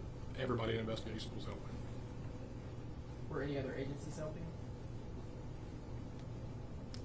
I don't remember at that point if any other agencies were helping or not. At some point, did other agencies get involved? They did. What other agencies helped? The Virginia State Police helped out with some things. The ATF, Agent Russell Davidson assisted us later on in the process. I don't remember anybody else that helped. Did you look into family members and talk to family members? We did. Did you end up having a law enforcement family connection that y'all had to look into? We did. What was that? The family member that worked for Lynchburg PD as an investigator, and he previously worked in the Chesapeake area as an investigator. I spoke with his name's Dave Dempsey. I had the opportunity to speak with him at length about any past cases that might raise a red flag in his mind that might have brought a target to his family. So y'all tried to run down all those leads? There was no case that he could point to, so there was nothing specific to go into with any of his past cases, just from the conversation that we had. You mentioned ATF Special Agent Russell Davidson. Did you know him prior to working this case? We had met before throughout my career. Did you request him to get involved? I don't remember requesting him. I think he volunteered. Let's talk about July the 2nd, 2019. What were you doing most of that day? I don't remember the exact dates of everything I did.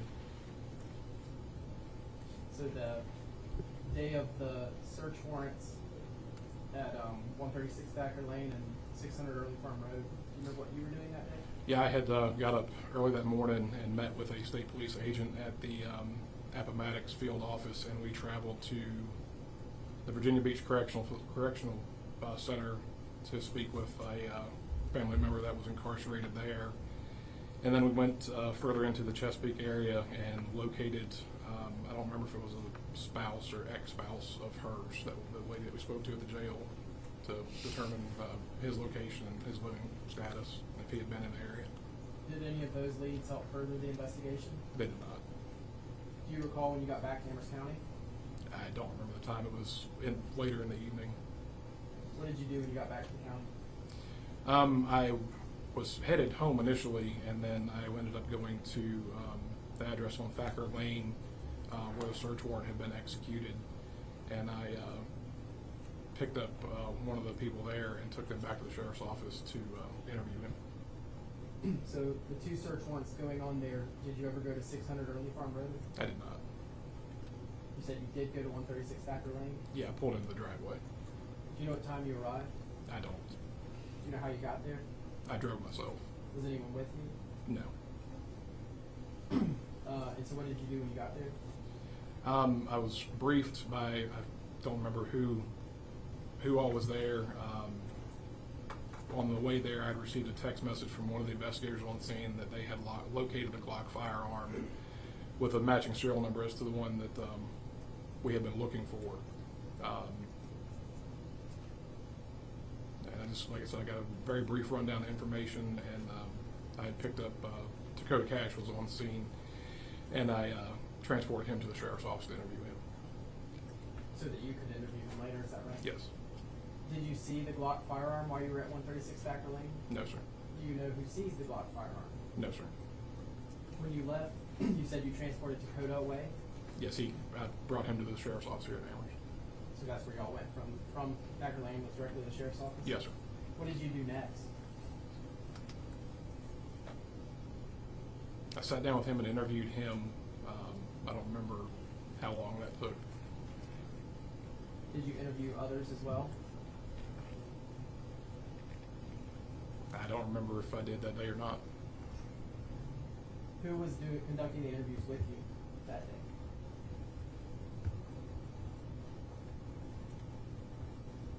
I think it was Special Agent Davidson, but I'm not positive.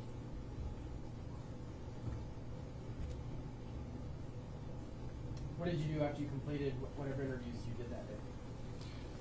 That's after I completed those.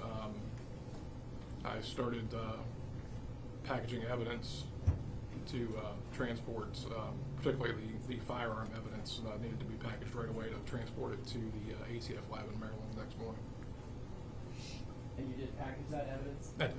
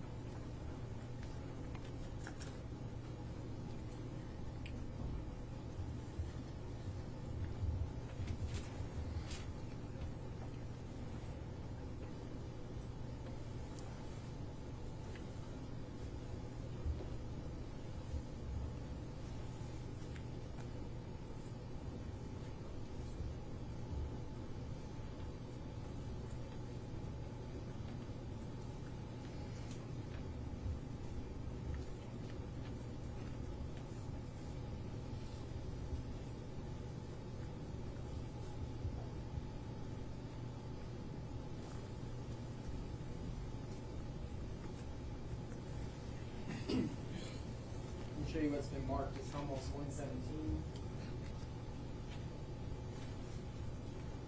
Can you identify this photograph?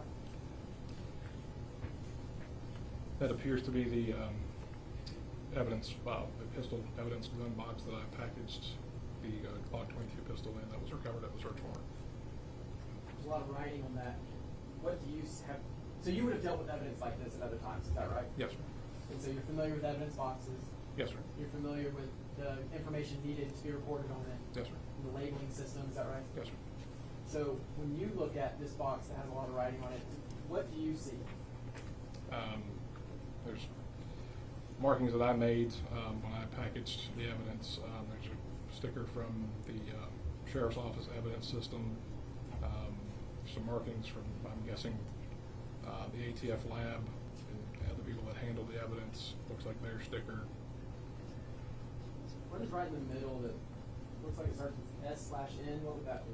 That's where I documented the serial number of the firearm that was contained inside the box. So what serial number would that be? BAWB711. Okay. And do you see your initials anywhere on that box? I do.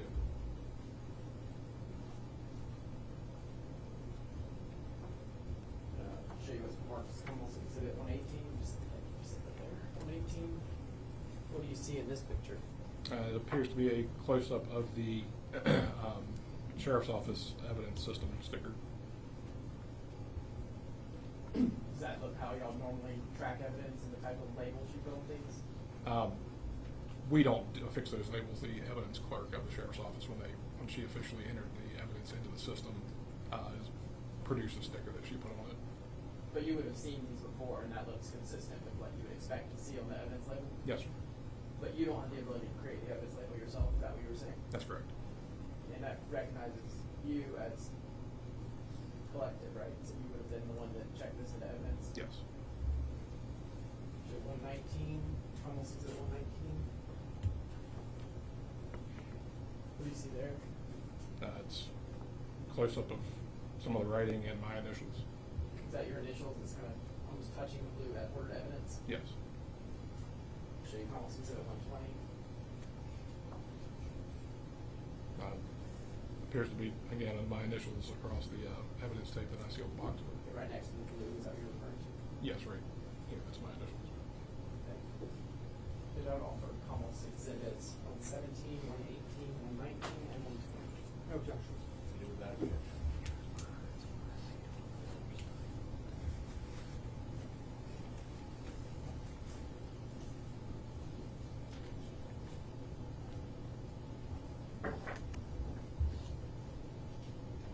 So, seeing that box, you would have been the one that originally packaged the block and checked it into the evidence system, is that right? Yes, sir.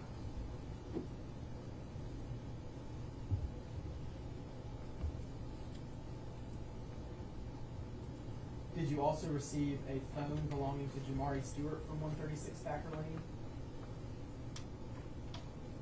There were several phones that were recovered there. I don't remember who they belonged to. Would phones have been submitted to you? Would you have ultimately received phones? Yes, sir. Why would they have come to you at some point?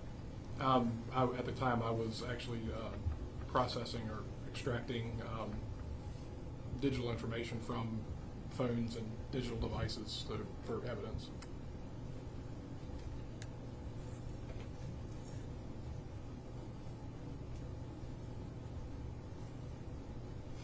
And is there a log when you check in check in and out items of evidence? Yes. So for you would you have been the person that analyzed the phone?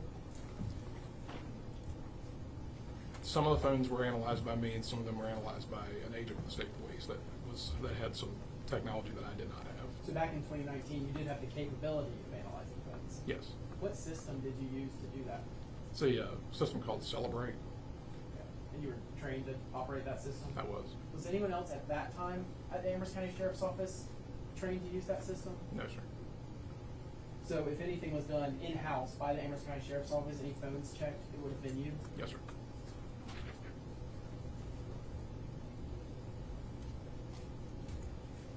I'm going to show you a sheet of paper and ask if you can tell me what this is.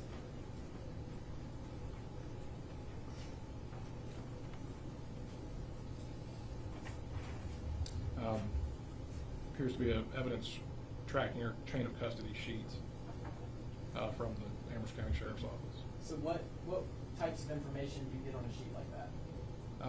Just looking at this one, it shows the collection date, where it was stored in the evidence room, when the evidence technician accepted it into the property room, and any movement once it was checked into the evidence system, whether it was moved to a different storage spot or in or out of evidence for examination. So what particular item does that sheet reference?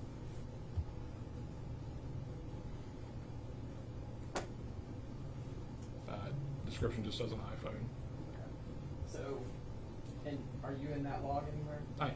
What does that tell you happened with that iPhone? July, well, it was entered into evidence on July 2nd, accepted into the property room July 8th. Looks like Miss Mays, the evidence technician, moved it to somewhere within the evidence system, again July 8th. And July 9th, I checked it out for it's listed as forensic review, which is an examination of the data which is on the phone. It looks like it was checked back into evidence March 4th, 2021. March 4th of when? 2021. Does that mean that would have been a phone that you analyzed or state police analyzed, or can you tell from that document? I can't tell from the document. So if it was state police, would there be an additional document sending it to them? There should be, yes, sir.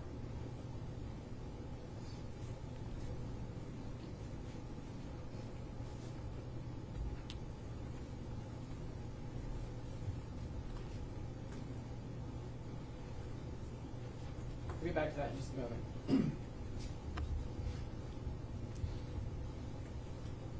Did you, let's talk about July the 3rd of 2019.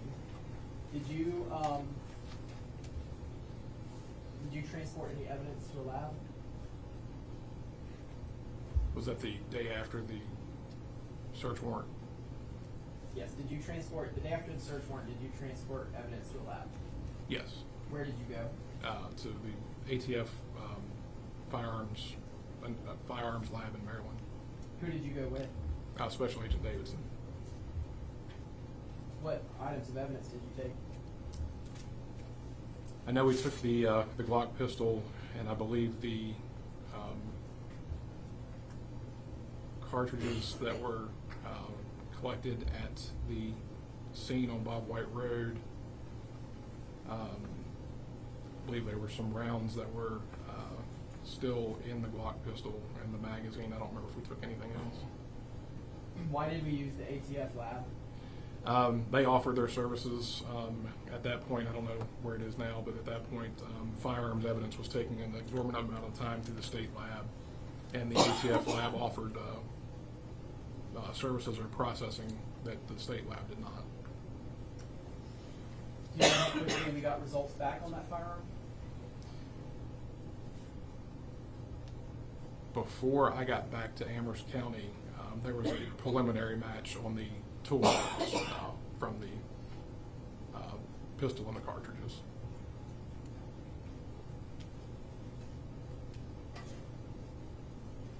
And what did you learn from that? Objection. This hearsay. This code should come in through the ATF examiner. It is hearsay. Is there something that you want to know as far as what he did in reaction to it? Yes, sir. So that is not hearsay. So go ahead. What did you learn from that? So how did that shape your investigation from there? At that point, it was, I don't think how to word it. At that point, I knew that the cartridges that were recovered on scene had been fired from that pistol. And how did that affect what you did next? That's the important part. So how did that shape what you did next? What comes after that? It greatly narrowed the investigation down to anyone that had access to that firearm.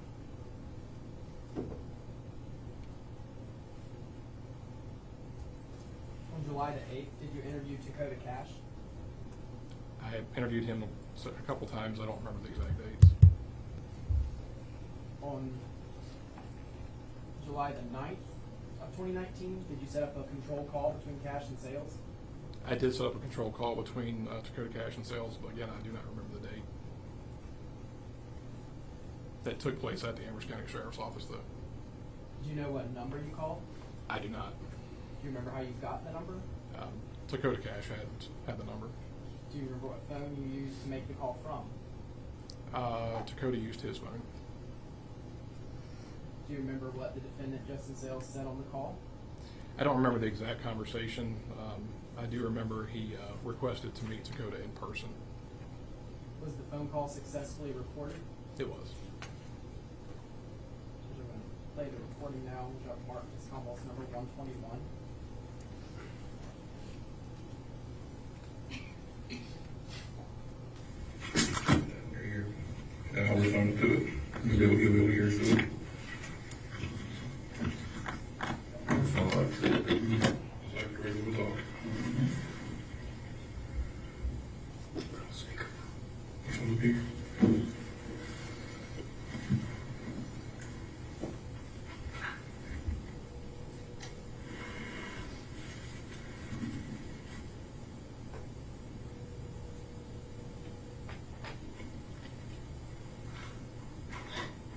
Hello? Bro, the fucking police just came to my house, bro, talking about somebody committed a murder with my gun, bro. The police just came to my fucking house, bro, and told me that somebody committed a murder with my gun. Bro, you the only person I gave that bitch to, bro. Bro, put that on everything you love. That shit was not you, bro. Bro, then who the fuck did it then, bro? You the only person that I gave the gun to. Nobody else had it, bro. Like, bro, if you did that shit, just keep it a buck with me, bro. Like, what the fuck? Why would you give that shit back to me if you did that? Bro, then who the fuck did it then, bro? You saying you gave it to somebody else then? Bro, so you telling me they talking about it's my gun that was used, and you the only person I gave it to, bro. I know damn well I didn't do this shit.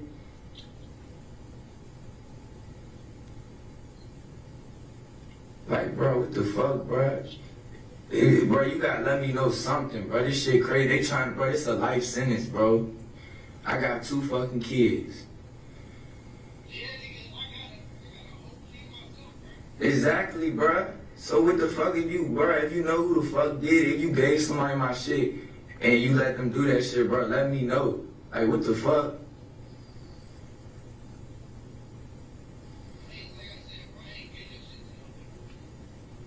You ain't give it, brother, that don't make no damn sense, brother. So you saying it's a murder committed with my shit. You didn't do it, you didn't give it to nobody, but it just happened.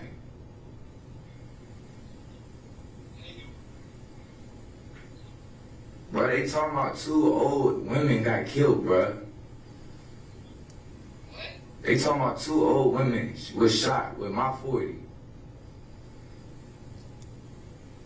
Like, bro, you the only motherfucker I gave this shit to, bro. You talking about you, bro. You ain't say nothing about that. You say you was going to rob a motherfucker, bro. You ain't even tell me you hit the lick. You said you ain't do shit with it.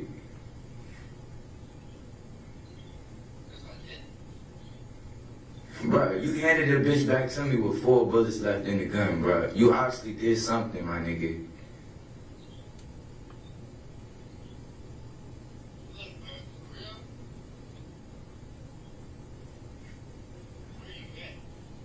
Bro, I'm at fucking my grandpa's shop, bro. I'm about to go to Gladstone, bro, before they come and fucking get me.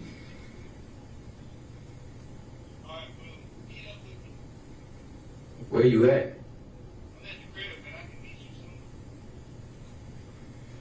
Bro, where you trying to meet at, bro? What we meeting for what, bro?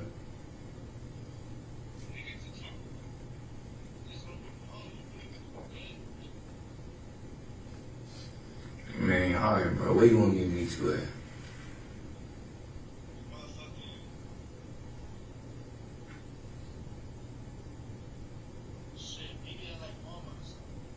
Alright, bet.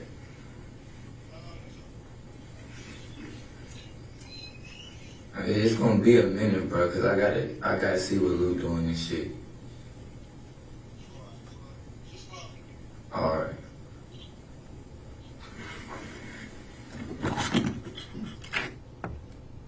Is that the control call that you conducted on July the 9th of 2019? It is. Judge wrote off of that call as call 60121. No objection.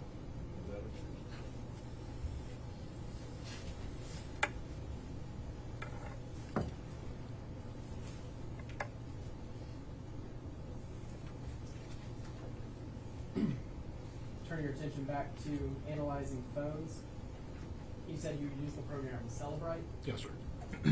How does Celebrite work?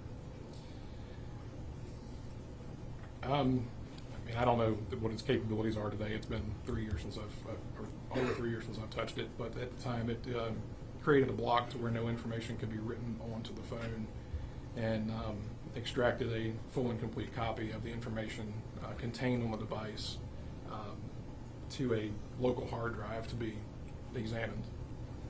What kind of data can you see?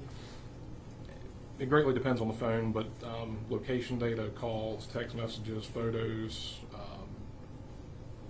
internal logs within the phone. It like I said, depends on the model of the phone and what can be extracted out of it. But there's a possibility that everything down to the power on, power off cycles of the phone can be extracted. Once you're finished, what is generated? It's called an extraction report that generates a read-only copy of all the information that was taken off the phone. Can other officers review that data once you've extracted it? Yes, sir. So the technical part is doing the extraction in the first place. It is.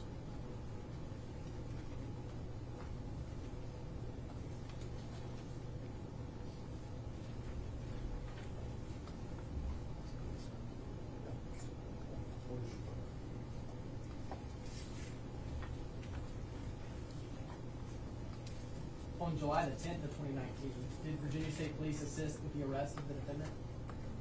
They did assist. I don't remember the date. Do you remember how you located the defendant?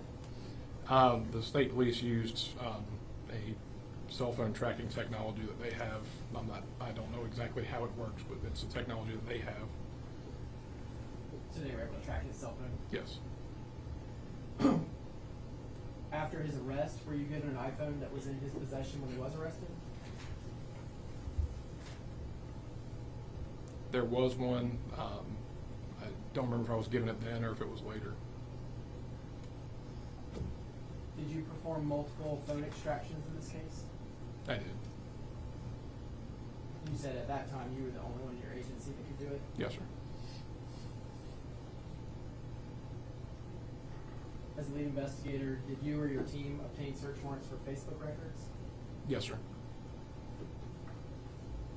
Do you know how many? I have no idea. Did you request a mail cover in this case? Once Mr. Sales was in jail, yes. I didn't do the initial one. I believe Captain Elliott requested the initial mail, or did the initial mail cover on with him.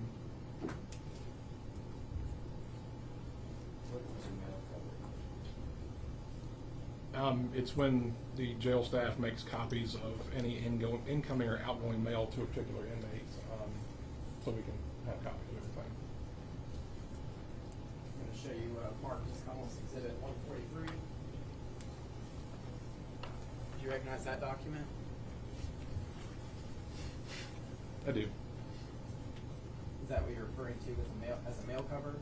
Yes, this is an extension that I did on Mr. Sales' initial mail covers. And were y'all able to obtain mail that he wrote? We did. You said you were the lead investigator and the digital evidence investigator for the Amherst County Sheriff's Office back in the summer of 2019? Yes, sir. Does that mean you had the primary task of going through this mountain of potential evidence? For the most part, yes. There were some that was done by other folks that helped out, but I had the ultimate, everything was relayed to me that if I didn't go through it myself. I'm going to show you now Marcus Cummels 145. Is this that document you were describing earlier about the evidence line? Yes. So y'all Cummels Exhibit 143 and 145. So 145 is what you're talking about, the 15 minutes. Yes, sir. 143 is the tail cover level. Any objection 143 or 145?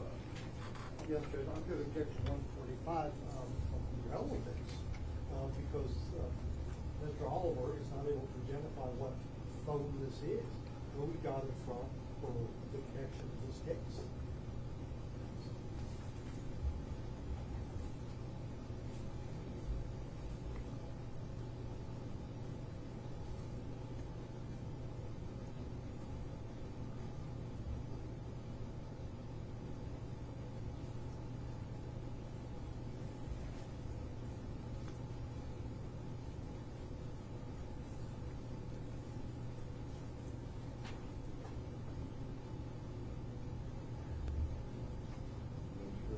Judge, I can certainly hold that until other witnesses testify. That's fine.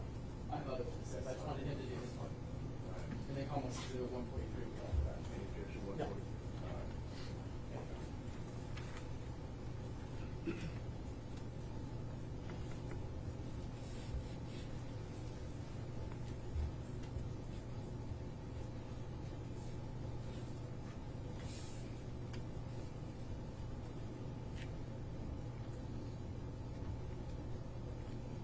Since you're no longer with the Amherst County Sheriff's Office, when was the last time you actively worked on this case?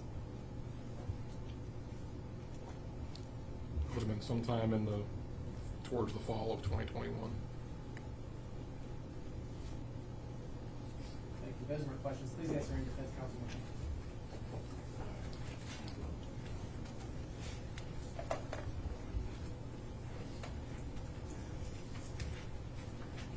Mr. Oliver, let's get this out right from the beginning. You got fired from the sheriff's department. I did.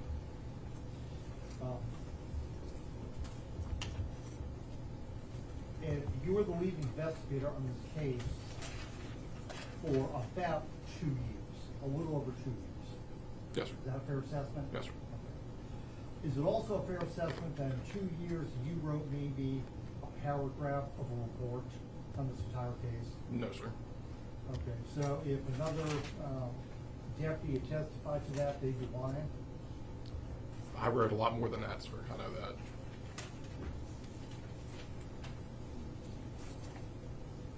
So if someone went through the file and said, hey, this is all we have, a paragraph, you would say that's wrong. Yes, sir. I know I wrote more than that. Now, let's talk about this firearm. You were not actually at the search of 136 Thacker. No, sir. Correct? That's correct. You arrived later in the day. Yes, sir. And at that point, you were the one that transported to Cody. Yes, sir. You did not handle the firearm yourself. Not at that point, no, sir. Of your own personal knowledge, do you know the firearm gets to the sheriff's department? I do not know. Now, the next day, the firearm, you obtain a firearm, right? Yes, sir. And you package it up, right? Yes, sir. And that was the exhibit 117 through 120, all the markings on it, right? I don't know the numbers, sir. Okay, Judge, if I could have 117.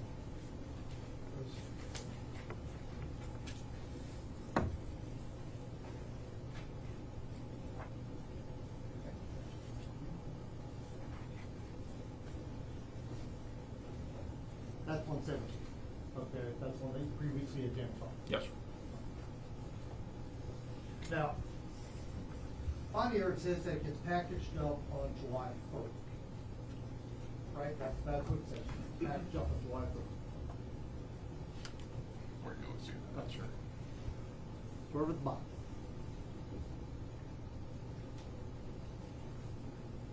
Yes, sir. That's the ATF sticker, but I don't know.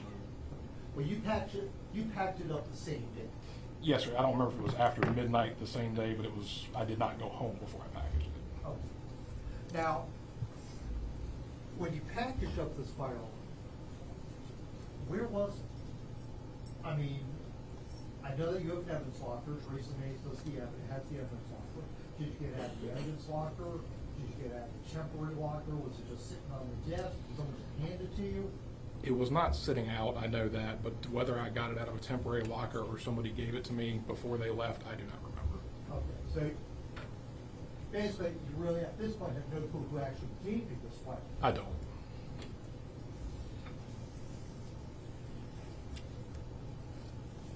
So the next day when you packaged it up, did you get it from Teresa Mays or?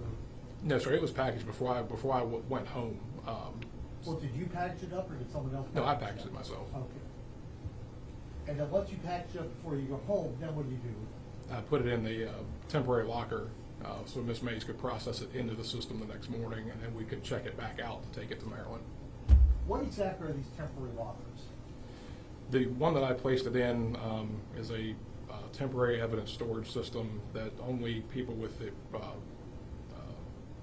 access to the evidence control system had a key to unlock. Okay. They're stationed unlocked, and when you put a piece of evidence in, you close the door, twist the handle, push a button, and that's the last that we can access it. Okay. So once that occurs, then someone else has to come in and open it. Correct. Basically Teresa Mays, or Yes, sir. at that time, maybe John Tedder. Maybe, I don't, yeah, definitely Teresa. I don't remember who else had access at that point.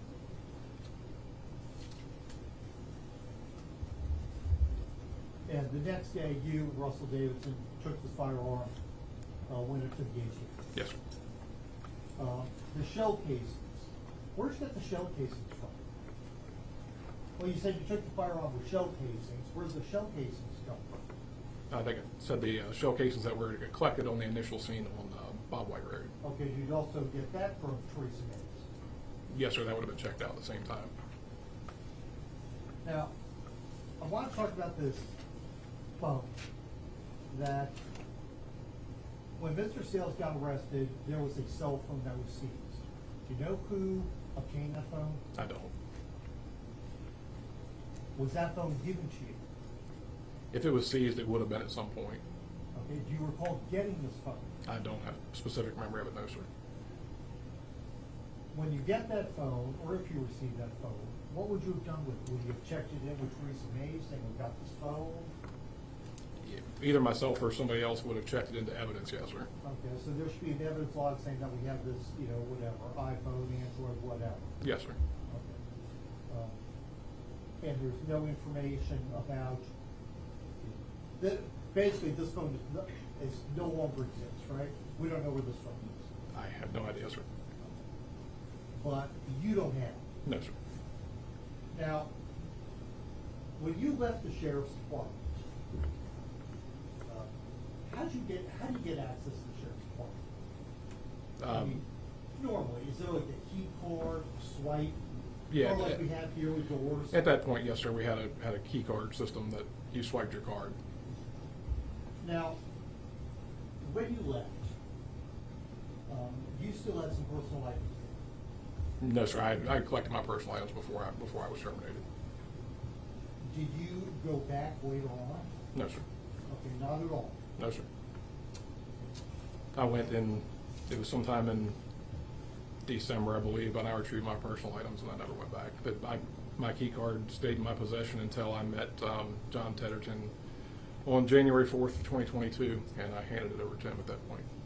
Okay, and do you know if your key card was ever used, or did you only have the one key card? I think I had two. Okay, did you ever give anybody access to that key card? No, sir, not that I remember.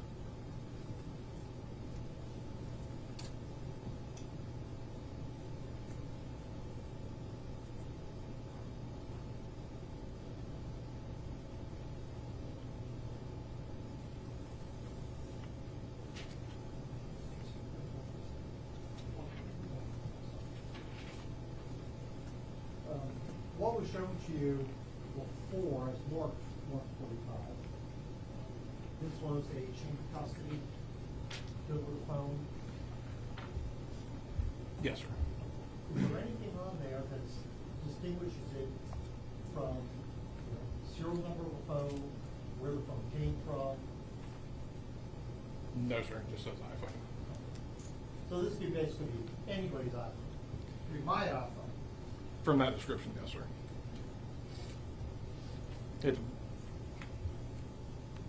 And I can extrapolate on that if you'd like me to. But No, it's okay. Mr. Barber can ask you a question.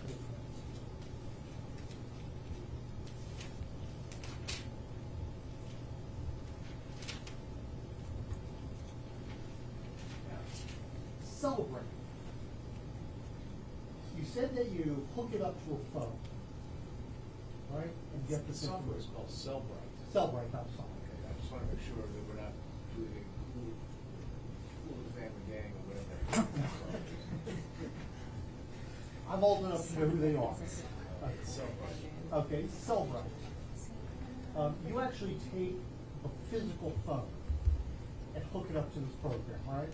yes, sir. So, this phone that was allegedly taken from Mr. Sales, since you're saying that you don't know if you received it, you obviously don't know that if you ran this program off it, right? I don't know, no, sir. I'm sorry, what's the answer? No, sir, I don't know.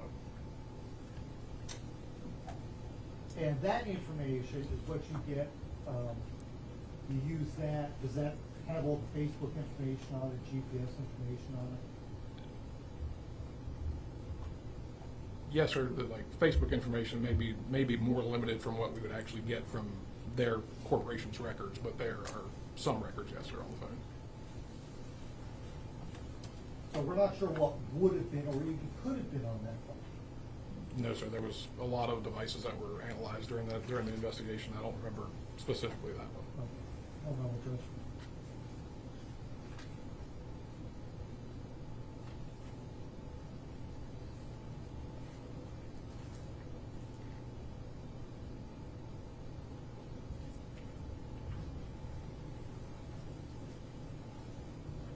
Did you ever tell anybody that Jewel Reynolds was the one that actually parked in the fire alarm? He was the one that wrote the search warrant. I don't remember telling anybody that he did. I wouldn't know who did. I wasn't there when it was collected. Okay.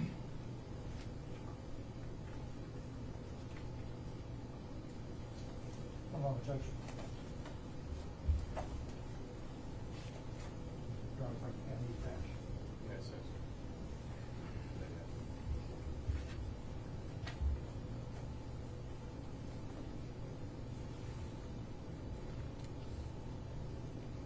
Okay, thank you, Mr. Alderman. Any regret? Yes, sir.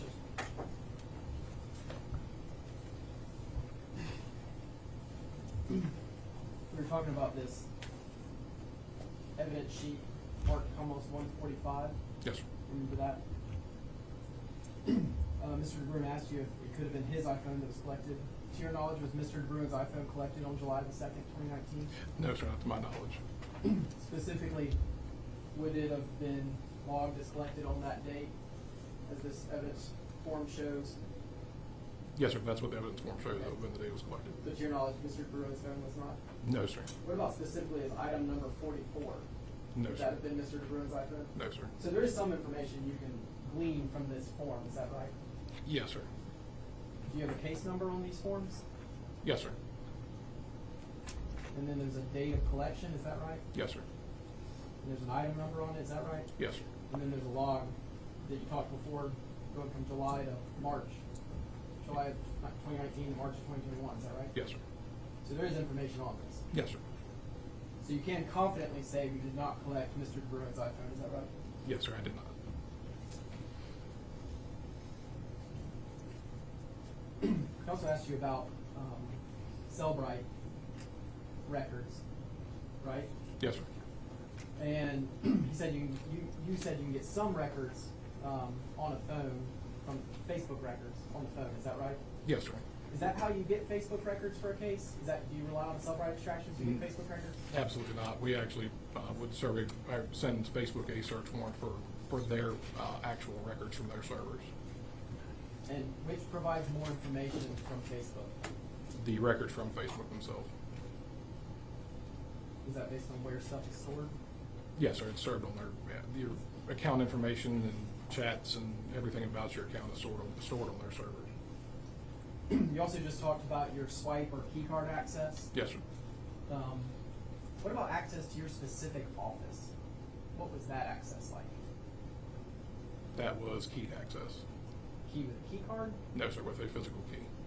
So you had the ability to specifically lock your office? Yes, sir. What about your desk? That was keyed as well. So you could specifically lock your desk? Yes, sir. What about your file cabinet? That was keyed as well. So you could specifically lock that? Yes, sir. Today, are you testifying from memory or do you have access to your prior records? Everything is from memory. I have access to nothing. Is that because you no longer work for the Amherst County Sheriff's Office? Yes, sir.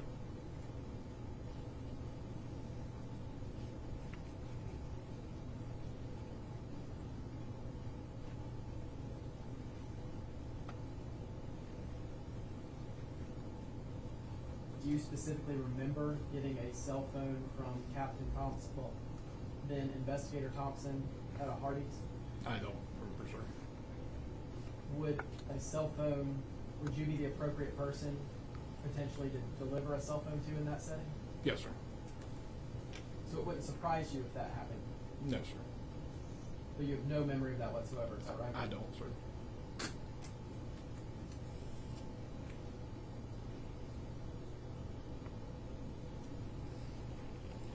You said you no longer work for the Amherst County Sheriff's Office. What's your motivation to be here today? It's the right thing to do. I mean, I was involved in this case. I spent long period of my life in law enforcement, and the victims in this case need to, everything needs to be heard in court. Thank you, Mr. Hall. Avery Cross. On July 2nd, do you know how many phones were taken? I don't. Okay, so it could have been 1, could have been 5, could have been 10. You just don't know. I'm not going to speculate. I don't know. I don't remember. Do you know who the phones were taken from? I don't.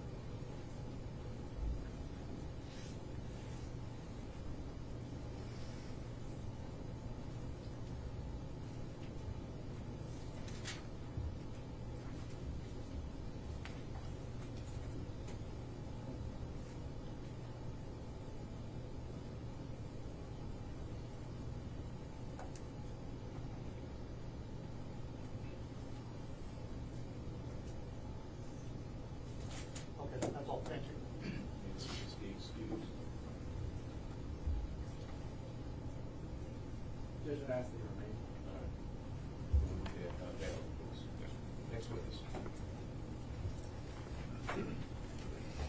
I'm going to call Teresa Mays.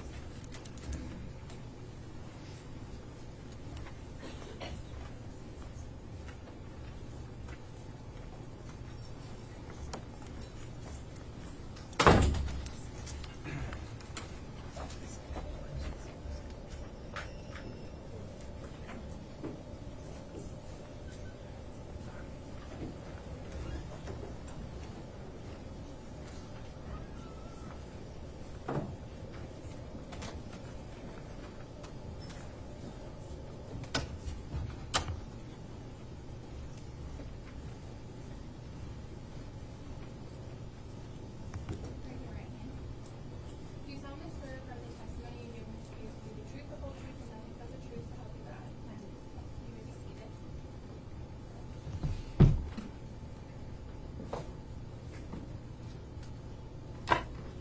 Ma'am, please state your name for the jury. Teresa Mays. And Ms. Mays. Teresa Mays, There you go. And Ms. Mays, where are you employed? the Amherst County Sheriff's Office, What's your job title? the evidence clerk. Was that your job title back in the summer of 2019? Yes. How long have you held this position? That position specifically since 2012, How long have you worked with the Amherst County Sheriff's Office? since '07. Can you walk us through how the evidence system worked in 2019? So when evidence is collected, it's brought into the office, placed in temporary lockers. It's locked. Once it's locked, there's limited access. Myself and 2 other people have access to those lockers. The next day or whatever point I come back to work, I open those lockers and enter them into evidence, into the permanent evidence room. So today, who are the people that have access to that evidence system? Who has keys? So it's myself, it's Captain Clay Thompson, and Lieutenant Greg Jones.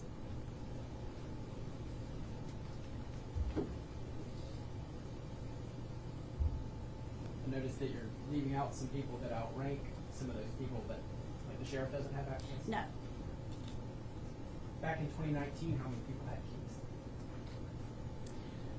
If I remember correctly, it was either 2 or 3, Okay. no more than 3. It would have been myself and I believe Captain John Tedderton at that time.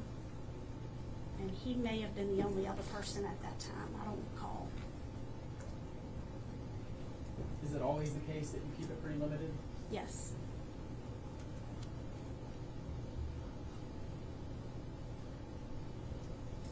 Some cartridge casings were collected from 210 Bob White Road on June 25th or the morning of June 26th, 2019. Do you have records of those cartridge casings? I do. Can you access those?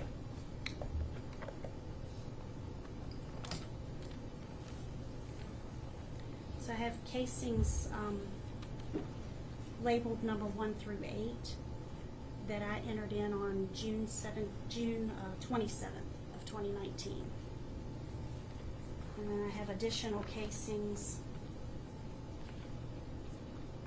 76 through 80 that were entered in on July 15th.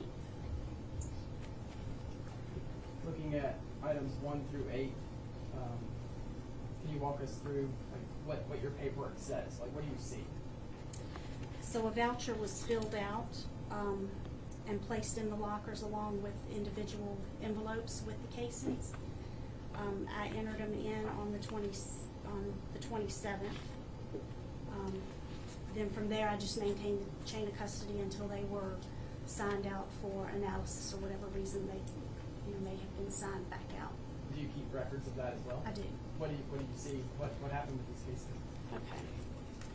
So on June 27th, the same day they were entered in, they were hand carried to the lab in Roanoke by Captain Clay Thompson. What happened next? They were picked back up the next day, the 28th, by Captain Thompson. What happened next?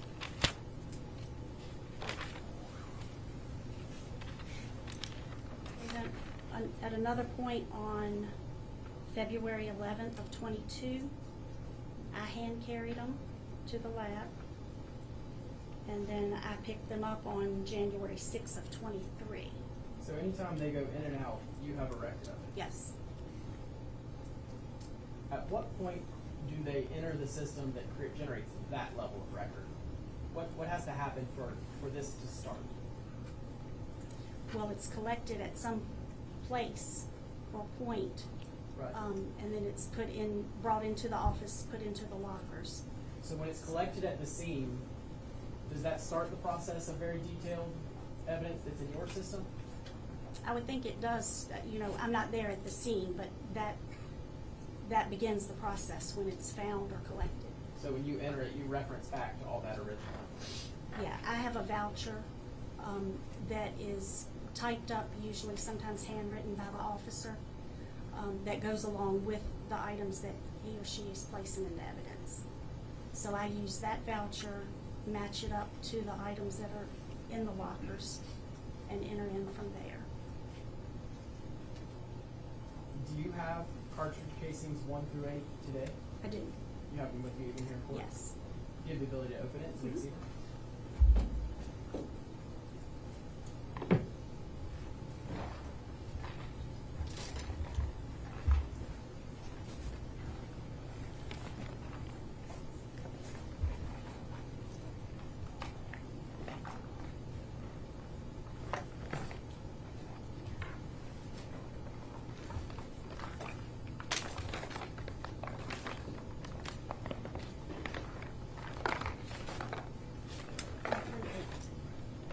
Are they individually packaged? Yes. Can you open, let's say, item 1? I can. I don't open packages, but I can if you I want call me another to. witness to open them. You're not comfortable getting into the actual evidence, is that right? Well, it's just not something that I typically do. I don't mind doing it if you're requesting it, if it's okay. But it's not something that I would do. Once it comes to me like this, I leave it like this. I completely understand. I can call Captain Thompson for that, thank you. Was a firearm collected from 136 Thacker Lane? I do on have. July 2nd, 2019? I do have a firearm that was collected.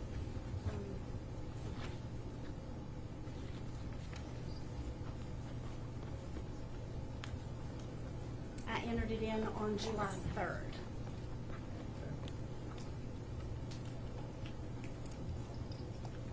What happened with it after you entered it on July 3rd?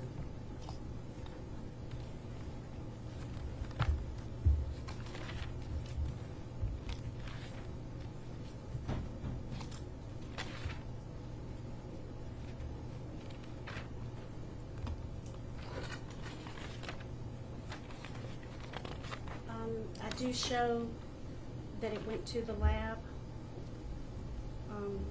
and it may have gone more than one time, but this is the first one that I see.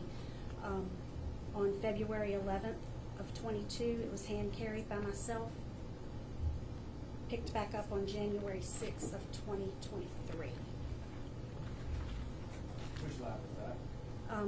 DFS in Roanoke. What time do you see it entering on July the 3rd?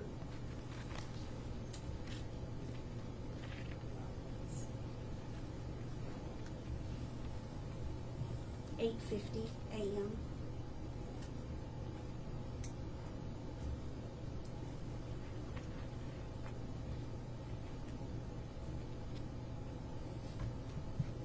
Did you bring this firearm with you today? Yes. Same thing. You'd rather not open it, is that right? I don't mind opening it. Like I said, it's not something I normally do, but. I'll call Captain Thompson. Okay. And then cartridge casings were collected from 600 Early Farm Road on July the 12th of 2019. Do you have records of those cartridge casings? I do. Let's see. And I received those on July 15th.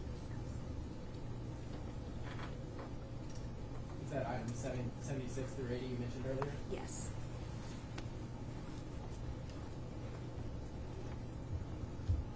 You have those casings as well? I do.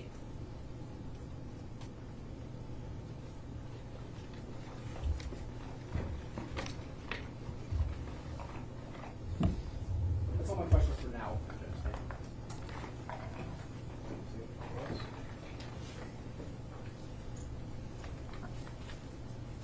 Ms. Mays, you have a very responsible job, right? Right.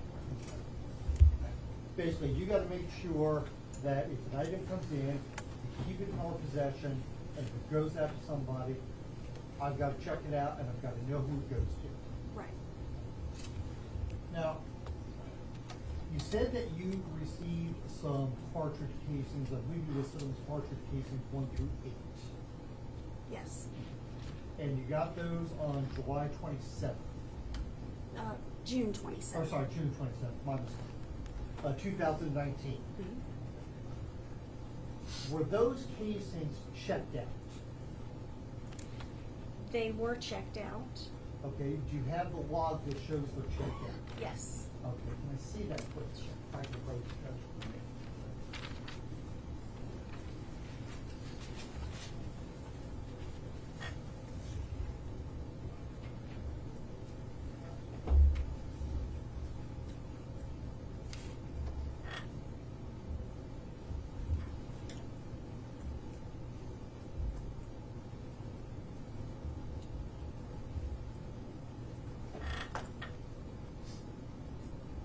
Okay, who is this received from?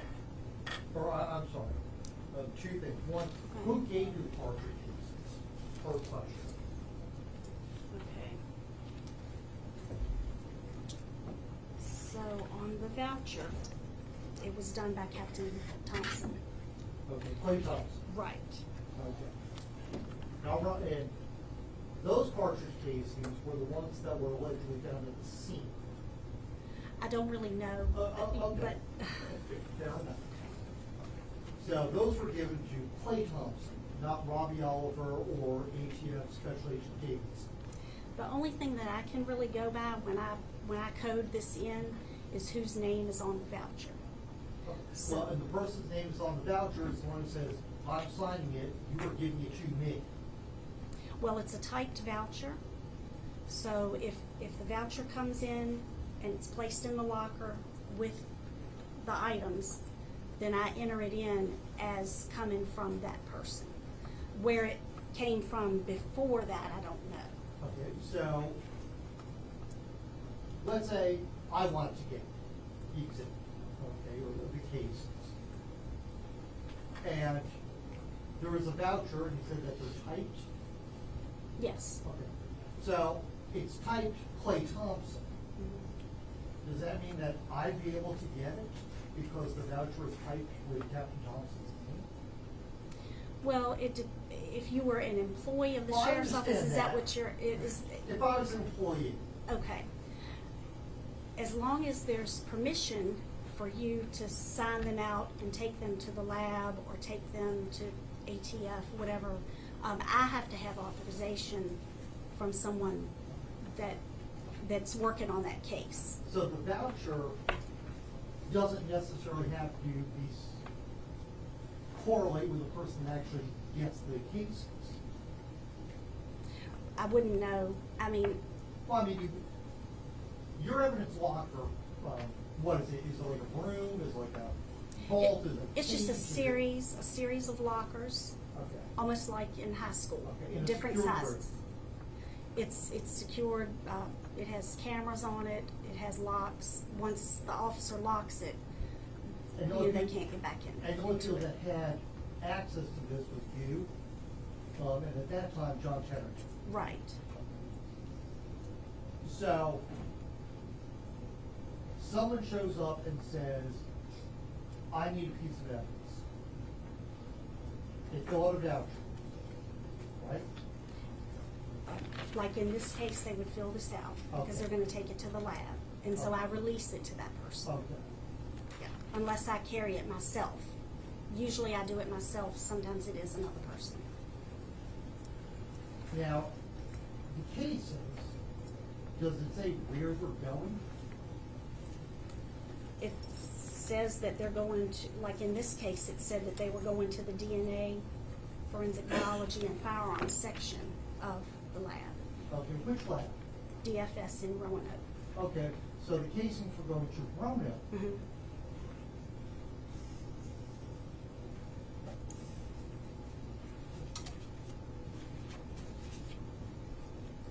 The firearm that was recovered, that's another box, okay? Now, do you know when that firearm was placed into evidence?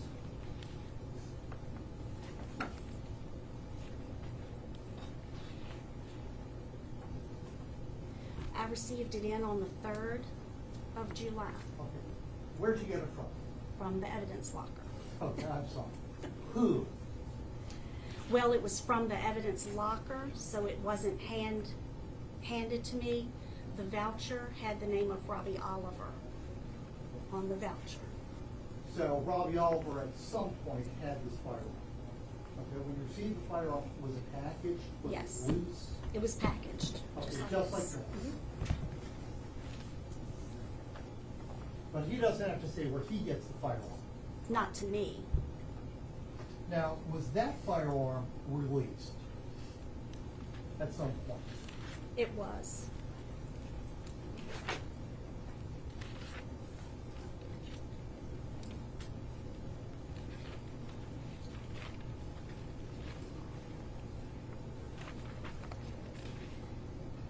I show it was released to the lab on February 11th, 2022.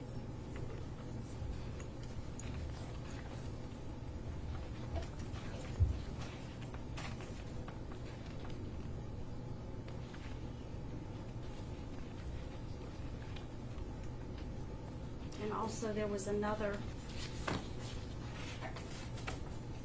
another release of that on, or the first one would have been July 3rd of 2019. So there's a first release. Right. It's And July that- 3rd of 2019. And that was released to Russell Davidson. from ATF. Yes.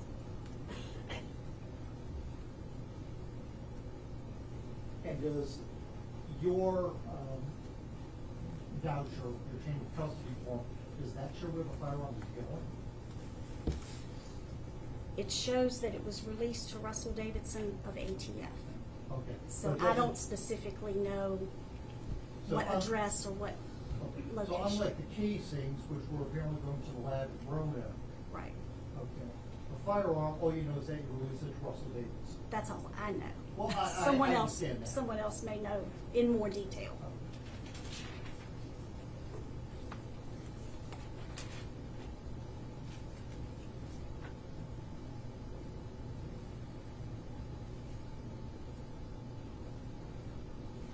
Thank you, Mason.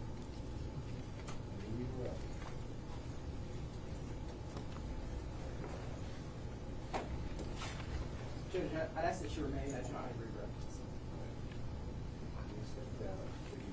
Get back in the witness room.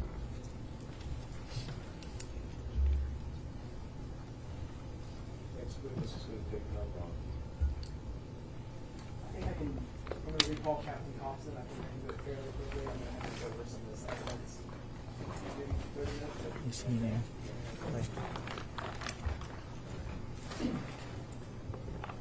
Sometime this day, straight off the evidence of Captain Thompson.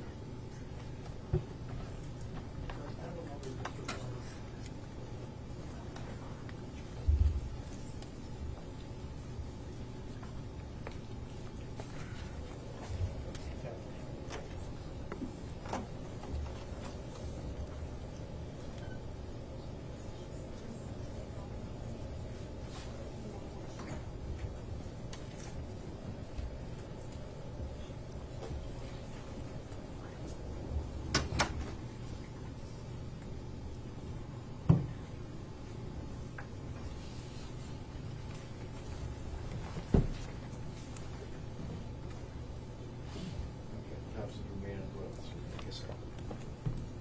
Captain Thompson, you have the evidence that you just got from Teresa Mays. I do, yes, sir. Before we get to that, Ms. Mays has documentation of when items were released and where they went. You're familiar with that, getting evidence from her to take to the lab or something like that? Yes, sir. In this case, items 1 through 8, did you end up getting those back out of evidence to take to the lab? I did, yes, sir. Where did they go first? They went to our lab, the state lab in Roanoke, on the 27th of June, 2019. And then what happened next? The ATF was going to help us out with processing the evidence. I went back on the 28th to the state lab, picked them up, and then met Russell Davidson, Special Agent Davidson, and drove them to the ATF lab in North Virginia. And you went with him to the ATF lab? Yes, sir. All right, you have some items of evidence right now. Yes, sir. Did you open, let's go ahead and do the firearm box. Can you, I bring gloves with me. all right, we'll get you some gloves. Can you open the,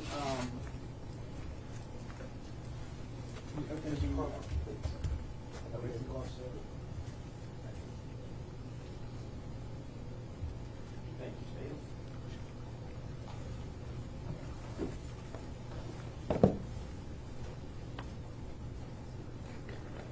When you're putting on gloves, is that normal procedure anytime you handle evidence? Yes, sir. Do you still maintain that even when we're in court? Yes, sir.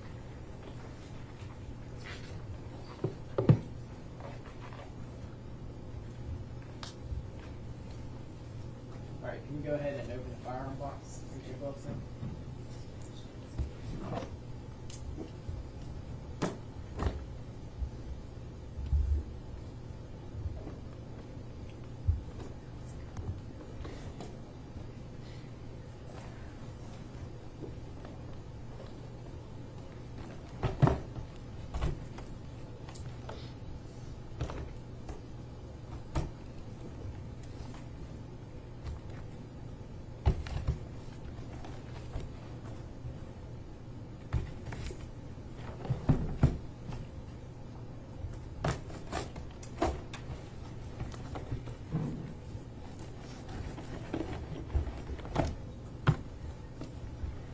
What do you have to cut through to get into that box? Evidence tape. Is that something you do to seal boxes every time? It is, yes, sir. So, what are we looking at inside that box? It's a Glock 22, 40 caliber pistol. All right, well, why do we see what appears to be zip ties? It's tied to the box so it doesn't move around. Is that how they're normally packaged? Yes, sir. Is there any sort of attachment to that Glock 22 firearm? It has looks like a laser light on it. Is it sealed in a way where you can see the serial number? Or attached in a way that you can see the serial number?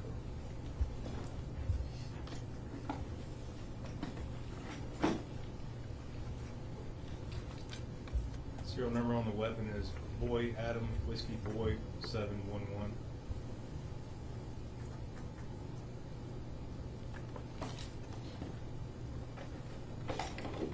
Thank you. You also have items 1 through 8 there with you?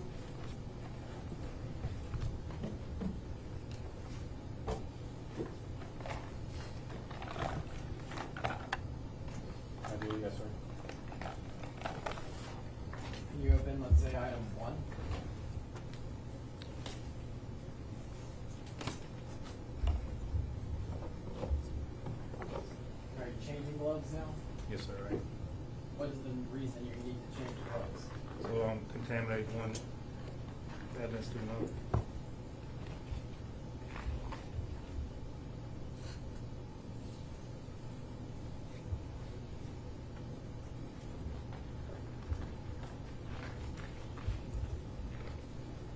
You said item number 1, sir? Yes, please.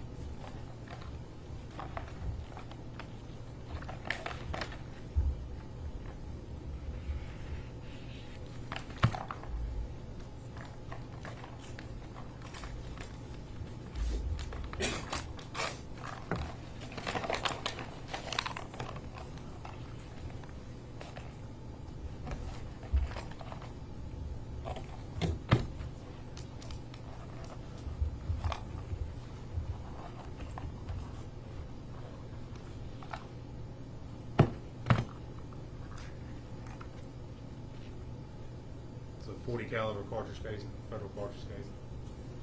Okay. Do you recognize that item? I do. Were you the one that in fact collected it? Yes, sir. It was me.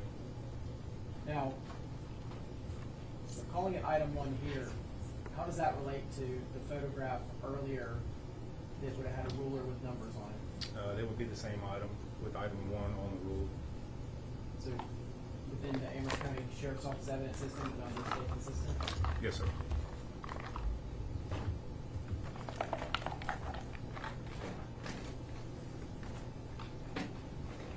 Do you also have items 76 through 80 with you?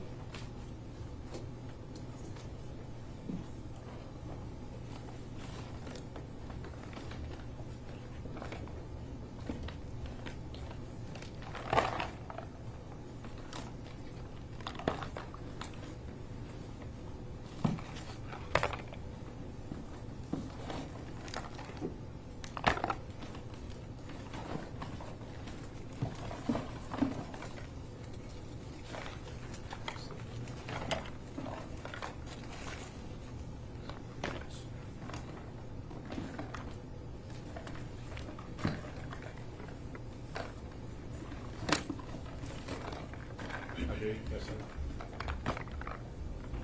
Can you open one of those? 676.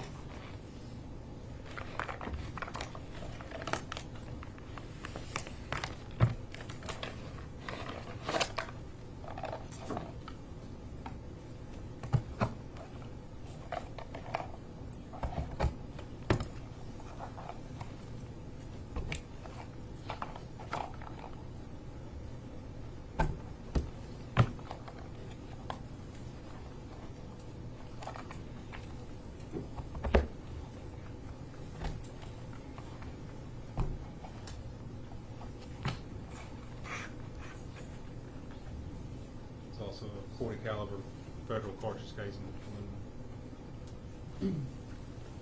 By appearance, does it appear similar to the other items you got item 1? Yes, sir.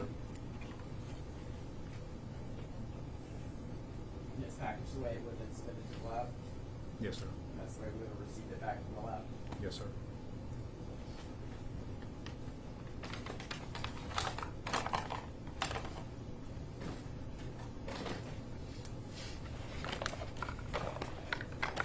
Those are the questions. These are the questions since now.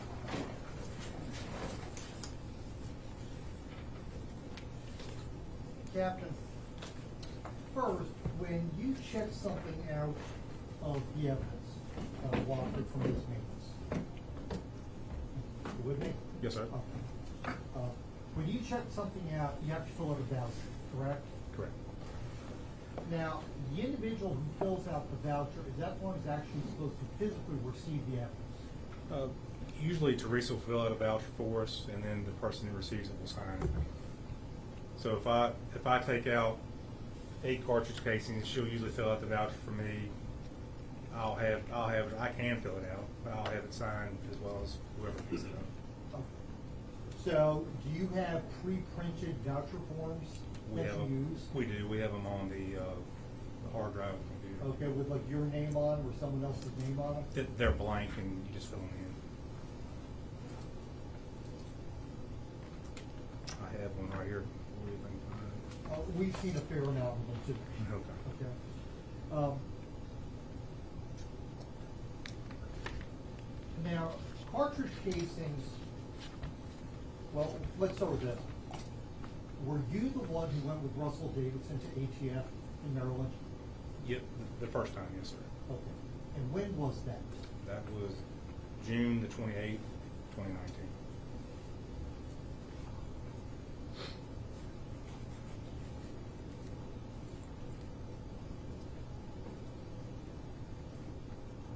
But you had checked out these casings previous to that? Yes, sir. And you went to the lab in Roanoke? Correct.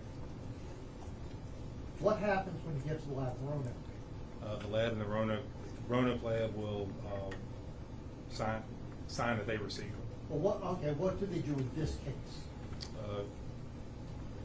I released it to them. They signed it over. Okay, so that would have been on the 27th. 27th?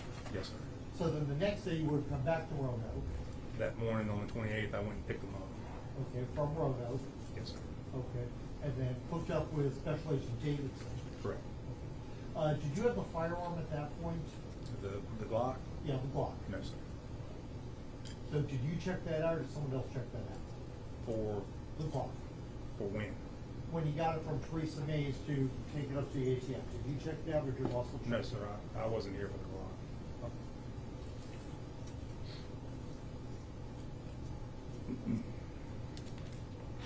So you took the casings up, did you take the Glock up? No, sir.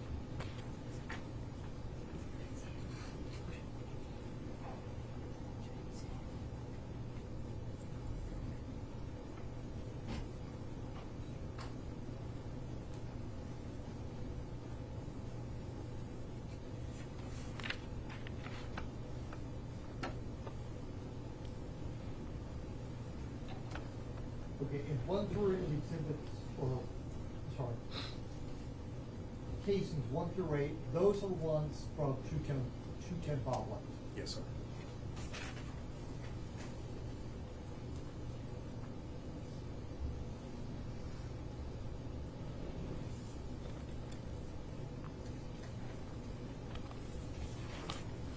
Thank you, Captain. Yes, sir. Any regrets? No, Your Honor. I would ask that you remain. What's he gonna do with all this stuff? We can take it with him at this point. Yes, sir. All right. How long's your next witness?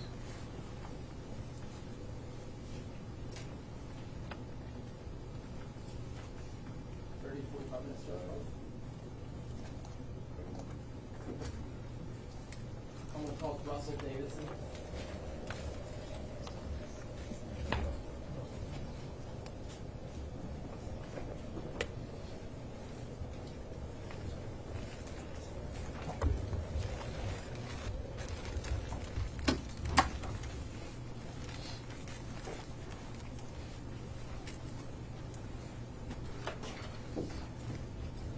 Raise your right hand. Do you solemnly swear affirm the testimony you give in this case will be the truth, the whole truth, and nothing but the truth, so help you God? Yes, ma'am. Thank you. May be seated.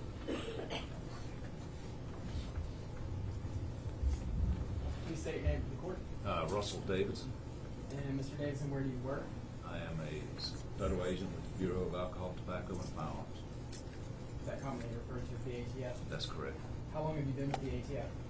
Since, 23 years. Were you a law enforcement officer prior to that? Yes, sir. What was your background prior to the ATF? I was, in 1994, I was a Lynchburg police officer until 2002. Until what year? 2002.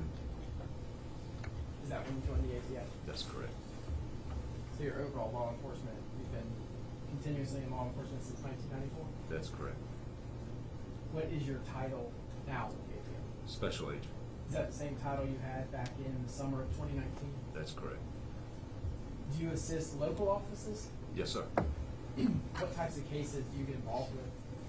Predominantly firearm-related investigations. Where is your office located? The main office is in Roanoke, Virginia. I have my own satellite office with the Lynchburg Police Department. What is the process for you to testify in state court? There's what's called the two-week process. I have to get permission from ATF counsel as well as Department of Justice to testify. Yes. Let me turn your attention back to June of 2019. Yes, sir. You said you were at the ATF then? Yes, sir. Did you assist the Amherst County Sheriff's Office with an investigation of a homicide that occurred on June the 25th, 2019? That's correct. How did you become involved? That was asked by the Amherst County Sheriff's Office to assist with the investigation with the firearms-related evidence.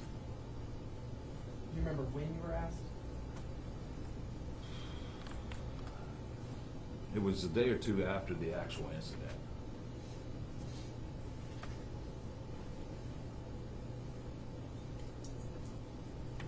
Was this the type of case you'd be involved with because the homicide involved a firearm? That's correct.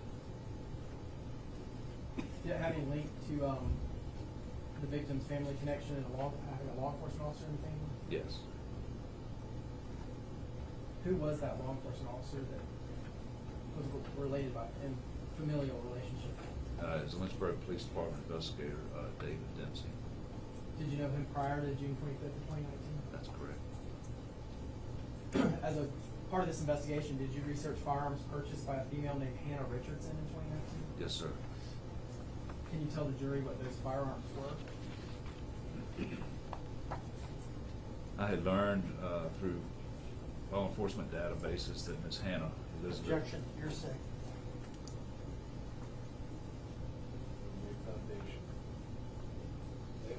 Yes, sir. Mr. Davis, let me back you up a little bit. What sort of databases do you have access to? Virginia State Police database, which gives us intelligence on who has purchased firearms for the last 365 days, and then also access to ATF files for the what's called 4473s, ATF firearms transaction. Why do you have access to those databases? Because it is very typical in these type of investigations for straw purchases to occur, and that allows us to hopefully narrow down where the firearm, who purchased the firearm and where it came from. Do you use these databases regularly as an ATF agent? Yes, sir. Do you rely on their veracity when you do that? That's correct. How long have you had access to these databases? Since getting hired with ATF in 2002. Do all law enforcement officers have access to these things? Yes. Are you called in for your specialized training or specialized knowledge of Yes, sir. firearms? I reckon so, yes.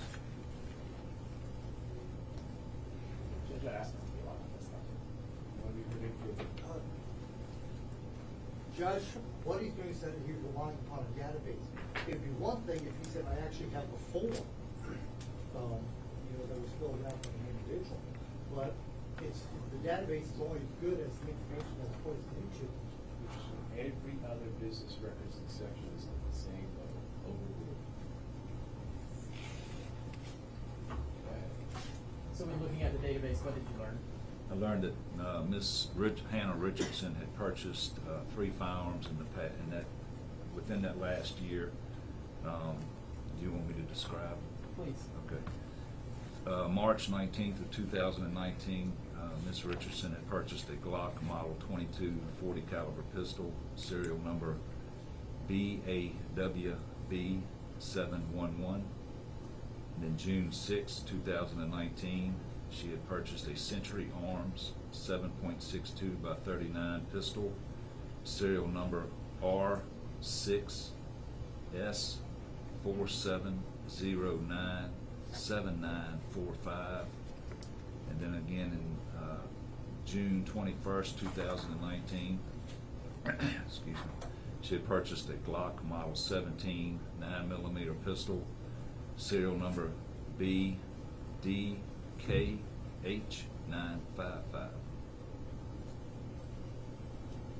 All right, let me back you up just a little bit. You're talking about serial numbers. What does a serial number mean? What does that tell you? individual firearms have a serial number that is placed on the receiver of the firearm, and each firearm, it has their own serial number. Would any two firearms have the same serial number? I guess it's possible, but I've never seen it. Do you rely on serial number as a way to distinguish between firearms? That make and model and caliber. The first firearm you mentioned, a Glock 22, what caliber is that? It is a .40 caliber. And then the Century Arms, what caliber did you say that was? 7.62 by 39, And then the Glock 17 you mentioned, what caliber was that? 9mm. Those three firearms shoot the same cartridges? No, sir. Century Arms firearm, can you describe what that is? I believe this particular firearm was called what they call a Draco, which is it's designed off of a AK-47 type platform, but it doesn't have a stock. It's designed to shoot with one hand. That's why it's considered to be a pistol.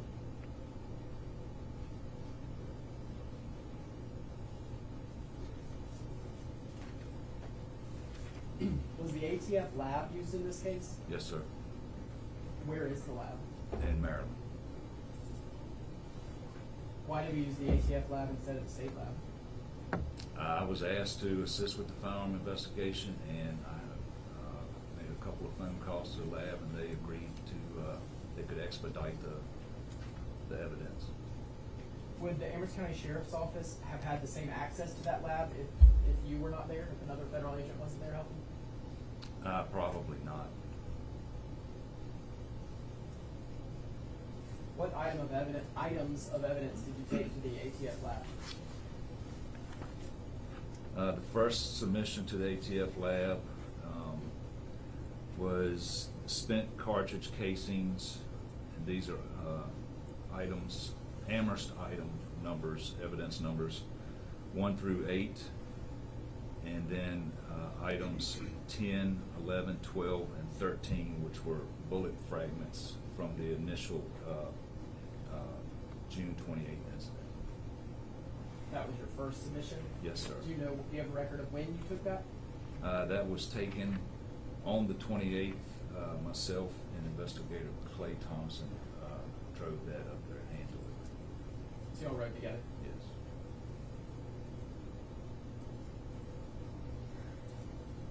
When did you become aware of what type of firearm was used in the homicide and shooting at 210 Ballway Road on June 25th? Actually, before we returned, on our way back, before we get back to Amherst County, the lab had called and said that it... Objection, hearsay. It's not being offered for the truth, Judge, because those witnesses will be called. This is just being asked for what they do next with that information. The truth will come through that witness later. For that limited purpose and that limited purpose alone. Thank you.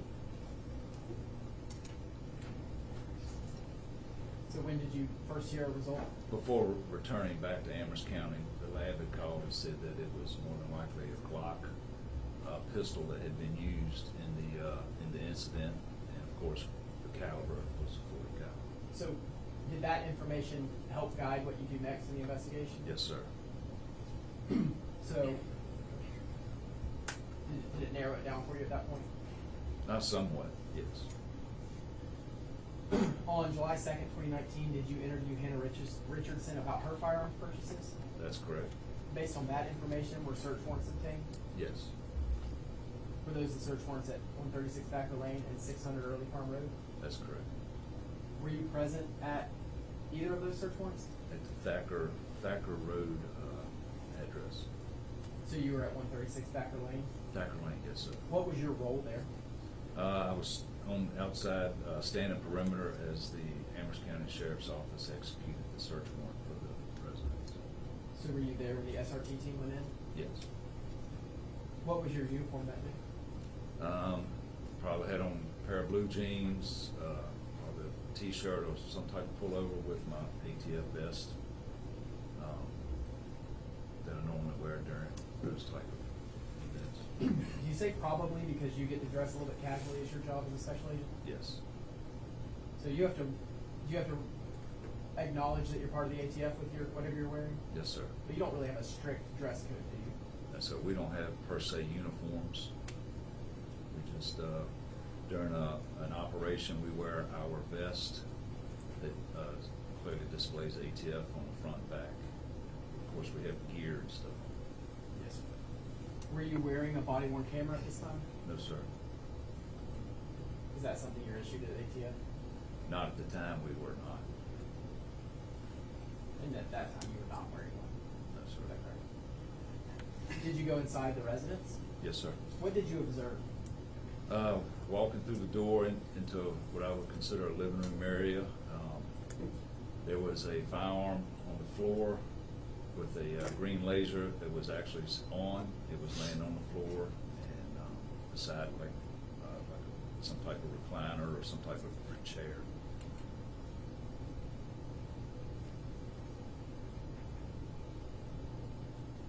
Do you know how many law enforcement officers were present at this search warrant? I don't know the exact number, but it was a bunch. Were there any other federal agents? No, sir, not that I'm aware of. So no other ATF? No, sir.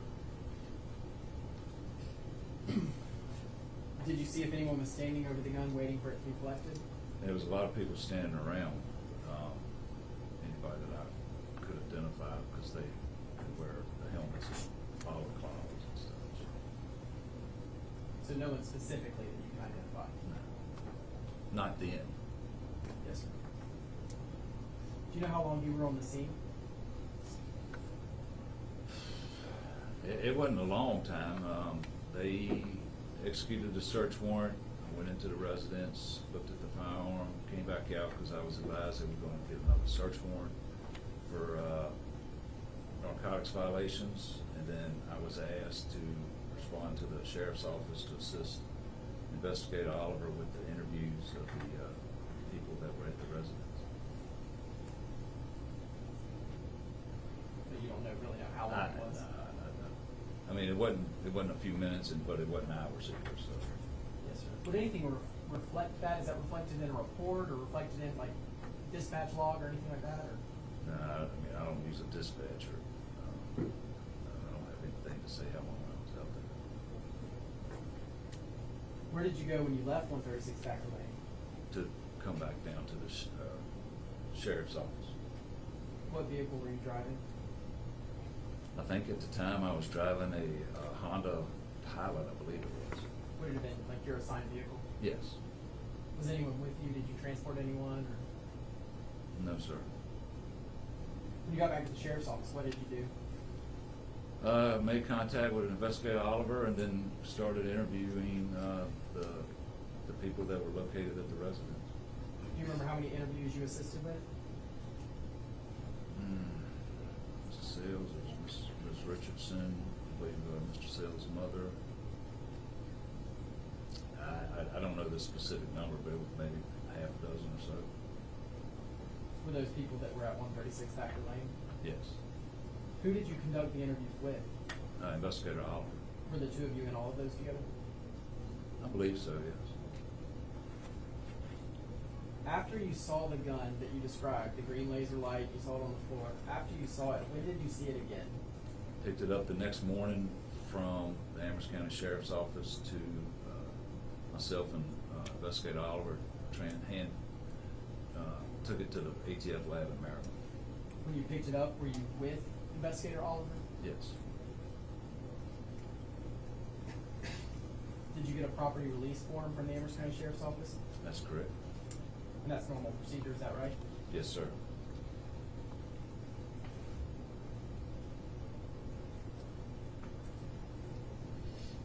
And you made that trip to the lab with Investigator Oliver, is that right? Yes, sir. What other evidence did you take to the ATF lab after July the 2nd, 2019? That I actually physically transported? Or get to the lab in some capacity, whatever. Yes. So that particular day, it was the cartridge casings that were actually in the Glock magazine. There was a buckle swab from Miss Hannah Richardson, and then of course the Glock 40 caliber that was seized from the residence. That was on July the 3rd. And July the 3rd, that's the one with Investigator Oliver, is that Yeah, right? that's correct. Okay, so what was next? And then July the 9th, there was a bunch of DNA buccal swabs, victim's ID card that had come back from the medical examiner's office, as well as there was a swab of red stain from the deck of the residence. That was actually sent to the lab via FedEx. Okay. Agent Davis. Yes, sir. I know what a buccal swab is, but some of the folks in the jury may not know what a buccal swab is. Do you know what a buccal swab is? Buccal swab is basically what I describe it as a Q-tip, sterile Q-tip that is used to collect evidence, liquid evidence, in which it's placed into a sterile container, and that's what we consider a buccal swab. Specifically as far as DNA is concerned, how is a buccal swab connected to DNA? You know, that's above my head. That'd be for a chemist. I wasn't asking for chemistry. So where's the DNA come from? It comes from blood. It comes from somebody touching something. Any type of human contact is DNA is associated with it. Go ahead. If you're trying to obtain like a known sample, how might you get, like if you want to eliminate someone as a potential contributor to DNA, what might you do with a buccal swab to get their DNA? I collect DNA from that person. Okay, what would you swab to do that? You swab the inside of the mouth. Is that typical what you do, Yes, swab sir. the inside of the mouth? Yes, sir. So you were talking about July 9th, you said that was FedEx to the lab? Yes, sir. Did you do that? Yes. Any other submissions to the lab? There was another one on July the 17th. That was, again, another buccal swab. Several .40 caliber spent cartridge casings, a couple of 9mm spent cartridge casings, and then two 7.62 by 39 spent cartridge casings, and they were also sent via FedEx. Did you do the FedEx? Yes, sir. Anything else, or is that the last of the submissions? The only one I'm not sure that we talked about was the July the 1st, which was a single bullet fragment that had been collected. How did that get to the lab? That was also sent via FedEx, and that was the Amherst item number 23. So is it fair to say that you went once with Clay Thompson, once with Robbie Oliver, and 3 FedEx submissions? That's correct.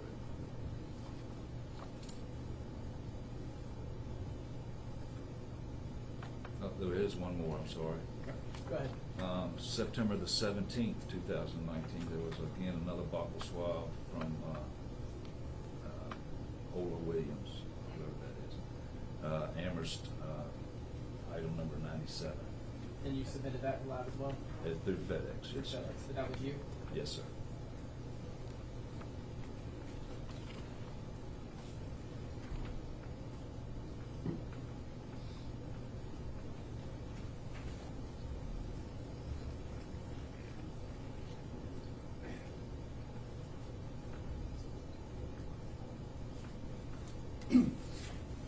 I guess since we're talking about lab submissions and buccal swabs, in your submissions, do you have the name of each person that you submitted? Would that be included in a submission? Let me go back through here. All right, September the 17th, that was DNA buccal swab of, like I said earlier, Ola Williams. On this July 17th, 2019, the buccal swab submitted was Christy Sales. And then July the 9th, 2019, there were buccal swabs from Justin Sales, Deputy Cindric, Trudy Goetz, Dakota Cash, Jamari Stewart, E. Higginbotham, David Brown, and L. Goetz. I'm not sure I'm pronouncing that name right. And July 3rd, 2019, buccal swab from Hannah Richardson.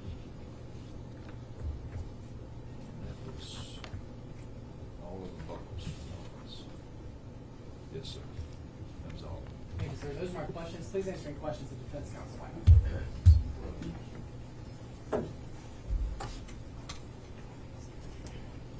Special Agent Davis, you've been with the ATF for 20-some years now. Yes, sir. Is it a tough process to get into a federal law enforcement agency like the ATF? It took me 2 years or so. Yes, sir. A very long time. Yes, sir.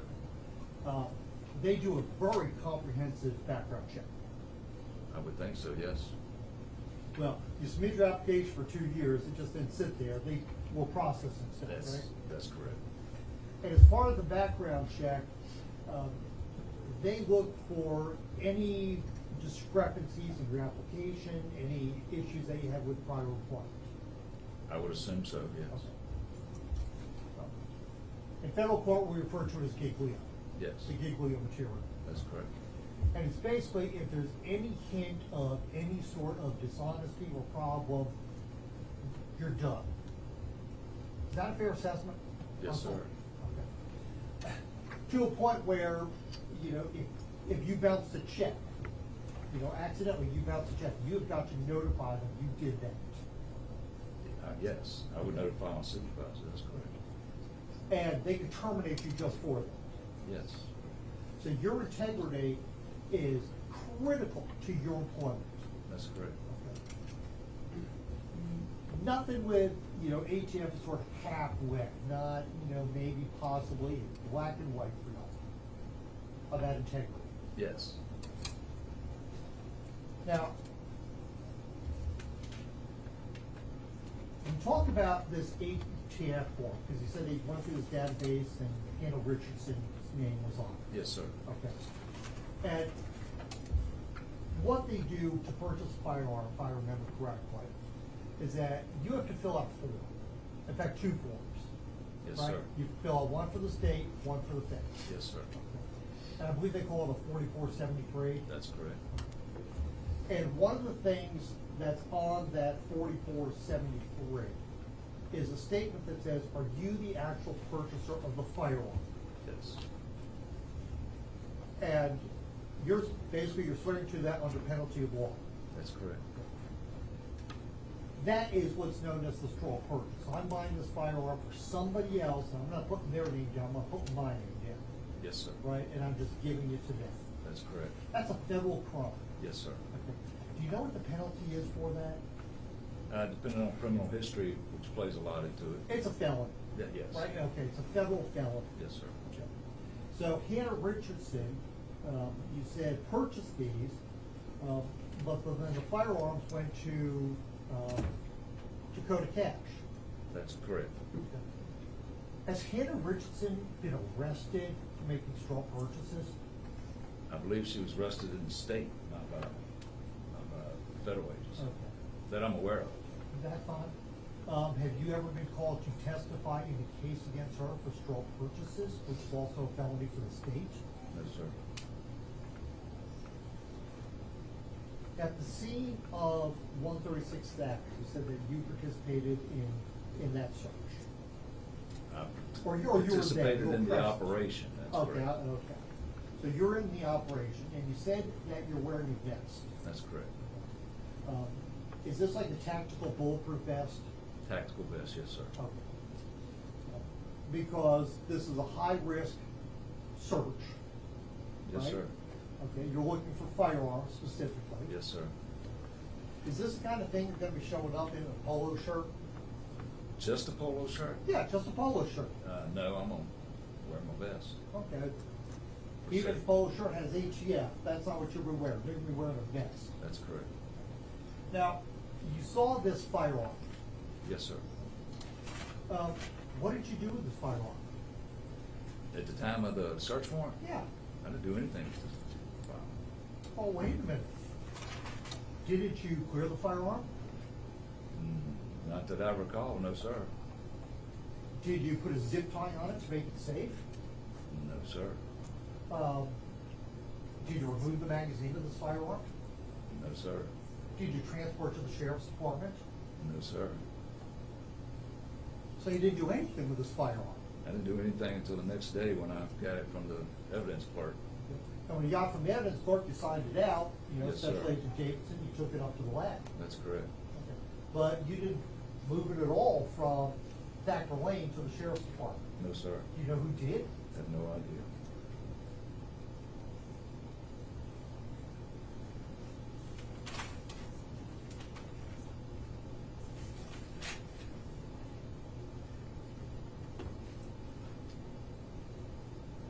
You had previous conversations with the Commonwealth Attorney, back around 2021 about this firearm.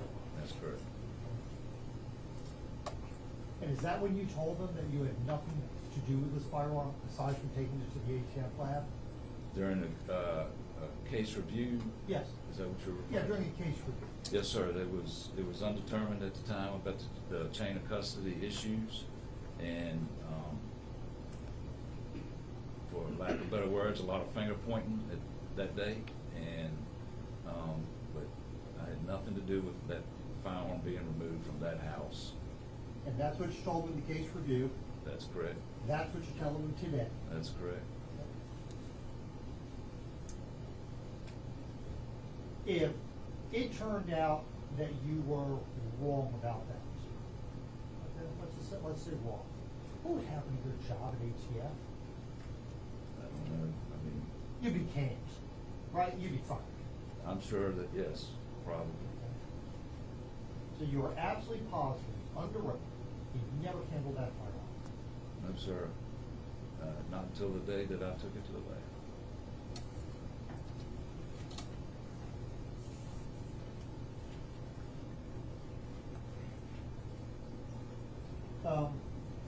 Those spent case cartridge cases 1 through 8 that you took up to ATF, where'd you get those? They were given to me at the sheriff's office on that date. By who? I got them from the evidence clerk, Ms. Mays. So she gave you the cases. Yes. Signed one from her. Can I see that? Yes, sir.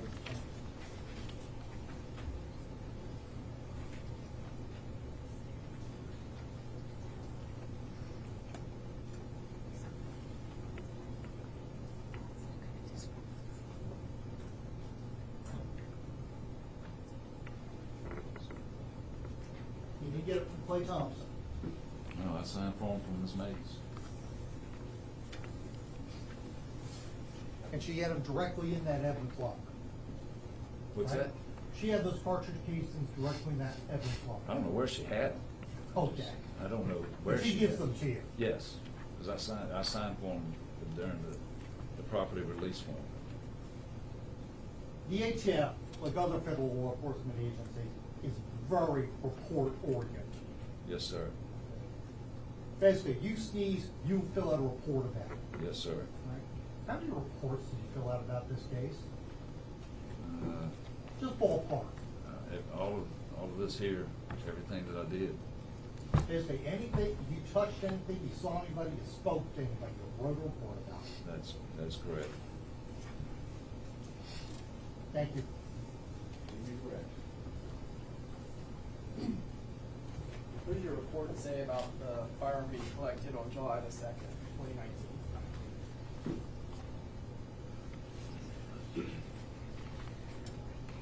That July the 2nd, Yes. I didn't collect, that's the same day that I interviewed Miss Richards. Correct. Right. What does your report say about that firearm being collected then? I don't have a report because I didn't collect the firearm. What does your report say about being at the search warrant during that time? That I didn't do a report because of that, because I didn't do anything other than stand on the perimeter. Yes, sir. Thank you. Those are my questions. If you had done anything at the scene, would you have written a report? Yes, sir. If you had picked up a cartridge case, would you have written a report? That's correct. Because that's how you maintain the chain of custody. That's correct. And you never handled that firearm at all. No, sir. You never dropped off the sheriff's department. No, sir. Never took, in 20-some years with ATF, I have always documented everything that I've done, and if I had picked that gun up from that house and carried it to the sheriff's office, I would have documented it. Thank you very much. May you be excused.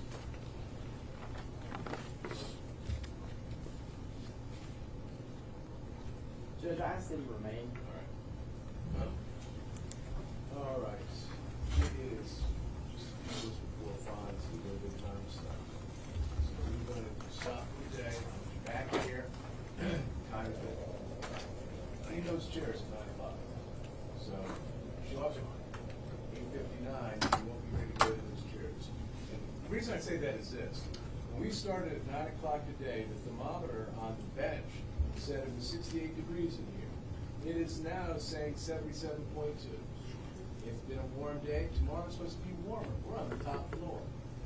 So let's get as much dirt done while it's relatively cool. Dress for it. It's no fun sitting here in this road, I can tell you that.